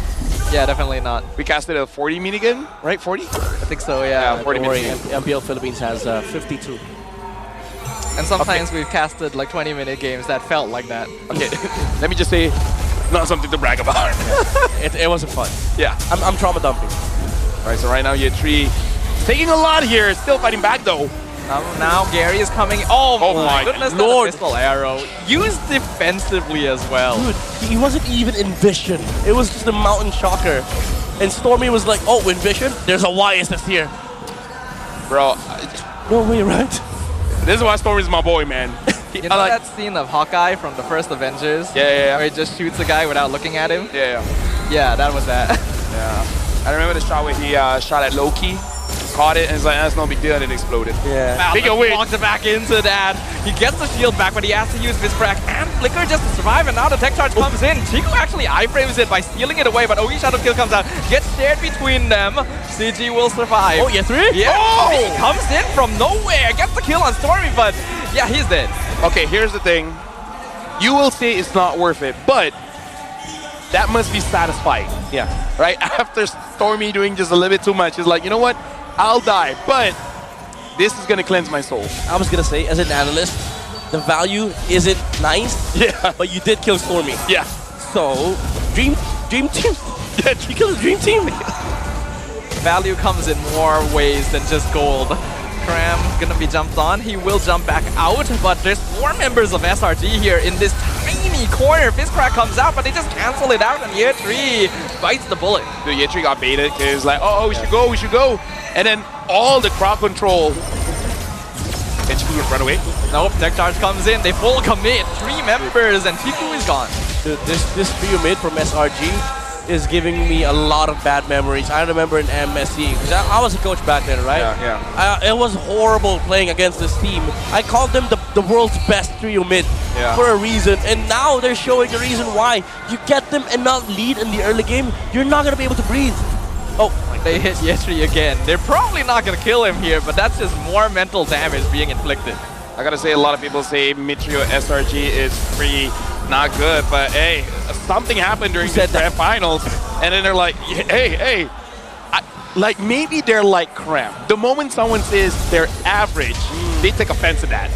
They get stronger the more people talk about them, and now the wall blocks off balance. Fist Crack only delays the inevitable, and not even by long. Dude, Innocent doesn't even need to play at this point. He could just rest in base, spam his dark, and then let the guys do the Hayabusa carrying stuff. You know, that's something we used to say, right? If Innocent doesn't need to do anything, then SRG is way ahead. Yeah. And honestly, that's probably the only reason why Innocent doesn't get as much MVPs as previous seasons. Uh-oh, Gary, he tried to rotate back out, and he's now going to be the main target. He looks like he's going to try to sacrifice himself, but Yoon says, no, we'll take you, and we'll take everything else too. The tech charge fights back, but the damage is not there. Kiku goes down. It's a double kill for Cram. Now, this is more of the SRG that we thought we'd be seeing. And he hit the arrow. Oh, my Lord. Someone stop this guy, man. Yeah, dude, Stormy, chill. Santai, bro. I think he kind of heard people say that Novaria did nothing, because it's like, okay, you know what? I hit my skill shot. You said I did nothing. Let me get another skill shot hero. But you will notice this one. Amzik playing a dangerous game, clearing up the minion wave, but will successfully do so. Dodges the Landshaker as well. Fist Break blocks things off. Fist Crack on 2. Yoon goes down to the Mount Stalker. Yeah, 3 gonna be traded away, but the Landshaker Cram fights back, gets the stun, and chases CG back home. Yeah, it's a roam for roam. It's a roam for XP, so CG does get the value. SRG gets the value, but CG, at least they're finding kills for the East and Chin. Cram is angry. He is jumping straight in, gets the successful zone out, gives SRG the mid-tier 1. Yeah. At this point, CG, their scaling isn't as great as game number 1. So, okay, that's the. I guess he wanted to do something. Yeah, I mean, Innocent for the past 6 minutes has been quiet, and he was like, man, I gotta get in some KDA. It's kind of embarrassing to end the game with 0-0-0 stat line. Yeah. It's like, guys, boss is watching. Yeah. Like, I don't want to get replaced, you know. just chill a bit. You know? I mean, I got best goal later, but it looks like I'm I'm dead weight. Yeah. Imagine 4 games, your KDA is 0-0-0. Yeah. What are you doing? Dude, like. Oh, hold on. Year3 getting engaged on. Look at the damage from Innocent already. 1 hit away from killing Year3. He will pop the Brilliance defensively. Conceal comes in, instantly scouted by the Abyssal Arrow, and SRG just walks away. You know what Innocent's thinking right now? What is he thinking right now? I probably should have gone with that Esme. Because with Esme, his KDA probably would be like 401. Hey, Stormy got his heroes. Maybe after this, it is like, Coach, let Stormy use the Eve, let me do something else. Yeah, let me stat pad. Yeah, exactly. It's my turn to play on the PlayStation. It's my time. Let me use the Selena. On gold? Yeah. Hey, I've done that. Not nice. All right. Oh my Oh god. my. Three-member tech charge. Tiku uses in return. Fistcrack comes out. Balance fits a beautiful catch on Innocent. And out of Belmont Force comes out. Sky is trying to go in. Look at that. Oh, he's out of kill damage. Godlike for Graham. Let's take her on 2. Yeah, 3 looking for some vengeance. But he gets backed against the wall and taken out. It's double kill for Skies. Gary gonna be caught on the other side. Amzik is the only one left. He lands the arrow.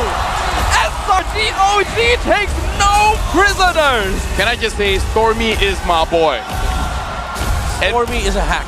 And games like this, I would just say to the opponents like, sorry man. I mean like, he's just doing his job. You know, it's nothing personal. Nothing personal. We have an inside joke in PH. Like, if a team just lands their skill shot, what do you analyze? Like, they're just landing stuff. What do you want me to say? But to be fair though, Yums tried making a play with Innocent, didn't work. The duo, their jungler in the mid came into the fight, and he was like, there goes my bros. That's my bros. Because he made a play for Innocent, didn't work. That's why it's called trio mid, not golden roam. The trio mid looking at Innocent dying there, just being Bro, like, you're not us. Just chill, You're not man. us. We'll take care of this. Yeah. And then everyone else is just like, yo, Sky's cram.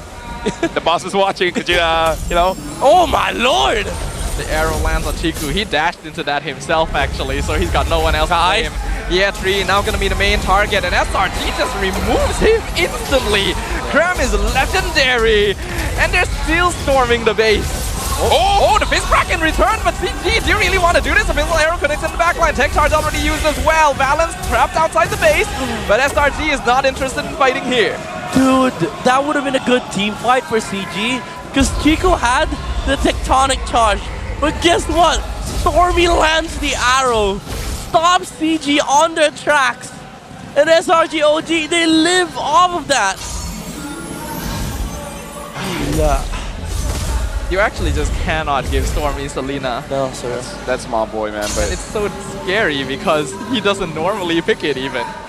He looks like a nice guy. But every once in a while, we gave... No. Oh. Okay. Kramer doesn't even do anything. At that point, he might be scratching his back, but... Dude, Stormy, bro. Like, I don't know who's going to be the MVP, but if it's not him, I'll be pretty upset. Yeah, it should be him, honestly. Yeah. Look at Yums. He was like, no, I'm not going to play. I'm not going to make a play. My jungler mid's not here. Innocent, you're not enough. Because honestly, dude, if he walks up and he sets on Gary and Valence, they probably die to the Lunox. But he's like, no, I'm waiting for my jungler in mid. Bro, dude, 10,000 goal lead, 12 minutes in, and the fact that Stormy got a lot of the arrows with no vision. Yeah. Like with vision, then yeah, fine, sure. But without vision, SRG, in a way, is kind of playing easy mode in this one.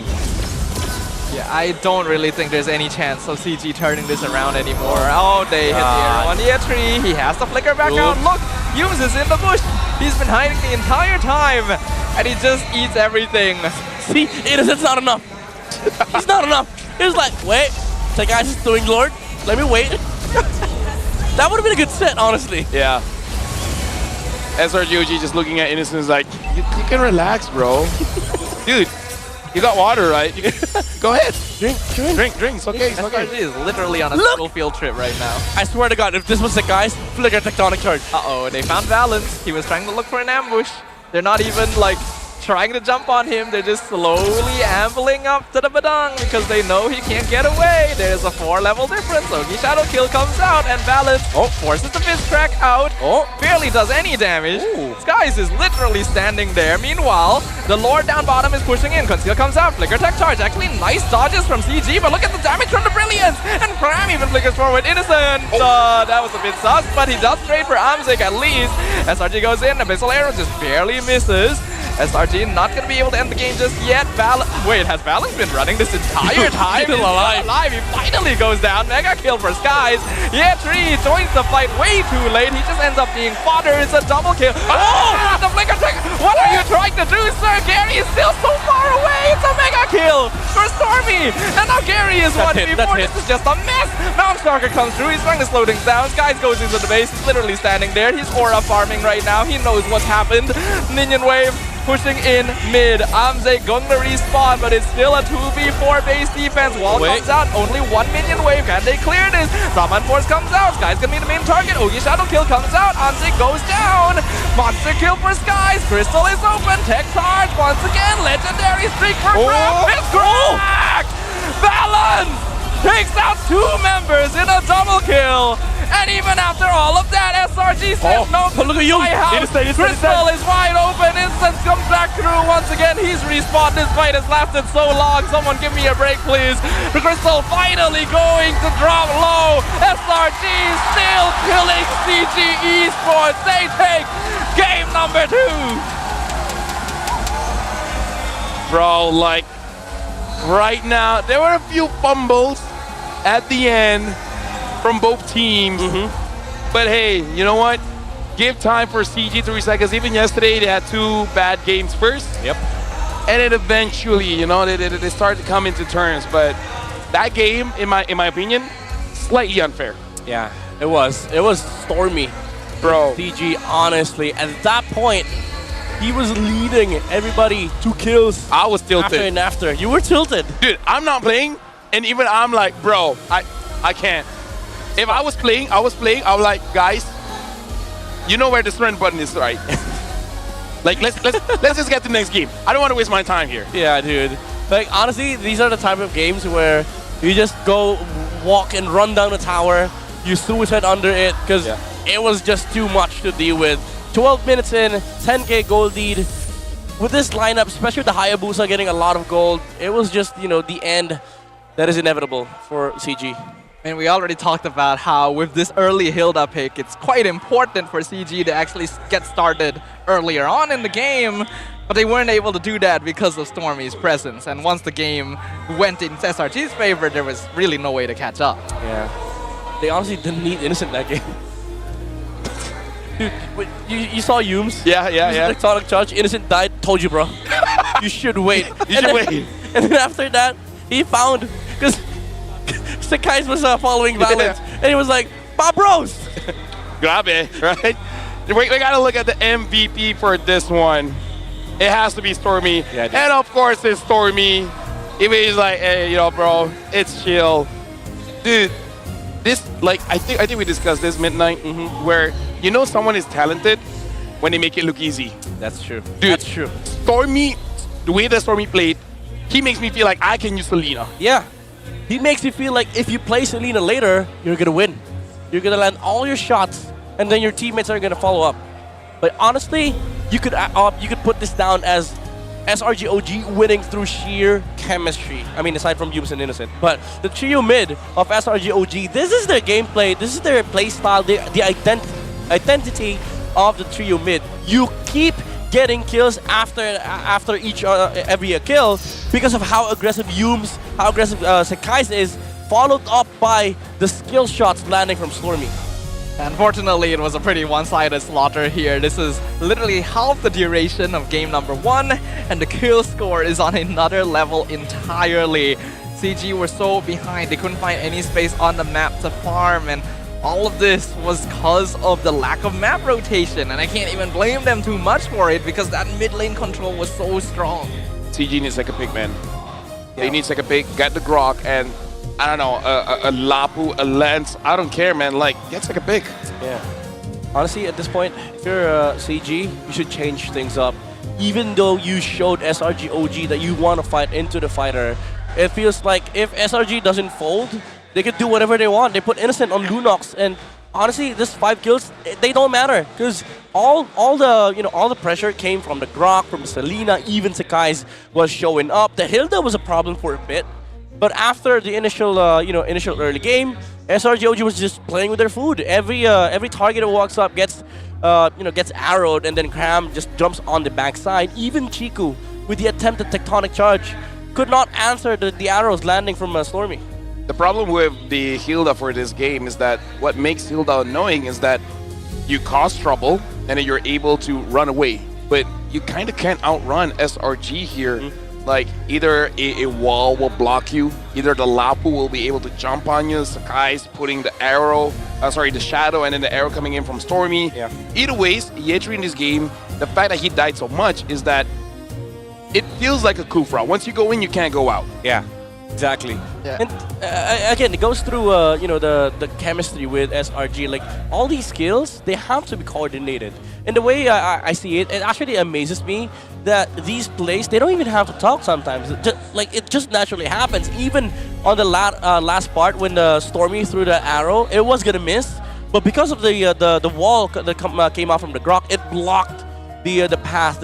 It actually wasn't an angle where you had to walk to the right to dodge the arrow, but your natural movement is just gonna lead you right there. That's the reason why the arrow landed. So for me, SRG.OG, looking at their gameplay, it's just next level chemistry. And this isn't even the cleanest that SRG.OG has looked. You can tell that they're actually kind of messing around a little bit this game because of how far ahead they were. And already, right? That first blood so early on. By the way, Cram was 9-0 by the end, and we didn't even particularly point it out because things were going so smoothly. Yeah. I mean, that's 9 kill steals from Stormy. Because guess what? The amount of kills that he had, Stormy had more assists. Yeah. I mean, he did the most damage, a lot of goal. Yeah, but it's I guess when this is the difference between people looking at stats and just people watching the game. If you look at stats, you would think that Stormy didn't do much, but when you look at the game, you're like, bro, right? Stats is important, but you got to see the impact of the player that I had in the game, because Stormy Selena is this kind of Selena is the kind that makes you want to quit your job. Yeah. I was like, you know what? Maybe I shouldn't be a player. Yeah. Maybe I should be a coach. Maybe I'm not that great. Yeah. It's basically a hate relationship at that point, not even love-hate. You just look at this hero. Yeah, it's just hate relationship. Yeah, and you instantly feel a physical reaction. And you can't even blame him, right? SRG. Oh, that was predicted, bro. Yeah. Yeah, I don't really know why Chiku decided to go in there. Yes, Gary was coming, but he should know that the timing would not have lined up. The thing is, you saw the movement of SRG. They saw it before it happened. Yeah. Right? They were like, oh, Valentina, and they saw the picture of Grok right next to it. He's gonna jump.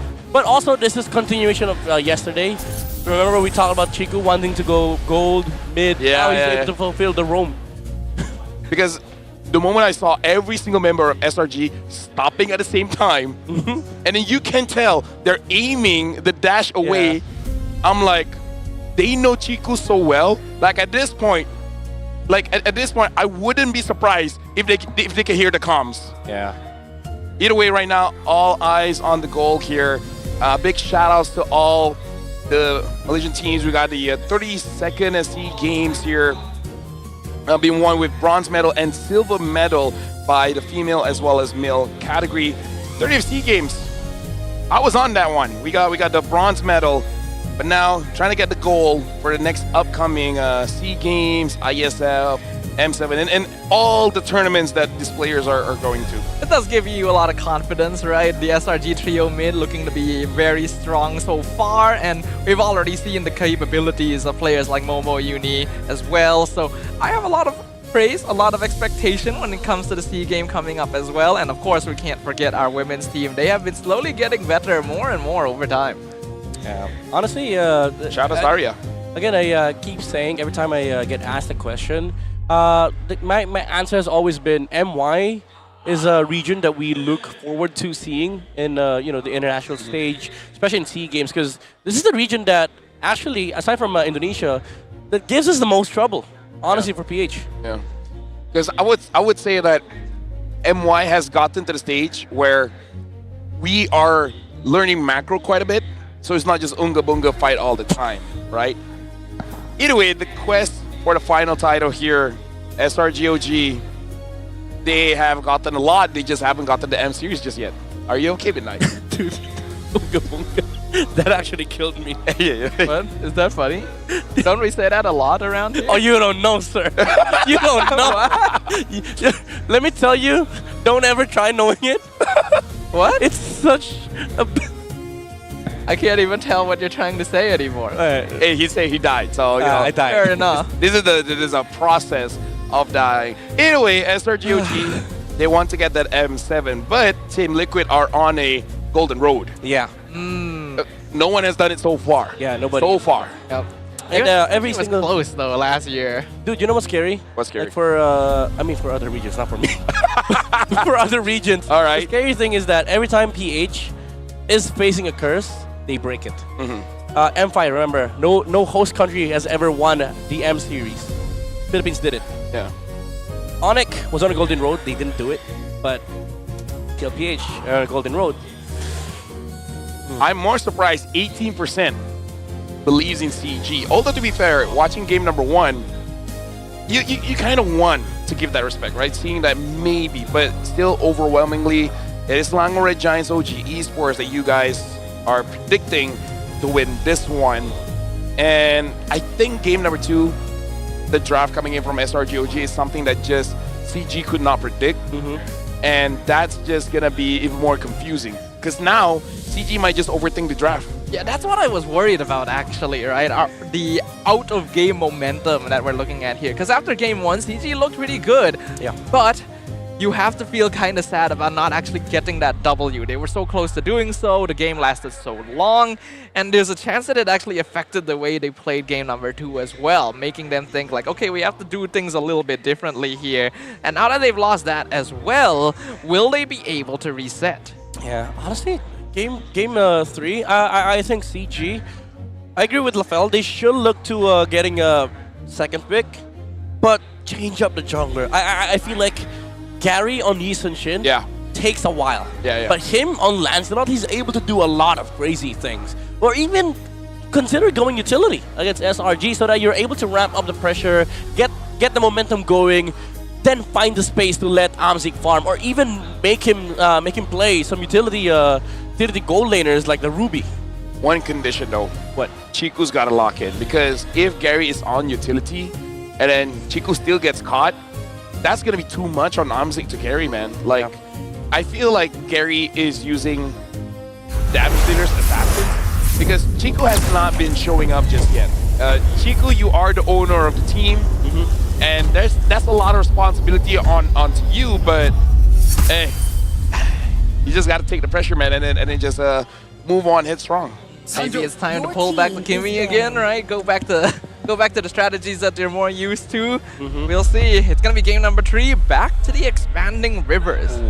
It's gonna be tough for CG though, because this is gonna allow SRG.OG to utilize Innocent in turtle fights. CG first pick again.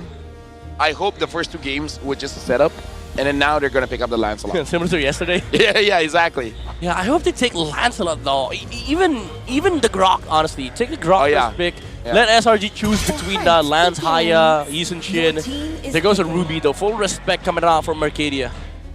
I actually do agree. I feel like Grok is an amazing pick. Other than that, maybe Lapu. Maybe, right? But you need some kind of front line here. Yeah, I agree. So take Grok. But SRG.OG, their response would probably be Gatot and Lapu, just having good frontliners for this lineup. But at least CG, after that trade, they will be able to choose between the Yi Sun-shin and Lance. Yeah, honestly, like SRG for how many seasons has the least amount of unique hero pools. But hey, if they keep on winning, man, why need to change? Which, by the way, shout outs to MPL Atom. I watched their grand finals this morning. It was a global ban all the way through. Oh wow! Yeah, not even so game 7 is where you reset. Oh, okay. But it didn't go to game 7. Oh. It was a 4-1. Okay. And it was a new team coming in from Chile. Yeah, Black Sentence, right? Yeah. Interesting. I have not checked that out. I should probably consider having a look at that. It was actually well done. It was actually fun. You get to see Balman and global ban, and it worked out. Yeah. I mean, he got buffed. Yeah, you got the 40% reduced your defense.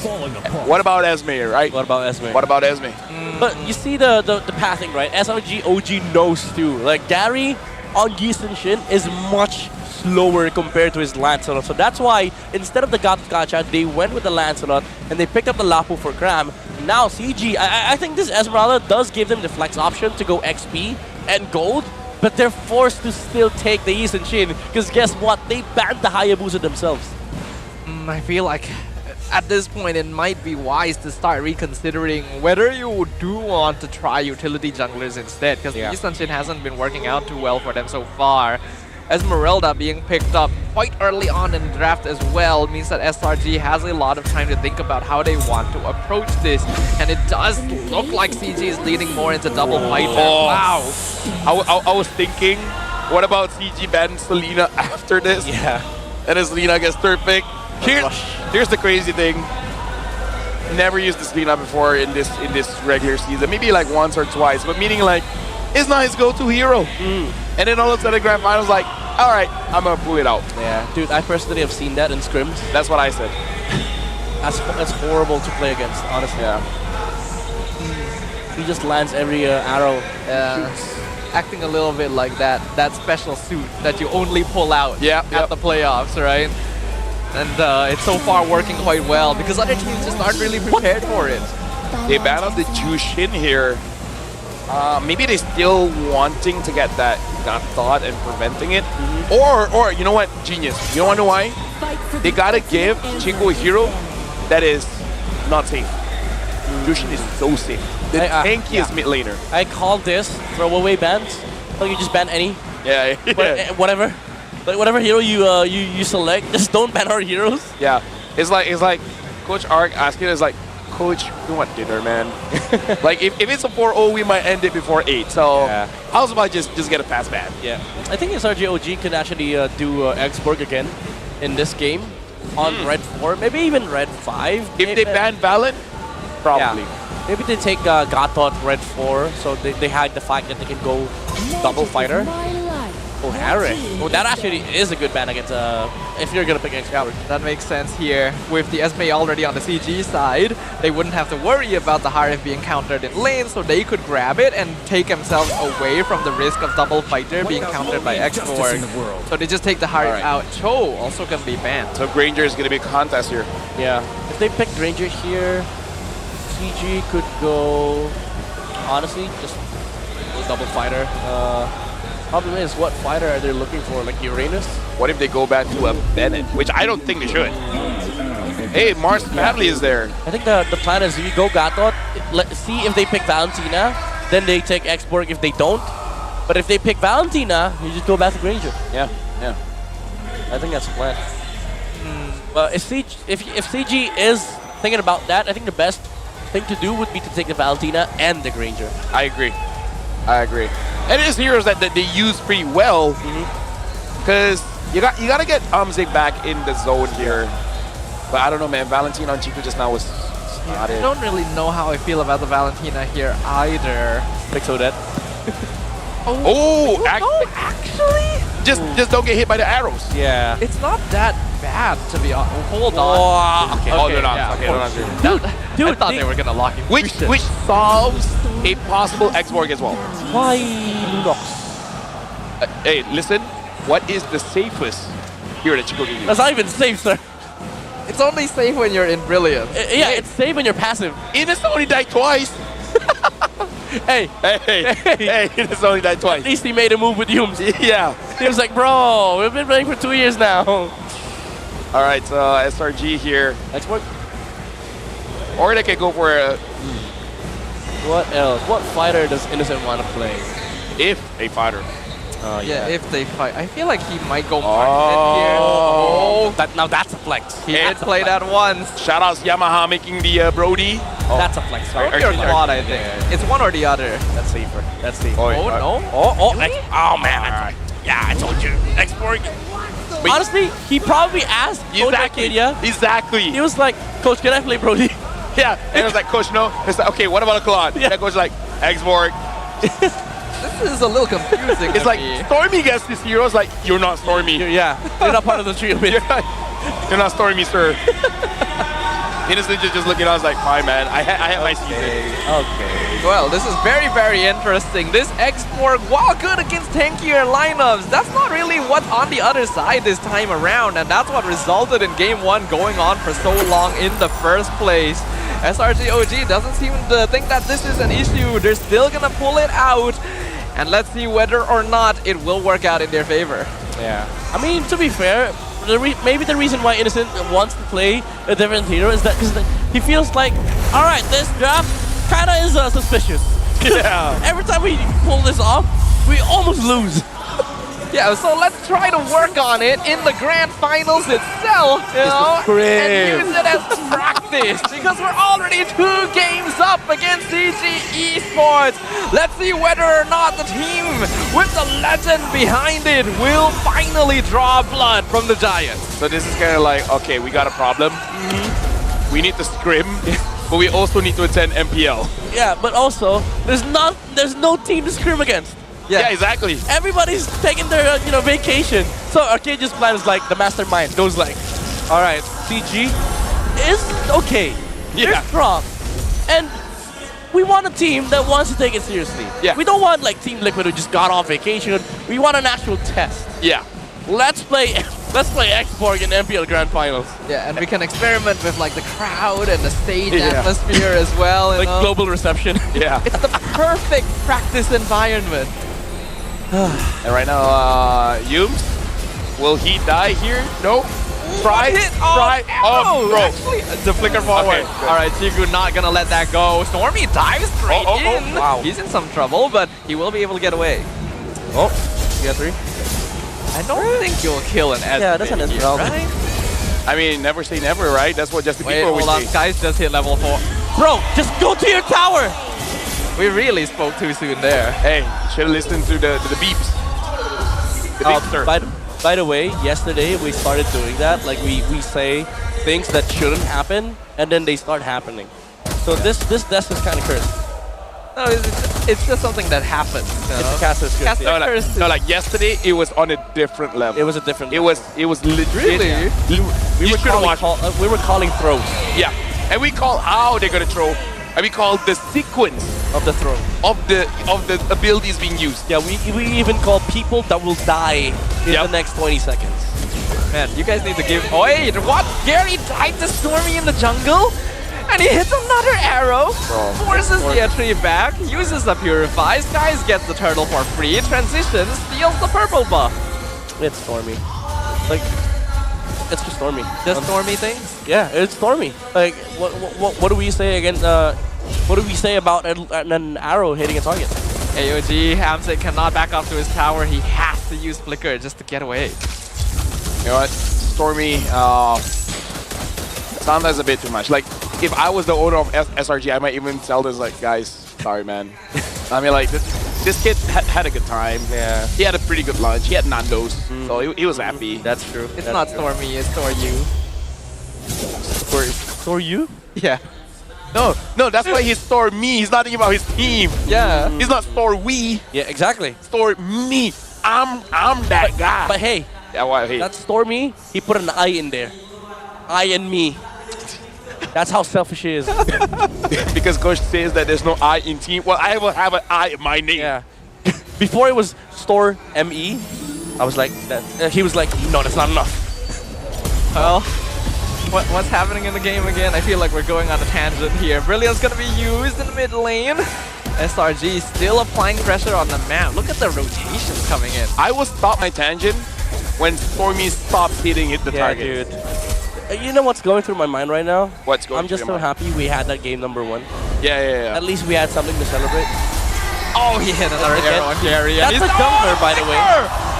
Stormy is too good. That's the jungler. You just not anymore.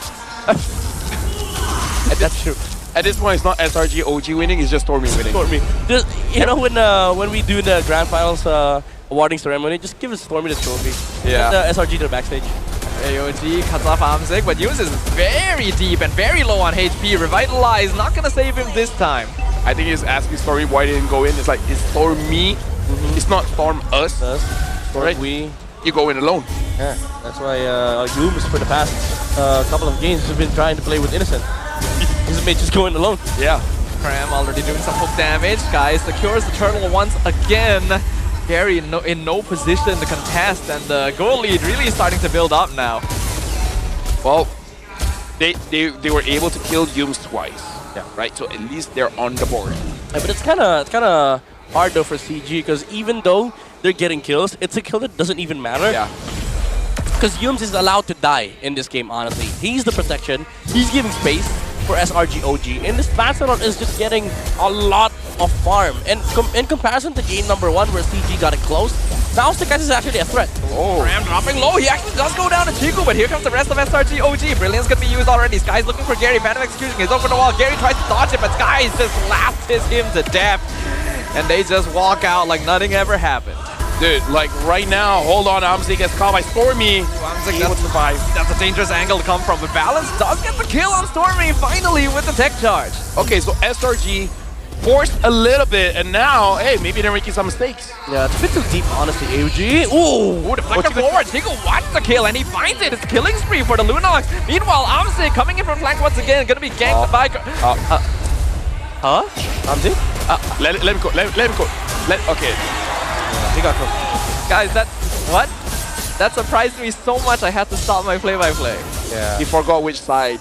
Yeah. Dude, even, you know what's funny? Like, Yums left Innocent to die to Chiku. He was like, you're not Stormy. Apparently in MPL Cambodia, there's a big upset. Really? A true reverse sweep. What? 0-3 to 4-3. I mean, I don't know if it's true, but if chat is saying it's true, then... Galaxy Legends lost? From 0-3 to 4-3. Oh my lord. Hey, that region is cursed. Every champion that got that won came from second place. All number 1 in regular season and KH lost in playoffs. Well, not every playoffs. It was like that too for MY until SRG. SRG just came in and completely refurbished the place like they owned it. Oh, Innocent? Oh, Innocent. Oh, Chico on. He's able to get away because of the Abyssal Arrow coming in, and SRG are currently on top of the turtle. CG coming in slowly from the side. Cram though, blocking off everything. Gary jumps in, not able to get it. Sky secures the turtle, and Gary already down to 40%. He has to back off. The Sakai's is on championship form. Like, I'm glad, because even I would say the entire season, it's kind of like Innocent in this one, right? Like, don't have to do anything. But this time, man, like, maybe for both teams, they just needed to play a game that's not in the morning. Yeah. That's when they're at the most optimum. Yeah, and maybe that's the reason why Innocent looks like he doesn't have to do much in recent matches for SRG.OG, because Sekais has stepped up a lot. And this trio mid has developed to the point where if they win the first 2 minutes of the game, they just flat out win the momentum. And usually in the current patch, if you get that momentum, you just naturally win. Chiku stayed way too long. He has to use Brilliance to get away from top tech charge to try and get him out. He flickers over the wall. He actually survives for now, but Cram not letting him go, and Blaze finds the shutdown. The wall is at Mountain Stalker, but there's no damage left over anymore, and at the last time he comes out, Amzik blows up under his own tower. SRG are in the jungle of CG Esports, and it looks like it's their house, their neighborhood. They're dismantling CG one by one. Whoever keeps giving Gary the Yisen Shin, stop. Yeah. Like, legit, stop. I'll take a Balman at this point. It's just so slow, and honestly, if you're gonna get Yisen Shin, maybe at least ban out the Lapo, because this has been a problem for SRG.OG. Not to mention, this has been a problem as well for CG. But fundamentally speaking, if you're gonna take the Yisen Shin, you should be worried about Yisen Shin counters. But SRG.OG, for 3 games now, Cram has been playing on Lapo. Yeah. Yeah, he probably should consider what comes next. Yeah, I botched that. I'm gonna be honest. Yeah. I mean, to be fair, it was a good joke. It's just the delivery was a little bit, I completely botched that. I did what Amzik did earlier. Ooh. Went back too soon. Too soon. Yeah, I'm sorry. All right, well, right now we have 4,000 gold lead here. SRG already starting up the Lord. How does CG even respond to this? Do they even have enough damage to do something? Valence being melted down already. Meanwhile, in mid lane, Amzik is the first one dead. They don't have their front line here. They should not be walking up. In fact, both their frontliners are already being melted in the bot lane. The idea was there for Amzik to use the Rhapsody to sort of check the bush. Unfortunately, that doesn't reveal vision anymore. And why would you walk alone as a gold laner without your roam to set up the bush play for you? And then was your roam, right? But yeah, getting caught by the Gatot, getting stunned up by the Selena. I don't know, bro. I don't know. Like, right now, SRG, they are winning, but also CG is just losing. Yeah. Like, again, try to do what MPL Cambodia is doing, right? Try to get a reverse sweep, but start off by changing your draft. Gary, 3 games in a row, has not been able to do anything with the Yi Sun-shin. Now, to be fair, maybe even if a different hero comes up, same thing, but at least try. Yeah, at least try. At least make the attempt to do these changes. Because honestly, this is not working now, especially with the draft.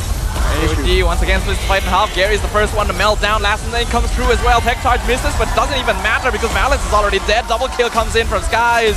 And now the fight is completely scattered. The members of CG are trying their best to hold, trying their best to maintain some control over the map, but SRG is not giving it to them. Oh my lord, there goes the Lancelot signature.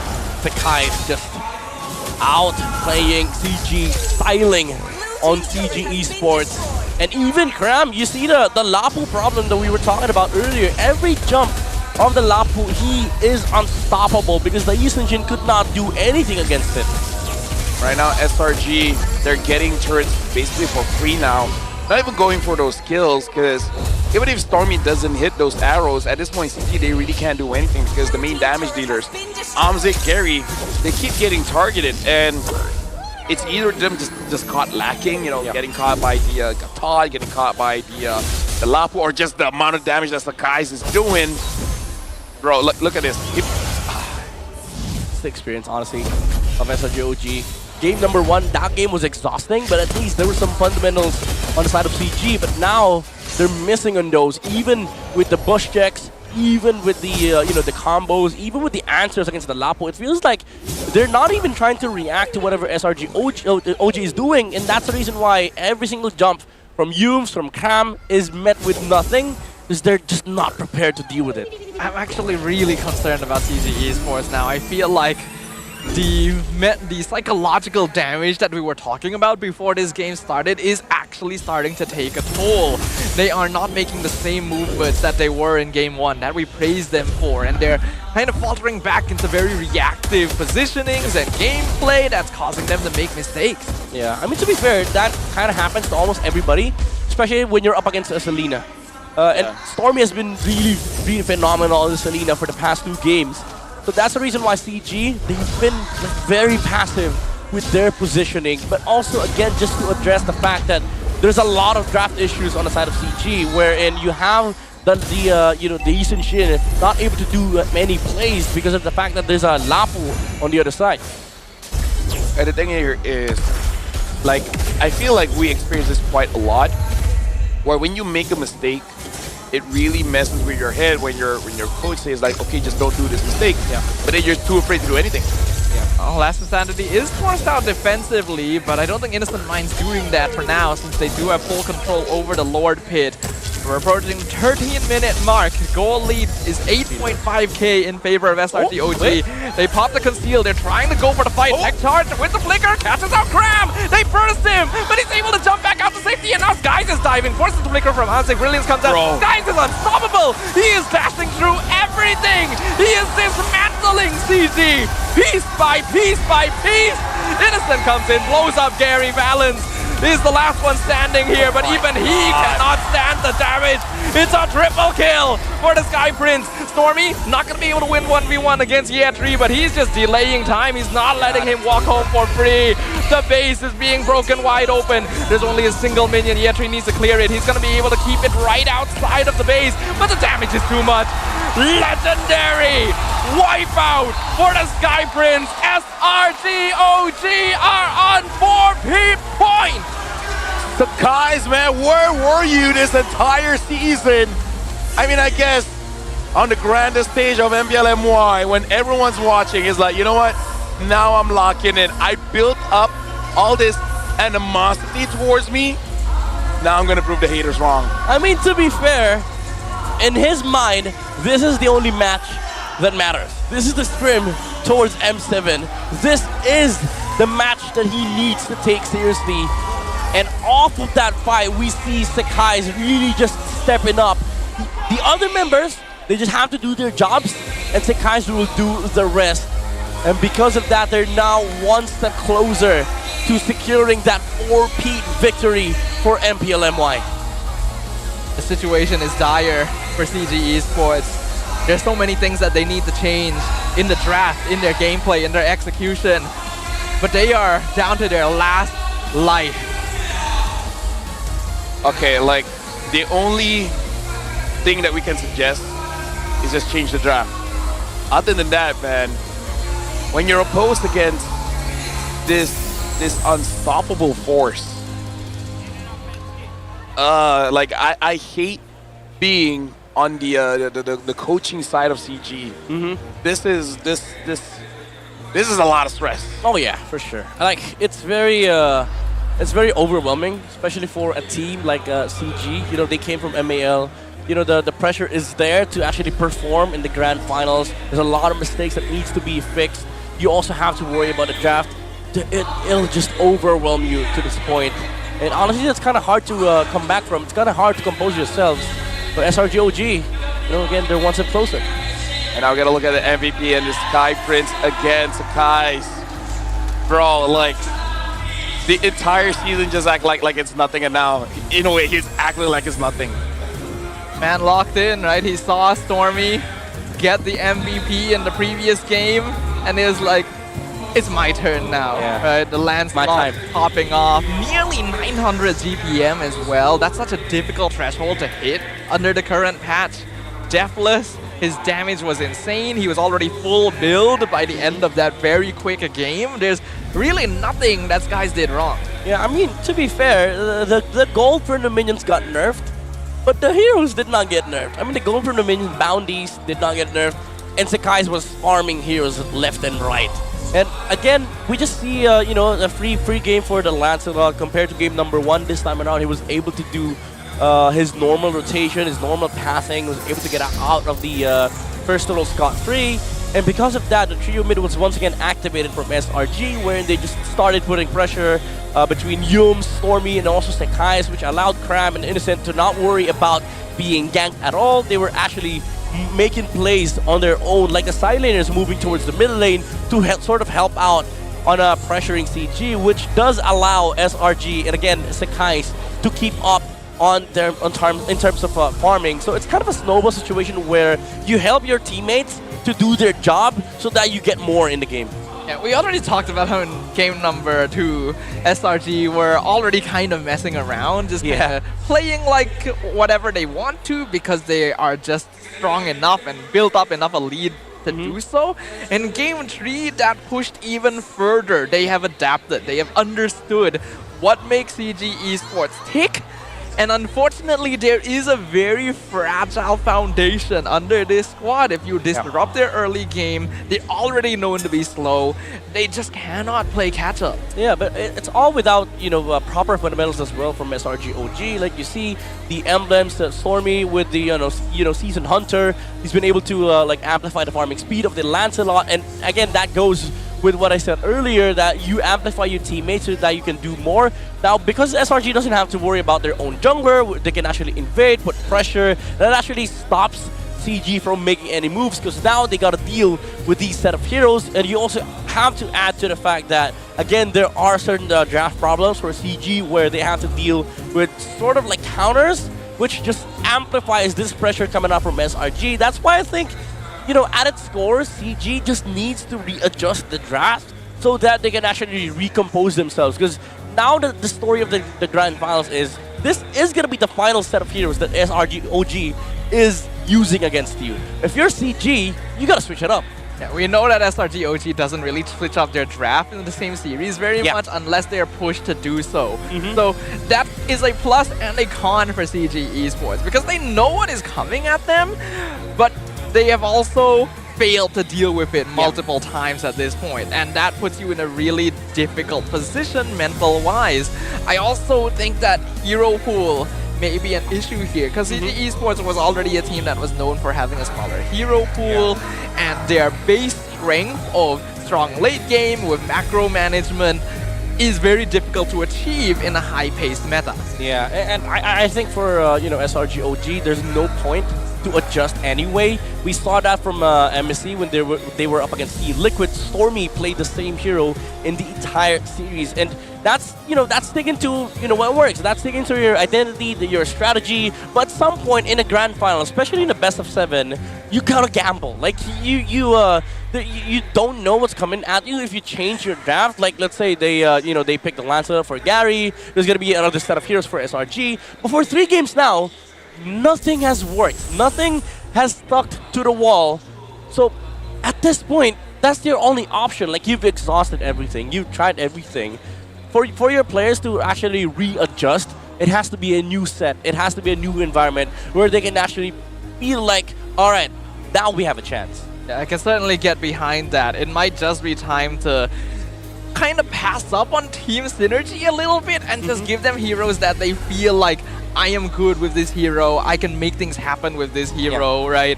Pull out the pocket picks, because you are literally backs against the wall. Yeah, it's gonna be hard for CG to actually put up a fight here on game number 4 unless, again, everything just changes. But for SRG.OG, being one step closer just means being consistent and confident that they are able to take game number 4 with the same strategy.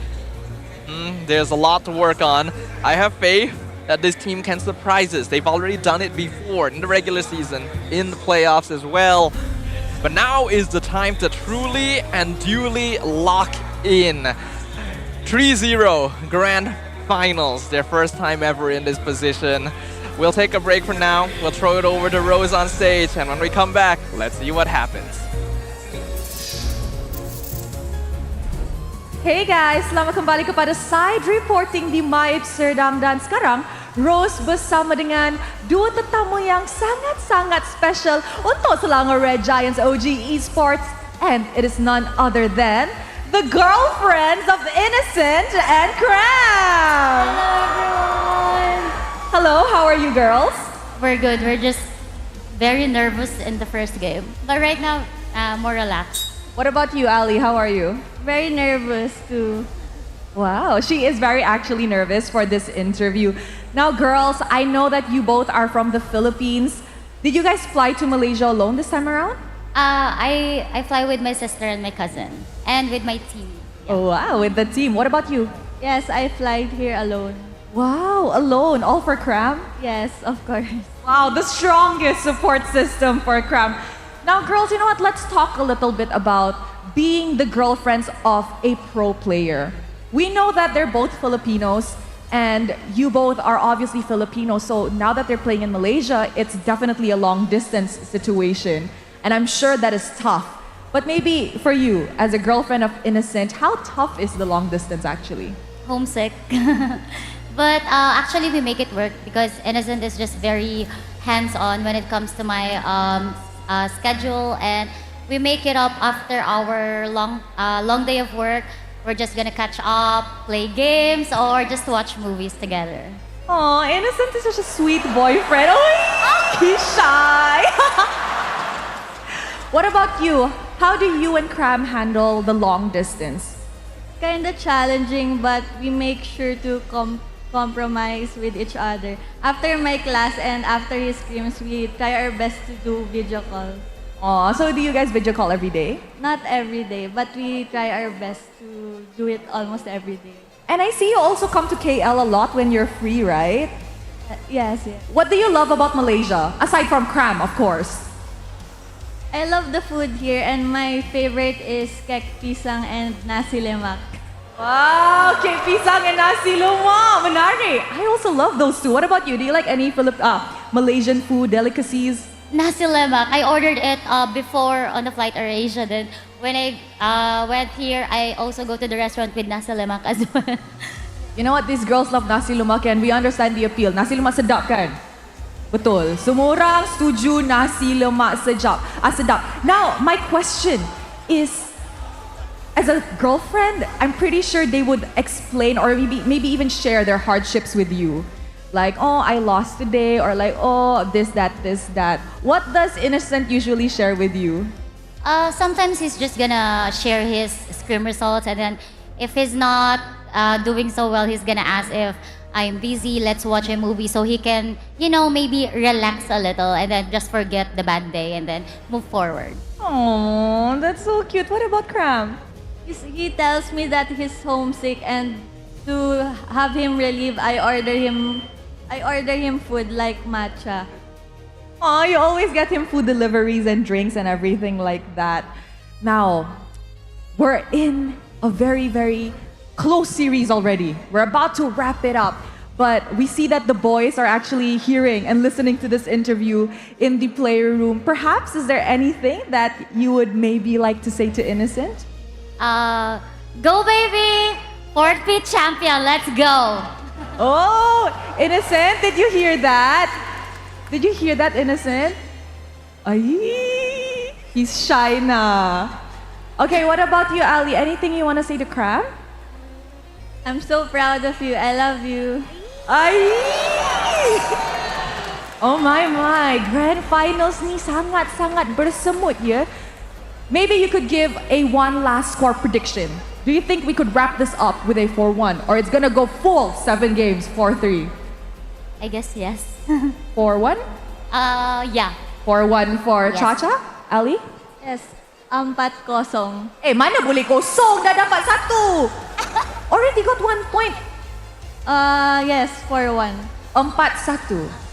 4-1. Oh, macam tu. Oh, sorry, 3-0. So already can go 4-0. Just our first game, I got confused. It was very close. I thought CG got 1.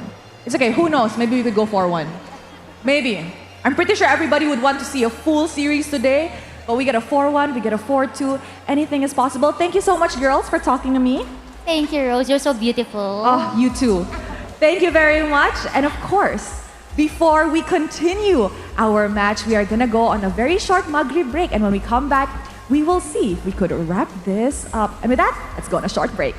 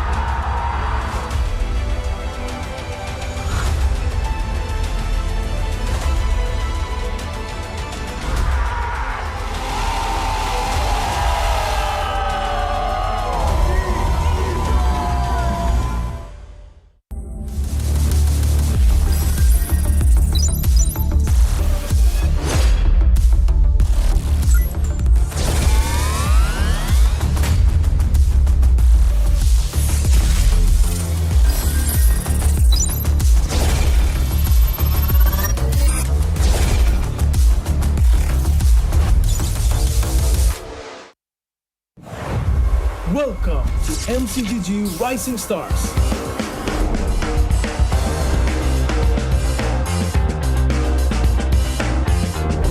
From September 12th to October 19th, take part in the regional contest, open to all players. Step up and prove your strength. Division finals will run from October 24 to November 2. The top 16 players in each division may advance to the next stage of MRS. Check your in-game mail for information.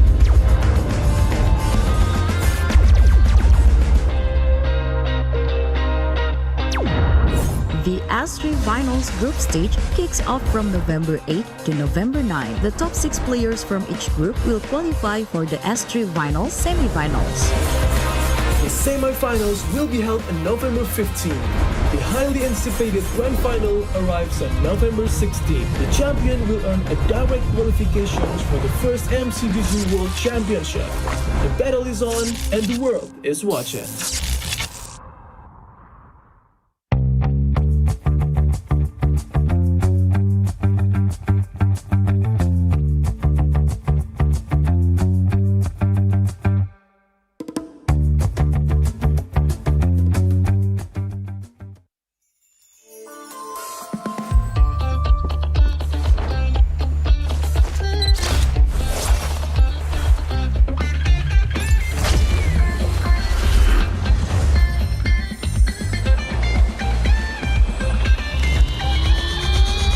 Welcome to Double 11.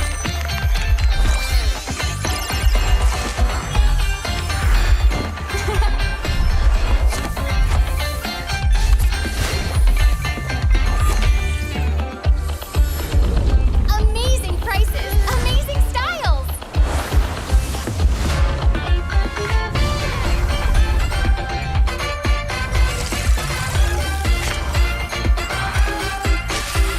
Win big in Mega Draw.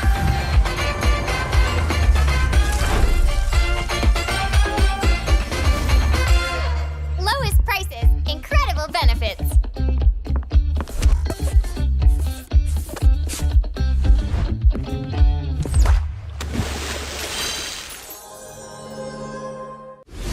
Sugar, try, say, 100 plus, 0, hey! Rasa, padu, tanpa kalori, yo, tanpa kalori. Jom hebatkan harimu dengan 100 plus, 0. Sugar, try, say, 100 plus, 0, hey! Welcome to MCGG Rising Stars.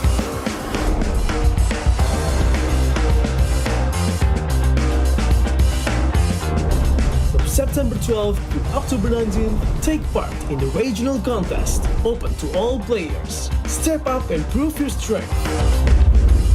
Division finals will run from October 24 to November 2. The top 16 players in each division may advance.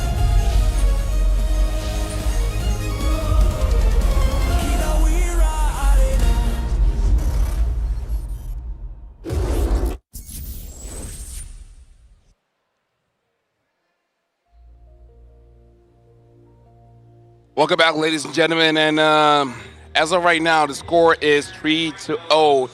Then, of course, it is SRG leading. This is potentially the final game of the entire MPL MY for this season. My name is Fel, alongside me is Stafa, as well as Midnight. Let's continue the conversation about the draft, because I really feel like for the do or die, no more Yusun Shin. Yeah, honestly, again, change up the draft. Like, you go Lance on Gary, but if you want to go Yusun Shin, which is still, kind of like a sin, but at least ban the Lapu. I think so as well. Get rid of the Lapu. Consider the possibility of Selena showing up. You may have to try and prioritize Ruby ASAP, though it does look like SRG is getting rid of that quite early on. Okay. We got... we broke. Sorry, we broke. Were you thinking about still Yusun Shin? No. I was calculating like, what am I looking at? We broke season 15 PCU, and I'm guessing right now we got 544,000 viewers. Thank you very much, guys, for watching. I was like, what am I looking at? Yeah, we were a bit too focused on thinking about the draft, so when that popped up on screen, hold on, what am I looking at right now? I was not ready for that. Dude, I'm so sorry, Prod. I really thought you guys were still thinking about how do we counter this Lapu, or what is the substitute for Yusun Shin? Because honestly, I would understand their reaction. Because guess what, the coaches would probably be, asking the same question. Like, how do we deal with these set of heroes coming out from SRG? There's so much. I'm not angry at just banning Lapu, right? Mm-hmm. I'm not angry. Mm-hmm. Like, I feel like don't ban Sky's hero because he's proven that he can use quite a bit. And yes, I know Krem can use a lot of heroes too, but let's start with not Lapu. Yeah, you go to the direct matchups first, right? If you want to take the Yusun Shin, ban the Lapu, or if you don't want to ban the Lapu, at least take Gary's best hero. In my opinion, in playoffs, Lancelot is what got them to this finals. Yeah. Yeah, the plays that he made with the landslot, the steals, the micro mechanics, we know Gary has them. He is an assassin player. That's how he made his name in the first place. And I don't doubt that he can play Isan Shin, but I feel like if you do want to lean towards scaling in your gold lane, it might be time to shift some early game momentum into your jungle. Yeah. Well, the draft is about to start here. Broken walls might be bad for CG. Dude, you gotta stop. This keeps happening. Yeah, you gotta stop. It's not just you, Adin did it as well. Yeah, I know. Like, stop it. Again, yesterday, it was a chat that was there yesterday can vouch for us. Even they're questioning, saying that it was scripted. Yeah, scripted MY finals. Maybe I need to ask you for lottery numbers at this point. Nah. Haram. Haram. Okay, that's your response. Haram. Either ways, right now, CG not batting out the Lapu. Begin. Ruby still gets fed. CG, first pick Lapu. Lance or Lapu. Dude, as Lapu, long as it man. starts with an L. Lapu, man. Like, dude, SRG already took out Yuzong and Ruby. Just take Lapu. Yeah. And then like Cram pick up a... No damage. Okay. I mean, alright. I don't agree with it too much, but it's better than going Okay, you know what? in. You know, after this, pick up a... Let's try an Alice. I don't know, man. It doesn't solve the Lance Lapu that's coming from SRG.OG though. I'm pretty sure they go Lance Lapu here unless Arcadia wants to flex. But they give the option back to CG. Alright, last game we picked the Lance and Lapu. You kind of had a hard time. This is the SRG handicap. Let me give you the option to choose between these and Shin. Whoa! Okay. That's not a Yis and Shin. Yeah. That's not a Yis and Shin. That's also got something different. That's also Gary Fanny. That's Gary Fanny. And I did say Broken Walls is a bad map for CG. What if I cast Curse it, right? Make it good for them. Okay. So what else do you want to say? Aldo. Well, SRG, I wonder if they still want to go for that Selena, or they want to go for something like a Chushin and just have a lot of control. Chusin? Yeah. Oh, wow, what a curse, man. That's next level cursing. Nah, they or did it just take Lance? Or Haya. Haya ban. Oh yeah, dude. Oh yeah. Like you do just take Lance, right? Yeah. Yes. Yeah. At least we got a Lance versus Fanny. Yep. Not a Easton Shin. Okay. At least now the Lapu's not a problem. Now this is the second problem for CG. What the heck do you ban? You gotta ban out hard lockdown, that's for sure. I think you should get rid of Cho. But they already have a Gatot and Lapu. I would say Cho Gold, man. Cho Gold. I would say ban Esme. Ban? Yeah, you're right. They do have the Harif as well. Yeah. And also just for SRG.OG, just the idea of running a double fighter against Fanny just sounds awesome. Because if you have a gold leader that needs protection, let's say a Granger, you kind of need to put every man you have on that lane. That means putting resources towards the gold lane and leaving Cram alone. And that also means for CG, they could just go gang XP. The thing is, in that situation, maybe we'll see Innocent on the Moskov. Not amazing right now, right? Like, I agree, I understand. Yeah. Overall, this stats for Moskov. What the? Whoa. Dude, stop! Dude! Stop! You shut up! Also, Zushin popped up, by the way. Yeah, I know. Zushin also got banned. Yeah. Alright, that was different. Name more heroes, come on. Okay, wait, if we're looking at the marksman angle. Sure. This could be a chance for Brody, actually. Okay, let's see if Safa has it. Yeah. I don't think I'm as strong as Rafael. Whenever you name heroes, just don't give an explanation. Just name him. Lunox. Yeah, Layla. Surely Layla won't. And Eve. Lunox, yeah. So Lunox and Eve. Okay. We'll see. I don't know how we stretch this out. Gotta ask our indifference. SRG should probably go Lunox. So CG might want to ban that. We'll see. Yep. I don't think they'll ban Brody though, that's for sure. No way. No way. He'll not. Alright. Well, we still have 4 picks left. Yeah. What is this analysis? I like this thing of that. Okay. Because, like, you know what? There's always that what if. While Gary's flying, gets hit by a random arrow, that will tell him so bad. It's actually very possible. And even if Fanny does dodge the arrows, the rest of CG would be vulnerable to them. So I guess just take that out. But now SRG has options, right? probably think they're going to go for their mid lane here, just to once again leave the Innocence hero for last. So it is probably going to be either a Lunox or an Eve, in my opinion. Yeah. We'll see if Eve gets picked up here for SRG.OG. Does sound okay against the these heroes on the side of CG. Lunox, I would prefer because you do have that dodge mechanic, but they're good to go. There you go. Tava has it. Tava has it. Show Gold. Has Innocent ever played Show Gold? I don't think he has. He probably did. Probably did. I mean, in scrims, probably did. In scrims, yes. But I mean, like in MPL. Matches, I don't think so. Yeah, I don't think he has. This is a debut pick. Unless they swap it around and this is like EXP Glapu Gold. Cram's had enough. Yeah. Cram plays a mean He's show. like, dude, I kept gapping him. Yeah. Let me just play Cho. Yeah. Okay, so all right, name more heroes. No, I'm just thinking of EXP because I wonder if they need a tanky guy, but I don't want them to pick up a Bennett. Eve might still be okay. Yeah, Esme is fine. Alice is also okay. Oh, Phobius though. Phobius Lunox. Yeah. Phobius is not bad here, actually. Yeah, it's okay. I'm actually quite okay with the Phobius. Lunox is also not my first choice, but okay. Comfort. Yeah, actually, it is no, comfort. maybe it's all comfort.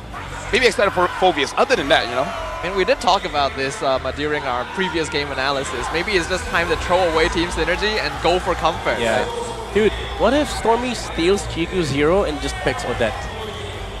He has done that. Yeah, it's actually a good draft. Yeah, Odette looks good here, honestly. Yeah. Even though there's a Phobius, as long as he doesn't get by the Dark Wave. Oh, wait. That's a Stormy special too. Hold on. They've done this before. They hovered Disaster and switched to something else later. Yeah, they got us all excited for nothing. It is a Farsa. So this is also dangerous because you just need one guy to stop the Fanny for 0.1 second. Yeah. And then the Storm will just blow him up. Yep. Pause, but you know what I mean. Yeah. Well, it does look like a reset right here, ladies and gentlemen. CG Esports going back to pocket picks, going back to the foundation that got them here, the heroes that they feel the most confident on, because they know their backs are against the wall. SRG.OG are on the cusp of greatness, a single victory away from creating history in a way no other team has, a 4-peat. Dangling right before their very eyes, and the only thing in their way are the opponents on the other side of that stage. Ladies and gentlemen, let us jump into game 4 of our grand finals. All right, let's prepare. This might be the final game of today. But hey, CG, they're going to try to end it on a high note, bringing in the Fanny here. And Chico still wants that Lunox, which, to be fair, he had a positive KDA in the previous game. So all eyes are on Gary. Yeah. How clutch can you get here for CG? And knowing that this is broken walls, some Fanny players have preferred the normal map. Yep. But because of the the way it's structured, you can move around the map even more. So it depends how well CG can actually utilize this jungler as early as the first 5 minutes of the game, because again, this is very important for them to buy time for their goal lane, because SRG has shown to be very, very fast with their movements. I'm especially curious as to how Innocent is going to be playing on this show. He does have Concussive Blast, but it is Assassin Emblem, so he is most likely going into damage. It's just whether or not he's playing Assassin style with Heptases, or if he's going more into the Endless Battle and War Axe route. If you want to talk about emblems, Gary is on a fighter emblem instead of the usual assassin, so he wants to be able to fight or longer durations, make those damage convert into life steals. But the main problem is, do they have enough damage in the early game? Usually the Fanny is meant to burst heroes in the early game. Yep. But because of the fact that they have a fighter emblem Fanny, they need to put more heroes in mid. Yeah, the only problem with that, like you said, with the fighter is that you're essentially giving time for your opponents to make a play.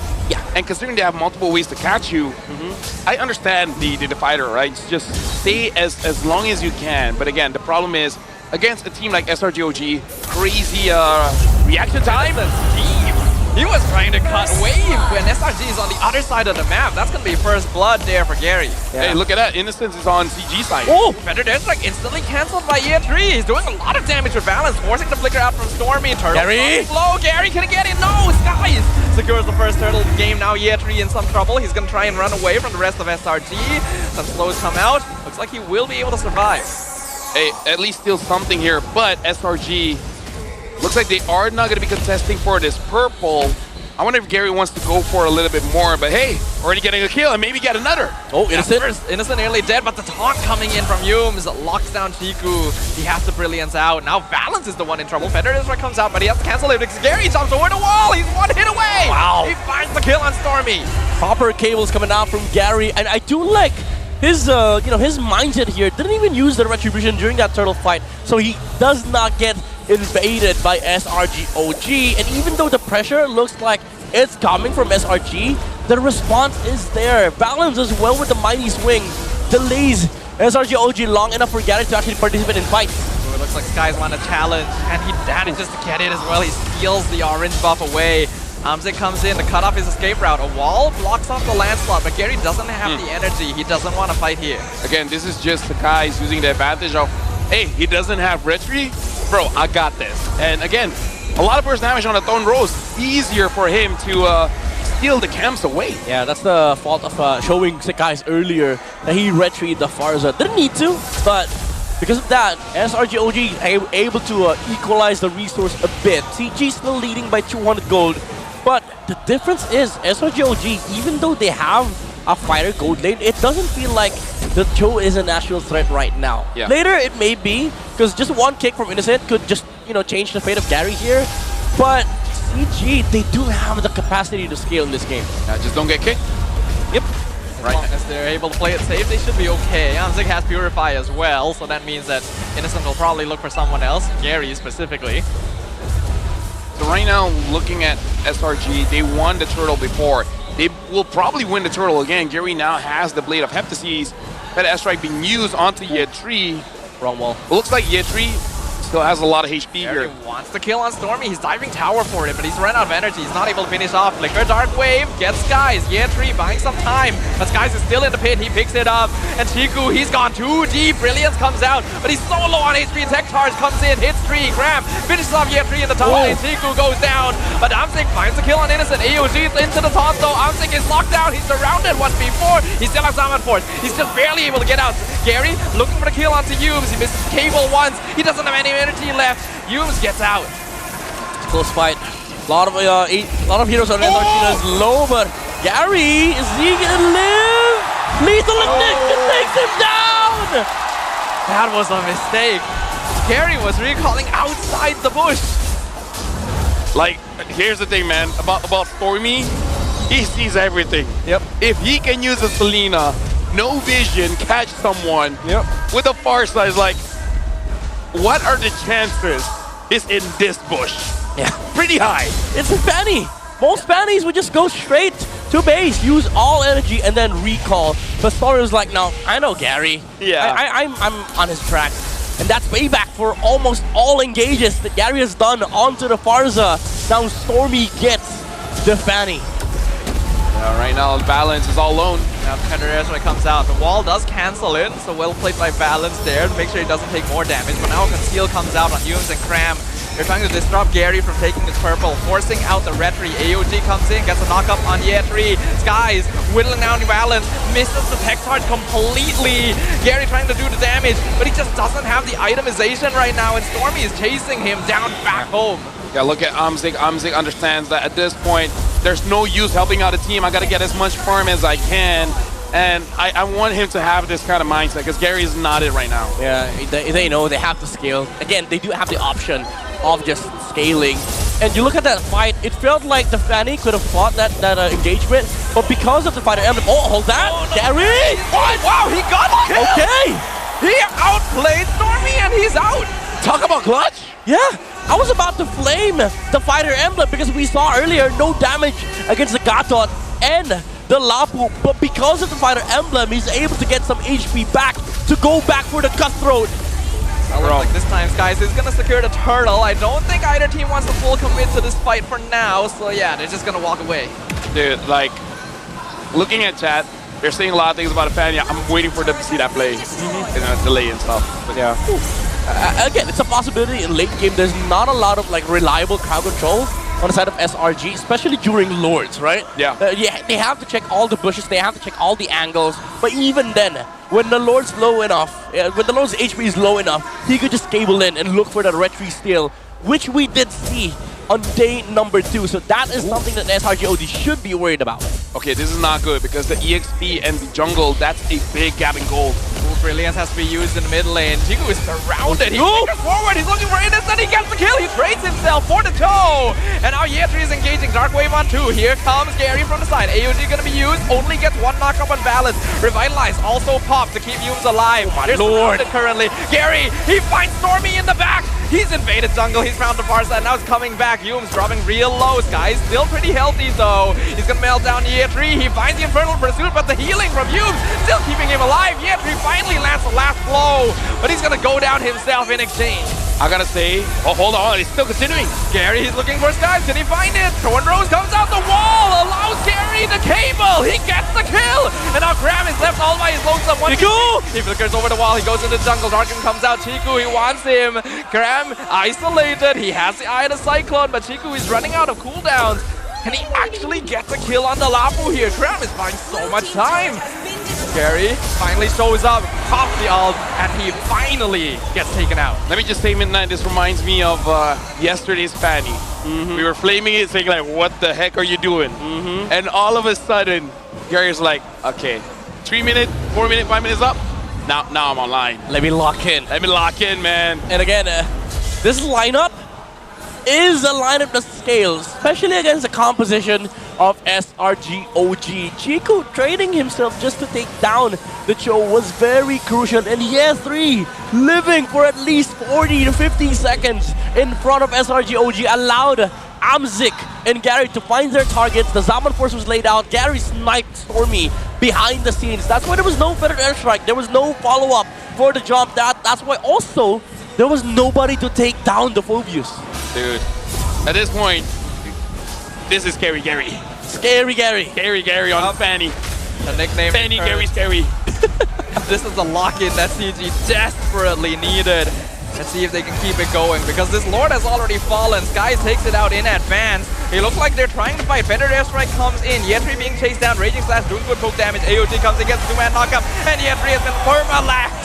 He is gone. Valens also going to be the next one to fall. He has to use the tech charge to get away. He flickers away from Sky just barely, so he'll survive that one. A little bit too forward there, Yetri, because again, he is quite low on gold. Yeah. Because it was Gary as well as Yetri, but I feel like Gary has gotten some gold back in his pocket. Yetri's the one, 1-4-0. He's a front line. He needs to be able to sustain his fights. Yeah, it was trying to give vision for the Fanny, but unfortunately, Gary couldn't find the angle to go into the Lord Pit because Yumes was just blocking it with the taunt as well. So right after the cable, he would have been taunted if he went for the wrong, cable there. They're committing once again. This time it's on Balance. Tech charge has to be used defensively again. Ice is not letting him go. Balance trying to dodge. He actually does manage to do so, but the damage is still too much. Lord is collided in mid. Gary doesn't quite do enough damage yet. Zaman Force comes out as well. Yumes is in backline. Doesn't manage to find Taunt. Brilliance comes out. Melts the wave away, but the tower is gone. Zaman Force also going to be used. Guys dashing in and out of the battle.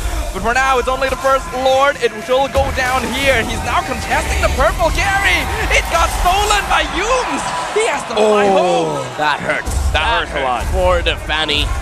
But again, SRG.OG, they're still controlling the momentum here.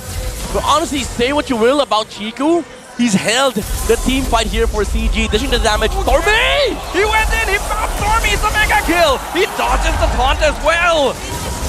They're trying to fight now. Tech Charge comes in, knocks up Yumes. Zaman Force doing some good damage actually. Yumes goes down. Cram is in a 1v4 situation, and I don't think he's winning this one, but he is buying a lot of time. Flickers out, but does go down. It's a double kill for Amzik. Hey, you know what, CG? This is getting close. This is reminiscent of game number 1. You just got to make sure that you don't choke. Chief this time playing quite well. Amzik doing quite well. And Gary, Benny, Gary, scary. Dude, that's his power spike. lose early game. Exactly. If I lose early game, I win late game. If I win late game, I don't know. If I win early game, I don't know. I need to lose my buff. Exactly. Make me angry. Make me angry, make me lock in, and CG is definitely locked in right now. Even under 4,000 gold, they have the damage because of Amzik's participation on the Harriet, while also Gary constantly being able to fight. Even without a purple buff, he's managing the cable so well, and also because of the fighter emblem, he's able to stay for a while. He doesn't have to go back to base. As long as he manages the energy, he's able to fight longer. That's what they always say, man. Angry Fanny's carry Gary. You're just adding more and more. Hey, Angry Fanny's carry Gary. It keeps working, man. It keeps working. All right. We'll see how long the word chain gets by the end of this game. Because right now it looks like CG might have a breath of fresh air here. The goal lead is still not ideal. 4K in advantage for SRG. But at least there is something happening here. Yeah. Could be a tough lord dance. Oh, look at Innocent though. Innocent. He's looking for Gary. Gary can be able to fly away, but they know he's in the bot lane. That means that SRG can just commit to this Lord, and they will be able to get it. Looks like that is going to be Alan's sacrifice for some reason, and down bot as well. They found Gary! Innocent got the shutdown. Why did Gary go back in now? Hyoju comes out. Zaman Force going to be used for Amsik to get back into the base. Chiku, though, he's already popped the Darkening. He has to use the Brilliance to get away. The rest of the team cannot back him up because guys! He gets the shutdown, mega kill on Amsik. 3 members of CG are dead. Yeah, 3 is going to try and hold on for as long as possible. But look at this, guys. He's in the base. He is going to be able to survive this as well. SRG.OG are toying with them. There's a Lord marching on the bot side for SRG.OG. Grams holding the minion wave, and Sekai's could just dive in. Is this the end game right now? Oh, wait, no. Guys makes a mistake. Chiku finds the shutdown. They will lose the bottom inhibitor. Balance with the knockout. They find Stormy and Yumes at the same time. CG Esports keeps themselves in the game. Crazy sequence coming out from CG. Even though Gary kind of choked a bit on the bot side, he intentionally got kicked by Innocent, and he tried taking down the show. He missed one cable though, and Innocent with the flicker was able to secure the kill. But Chico, man, holding on to the flicker even up until the last second. He was able to bait Sekai's to puncture. And unfortunately for Sekai's, he had no minion wave to go through, so there was no reset. That's why he was taken down. All right now, CG, can they actually get the mid here? Looks like they are going to be able to get it. This time SRG only with 4,000 gold lead. And Stormy, the only time in this entire series, is actually having a hard time. Yeah, and it's because of Angry Fanny, Gary. Yeah, there you go. There you go. Getting used to it, huh? You know what? It's going to be a fun M7. Yes, sir. I already know it. Right. If suddenly he gets the penny, yeah. Angry Fanny's Gary. You were missing one. Gary. Gary. Scary Gary. Who is angry? Right. Level 15 on Amzik. Complete with the Holy Crystal, concentrated energy. This needs one more item. Honestly, the Divine Glaive is going to allow them to burst through Yumes' HP. Yep. And even Defani, honestly, at this point, even though he's 2k gold behind, it doesn't matter because they've reached equilibrium. This is a scary, angry, Fanny, Gary tanky, man, because even the items, right? Dude. With the war axe, with the wings. Sustain, but tanky is, you know. Tanky's it works the proper term. yeah, exactly. Yeah, we need to change up the title. Exactly. You get it, chat. You get it. Angry, Fanny, scary, tanky, carry, Gary. Yeah. We can add very. Very. Very angry, scary, carry, tanky, Gary. If it goes 5 minutes, then we add the berry. Yes. We need something. Technically, you can add very before every word. Nah, bro. That's too much. Okay. Dude, M7 though. Dude, you're making our jobs harder. No, you will be hard. You started this. Hey, you know what? You're right. Yeah, you gotta finish it. Okay, so right now, Balance is taking out Cram as well as Sakai. Taking a lot of damage here. It's like SRG is full committing on the Grok. They force the flicker out from Innocent. Balance. That's definitely not ideal. He's gonna need to recall back for now. Actually, no, he's not. Oh, they know! That. They see Innocent. They pop the conceal. They're looking for him, but Innocent is able to dash away. Gary looking to fly to catch up with him. They're giving up on the Lord for this. What? He gets kicked. Gary's not able to chase anymore. CG is very out of position. Oh, the here. case. The AOG comes in. Sky secures the Lord. The taunt jumps on top of Tiku. Zaman Force comes out though. Amsik actually has a solid amount of damage. Human Dark Wave. Revitalize comes out. SRG still alive and is holding strong. Fender Daybreak unfortunately doesn't hit it. Oh But Innocent eats a lot of damage from Amsik and Tiku, so he's got to back off here. But Yetri unfortunately not able to make it back in time. He will be the only casualty. I'm not entirely sure what was the idea there. Because I get not contesting for the Lord, I get going for a kill. I'm not even sure if Innocent was the right call to make there. Yeah, honestly, Gary was looking for the second cable to hit before he uses the cutthroat. But even then, you saw the only hero that will actually stop you. Oh! Oh, the flicker kick from Innocent. It was a bit sloppy, but it still managed to find Gary. Wow! Airstrike knocks him out of the sky. Right now, man, SRG, this is an end angle. Gary's gonna take a while. They're gonna try and force their way straight in. AOG gets cancelled. It's a 3v5 defense. Chico just barely survives. The Tectonic Charge comes out. Skies is still holding, but Graham goes down. The Lord is on Crystal. SRG can end this right now, but they don't have any more minions, and Yums is almost dead. He has to back it up. They're gonna play it safe. They're gonna go for the top inhibitor instead. Better Israel comes out, gets blocked by the wall, knocked against it. Oh, he flickers, but he gets chased down by the Infernal Pursuit. Yes, he takes out the Farstar. Now he's cancels the better execution. This guy's still able to execute it. He gets out. CG survives. Sakai's still able to get out of that. Yetri tried his best to time it perfectly. Why does Sakai keep getting the Lancelot, man? I don't know. Why does Cram keep getting the Lapu? I don't know. At this point, CG, they're holding on to dear life. Honestly, that play Innocent! From Gary! Everybody switches to the immortality, pops it instantly. Innocent gonna be trapped by the wall and he goes down. That is definitely a good trade for CG. That was fast from Gary. He was able to buy the immo at the right time. Finally able to take out Innocent. But I want to go back though. Go back. From that Lord play. They saw the show. That was the guy that stops them from taking the Lord. So now CG should learn their lesson. Oh, Yetri down. Yetri definitely dived a bit too deep there, but he won't be punished too hard for it. He will be able to recall. Oh, hold on. Valence keeps getting taking a bit of damage, able to get out of it. I'm worried because so far they're pretty happy with just killing Valence first, because without that Tectonic Charge, it's going to be hard for CG to really turn things around. So I'm liking the idea from SRG here. They don't care if you're a tank. They know that you're a playmaker. They got to get rid of you. They kind of need to, so that if Annie shows up, and then Innocent can set up an angle for Gary. But right now, again, as we saw earlier, because of the fact that Innocent went for full damage, he is a threat against the Fanny, but he's also not that tanky against the Harith. One combo from Amzik, the Chrono Dash into the Sacrificial actually takes out most of the HP of the Cho, so they do have to be careful. Now, Amzik has full items, full CD, and also full CDR, and also the true damage coming out from the Stadium side. There's definitely a chance here for CG Esports. Gary gonna be the first one to show himself. He's just trying to gauge the position of SRG. Okay, so CG. Oh, Chico! Okay. The Lord. Okay, CG, you gotta do something about this Lord. You cannot let Sakai's get it for free. Yeah. Like, they can get the Lord, sure, fine, whatever. Oh, they see the choke. But get something. See the choke. There's an angle here on the right side for Gary. Oh, there's a minion wave pushing up top. This is not ideal for CG, but they still have to challenge this anyway because their base is naked. A Lord would win the game for SRG for Surf. Better Airstrike comes out. Innocent going for the top lane. Gary has already recalled back, but that means SRG knows that their jungler is not here. Does he have enough wave clear? Looks like Innocent won't force it. But CG cannot walk forward without their Fanny around. SRG has control over the pit. Oh, Yetri? Yetri pops the Winter Crown. Nice item swaps. Flicker comes out. Here comes the conceal from Valence from Flicker. Tectonic Charge left. Let's go! Chico first! Guys, alive! Swats for the immortality! Guys, the Sky Prince is too good! He goes in! He swats, the immortality pops down. Innocent is in the base. Innocent is pushing the base. There's the wave pushing down bottom.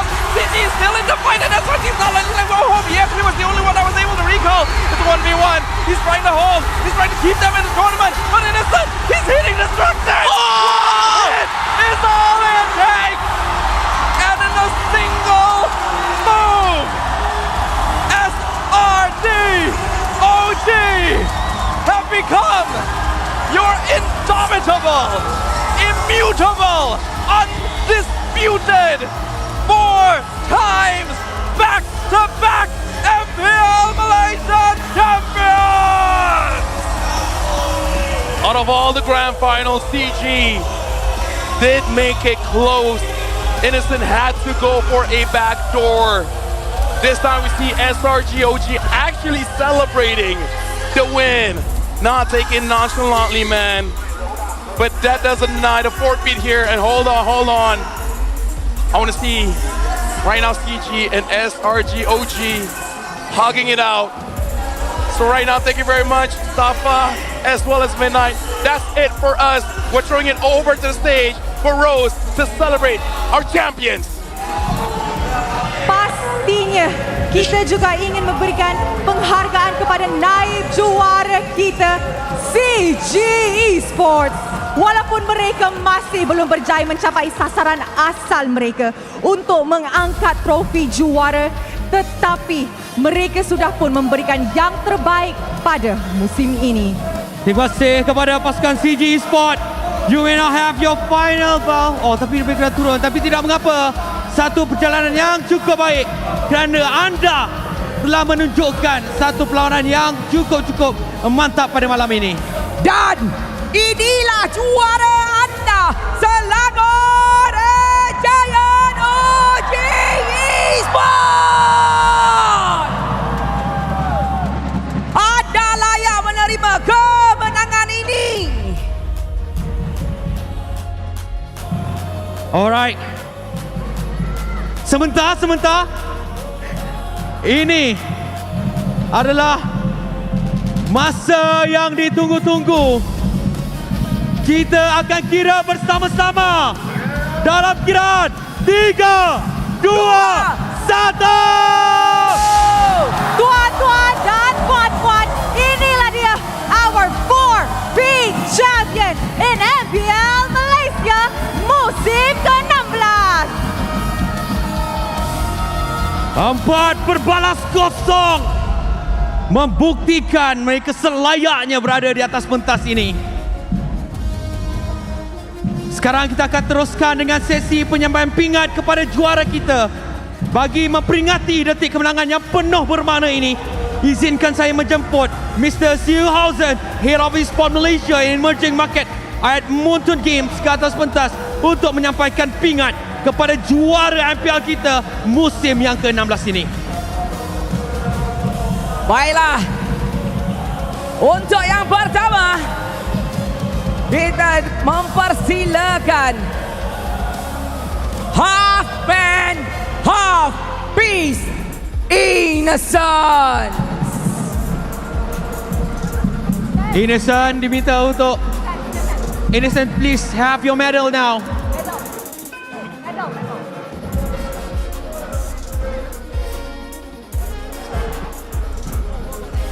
The moment maker, legends in the making, use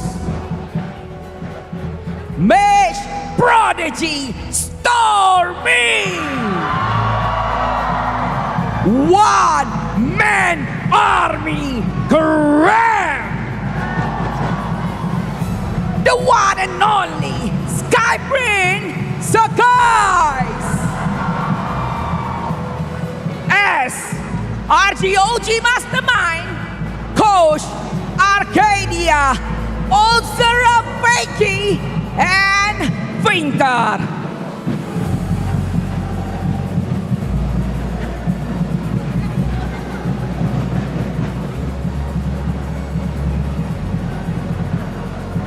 Pastinya penuh almari mereka sekarang ni dengan kesemua medal kejuaraan, dan of course tak lupakan juga kepada Mr. Simon di atas usaha beliau yang tak pernah kenal tipu putus asa. Thank you so much. Dan sekarang ni kita minta untuk Mr. Seehausen untuk kekal di atas pentas kerana untuk menyampaikan satu perkhidmatan eksklusif kepada juara kita, the Fairy Champions Ring. This ongoing partnership symbolizes Fairy's commitment to support and be part of this tradition, reinforcing its connection to the esports lifestyle and youth culture. the championship ring represents more than just a victory. They reflect the dedication, teamwork, and passion of the players. Maka ingin saya menjemput semua pemain-pemain dan juga Mr. Stewhausen selepas ini untuk bergerak sedikit ke hadapan untuk melengkapkan acara malam ini bagi sesi mengambil foto supaya menjadi kenang-kenangan. Ini adalah satu memori yang amat berharga. 4 kali juara, 4-0 malam ini. Ya, tepat sekali, dan ini juga penanda tamatnya era lama sebelum kita menjemput era yang baru. Alright. Jadi kita minta pemain SRG untuk bergambar ke hadapan sedikit. Please. Boys, could we please have a group photo together with our VIP? Yeah. One straight line, everybody. Show off your new ring, your new medal.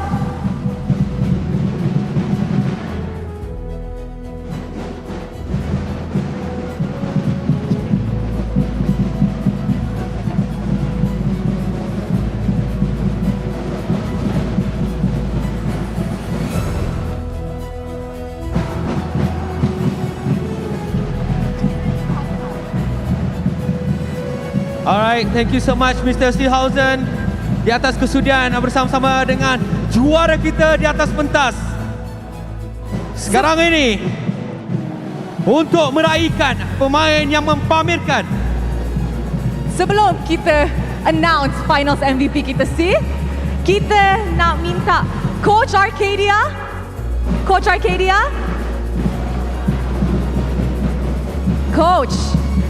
if you were to have any words to the fans, the supporters, your loved ones, your boys, this is your moment to say it. Anything you want to say at all.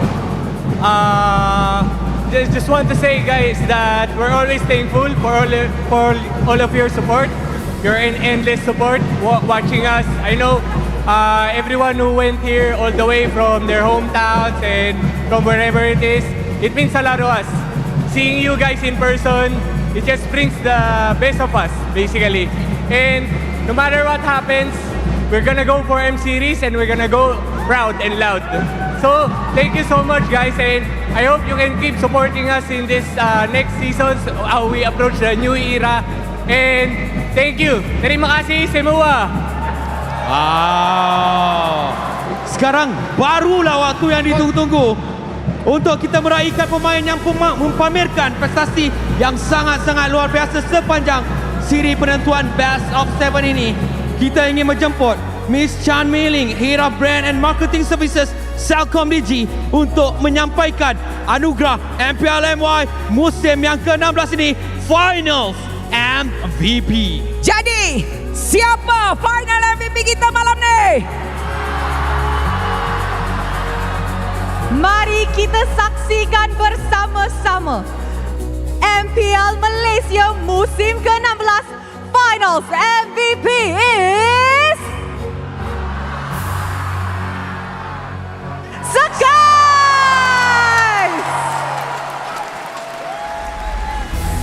Dipersilakan untuk Miss Chan untuk menyampaikan trofi Final MVP dan juga mock-up check sebagai penghargaan tertinggi di atas prestasi Skies yang sangat-sangat mengagumkan. The one and only Sky Prince. Satu kejayaan yang luar biasa sebenarnya. Wow. Cantik. Wow, amazing.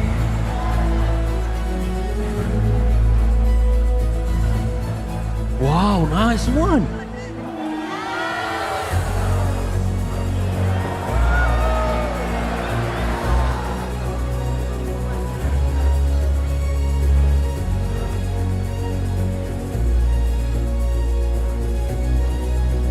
Kami ingin rakamkan jutaan terima kasih kepada Miss Chan dari Selangor.OG atas penyampaian trofi dan penghargaan sebentar tadi. Dan mestinya kita ingin dengar sendiri daripada final MVP kita ini. Mana Skies? Skies, adik, is there anything yang you nak cakap sebagai finals MVP kita? Silakan.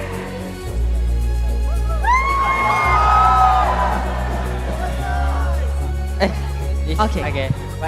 Anything yang you nak cakap sebagai finals MVP kita untuk hari ini? First of all, Alhamdulillah, saya tak pernah expect yang saya akan able to menanglah MVP award sebab saya rasa memang saya tak layak sebenarnya. Mungkin saya sekali tu je dekat MSC MVP tu mungkin luck kot. And then one more is saya percaya bahawa hidup kita ni macam roda, kadang kita kat atas, kadang kita kat bawah. For those yang cakap saya performance saya dropping or my era is about to end, the answer is not yet. Yup. Terima kasih adik dan sekali lagi tahniah. Congratulations for tonight. Alright. Jadi inilah masa yang ditunggu-tunggu untuk menjulang piala kemenangan mereka pada malam ini. Maka kita menjemput semua ahli pasukan SRG.OG untuk bergerak ke stage di tengah sana. Dipersilakan, let's go guys. Ini merupakan Stage of Champions yang benar-benar layak saja, yang mampu berada di pentas yang comel lagi bergaya itu. Sejarah terukir malam ini, Rose, Sid. Kita menyaksikan bagaimana mereka kekalkan dominasi di dalam pentas MPL Malaysia. Yes, betul tu. 4 peat, the first of its kind. And now they're about to claim it at the peak. Sekali lagi tuan-tuan dan puan-puan, inilah dia Selangor Red Giants OG Esports. Dan untuk menjulang pialanya dalam kira 3, 2, 1. Juara anda SRG.OG Esports. Cukup gemilang, cukupkah, cukup cemerlang. Maka dengan itu berakhirlah sudah MPL Malaysia musim yang ke-16 di MAEPS Serdang pada malam ini. Terima kasih kepada semua pasukan, players, talent, production crew, semua orang yang membuat MPL Malaysia Season 16 a roaring success. Malam ini mungkin sudah tamat, tapi perjalanan masih belum terhenti. Selepas ini, kita akan pentas yang lebih besar, yaitu di M7. Kami akan pastikan di sana nanti nama Malaysia terus dijulang M7. Let's go! Let's prove to the world it's my time. It is Malaysia's time to shine.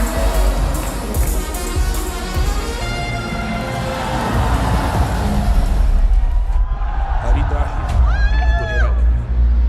Pertemuan antara dua wakil M7 yang akan membawa nama Malaysia. Biasa berjadi anak mimpiku mula menjadi tiada siapa je yang halang kalau bikin hari-hari benda susah jadi senang segala cabaran ku ready masa depan aku terang. Mendaki ke puncak bukan soal nasib, ia tentang ketabahan, pengorbanan. Jika kami berjaya mencapai 4P, saya rasa kami akan dikenal sebagai salah satu pasukan terhebat dalam MPL Bola. Ini erti sebenar menjadi pemain profesional MLBB.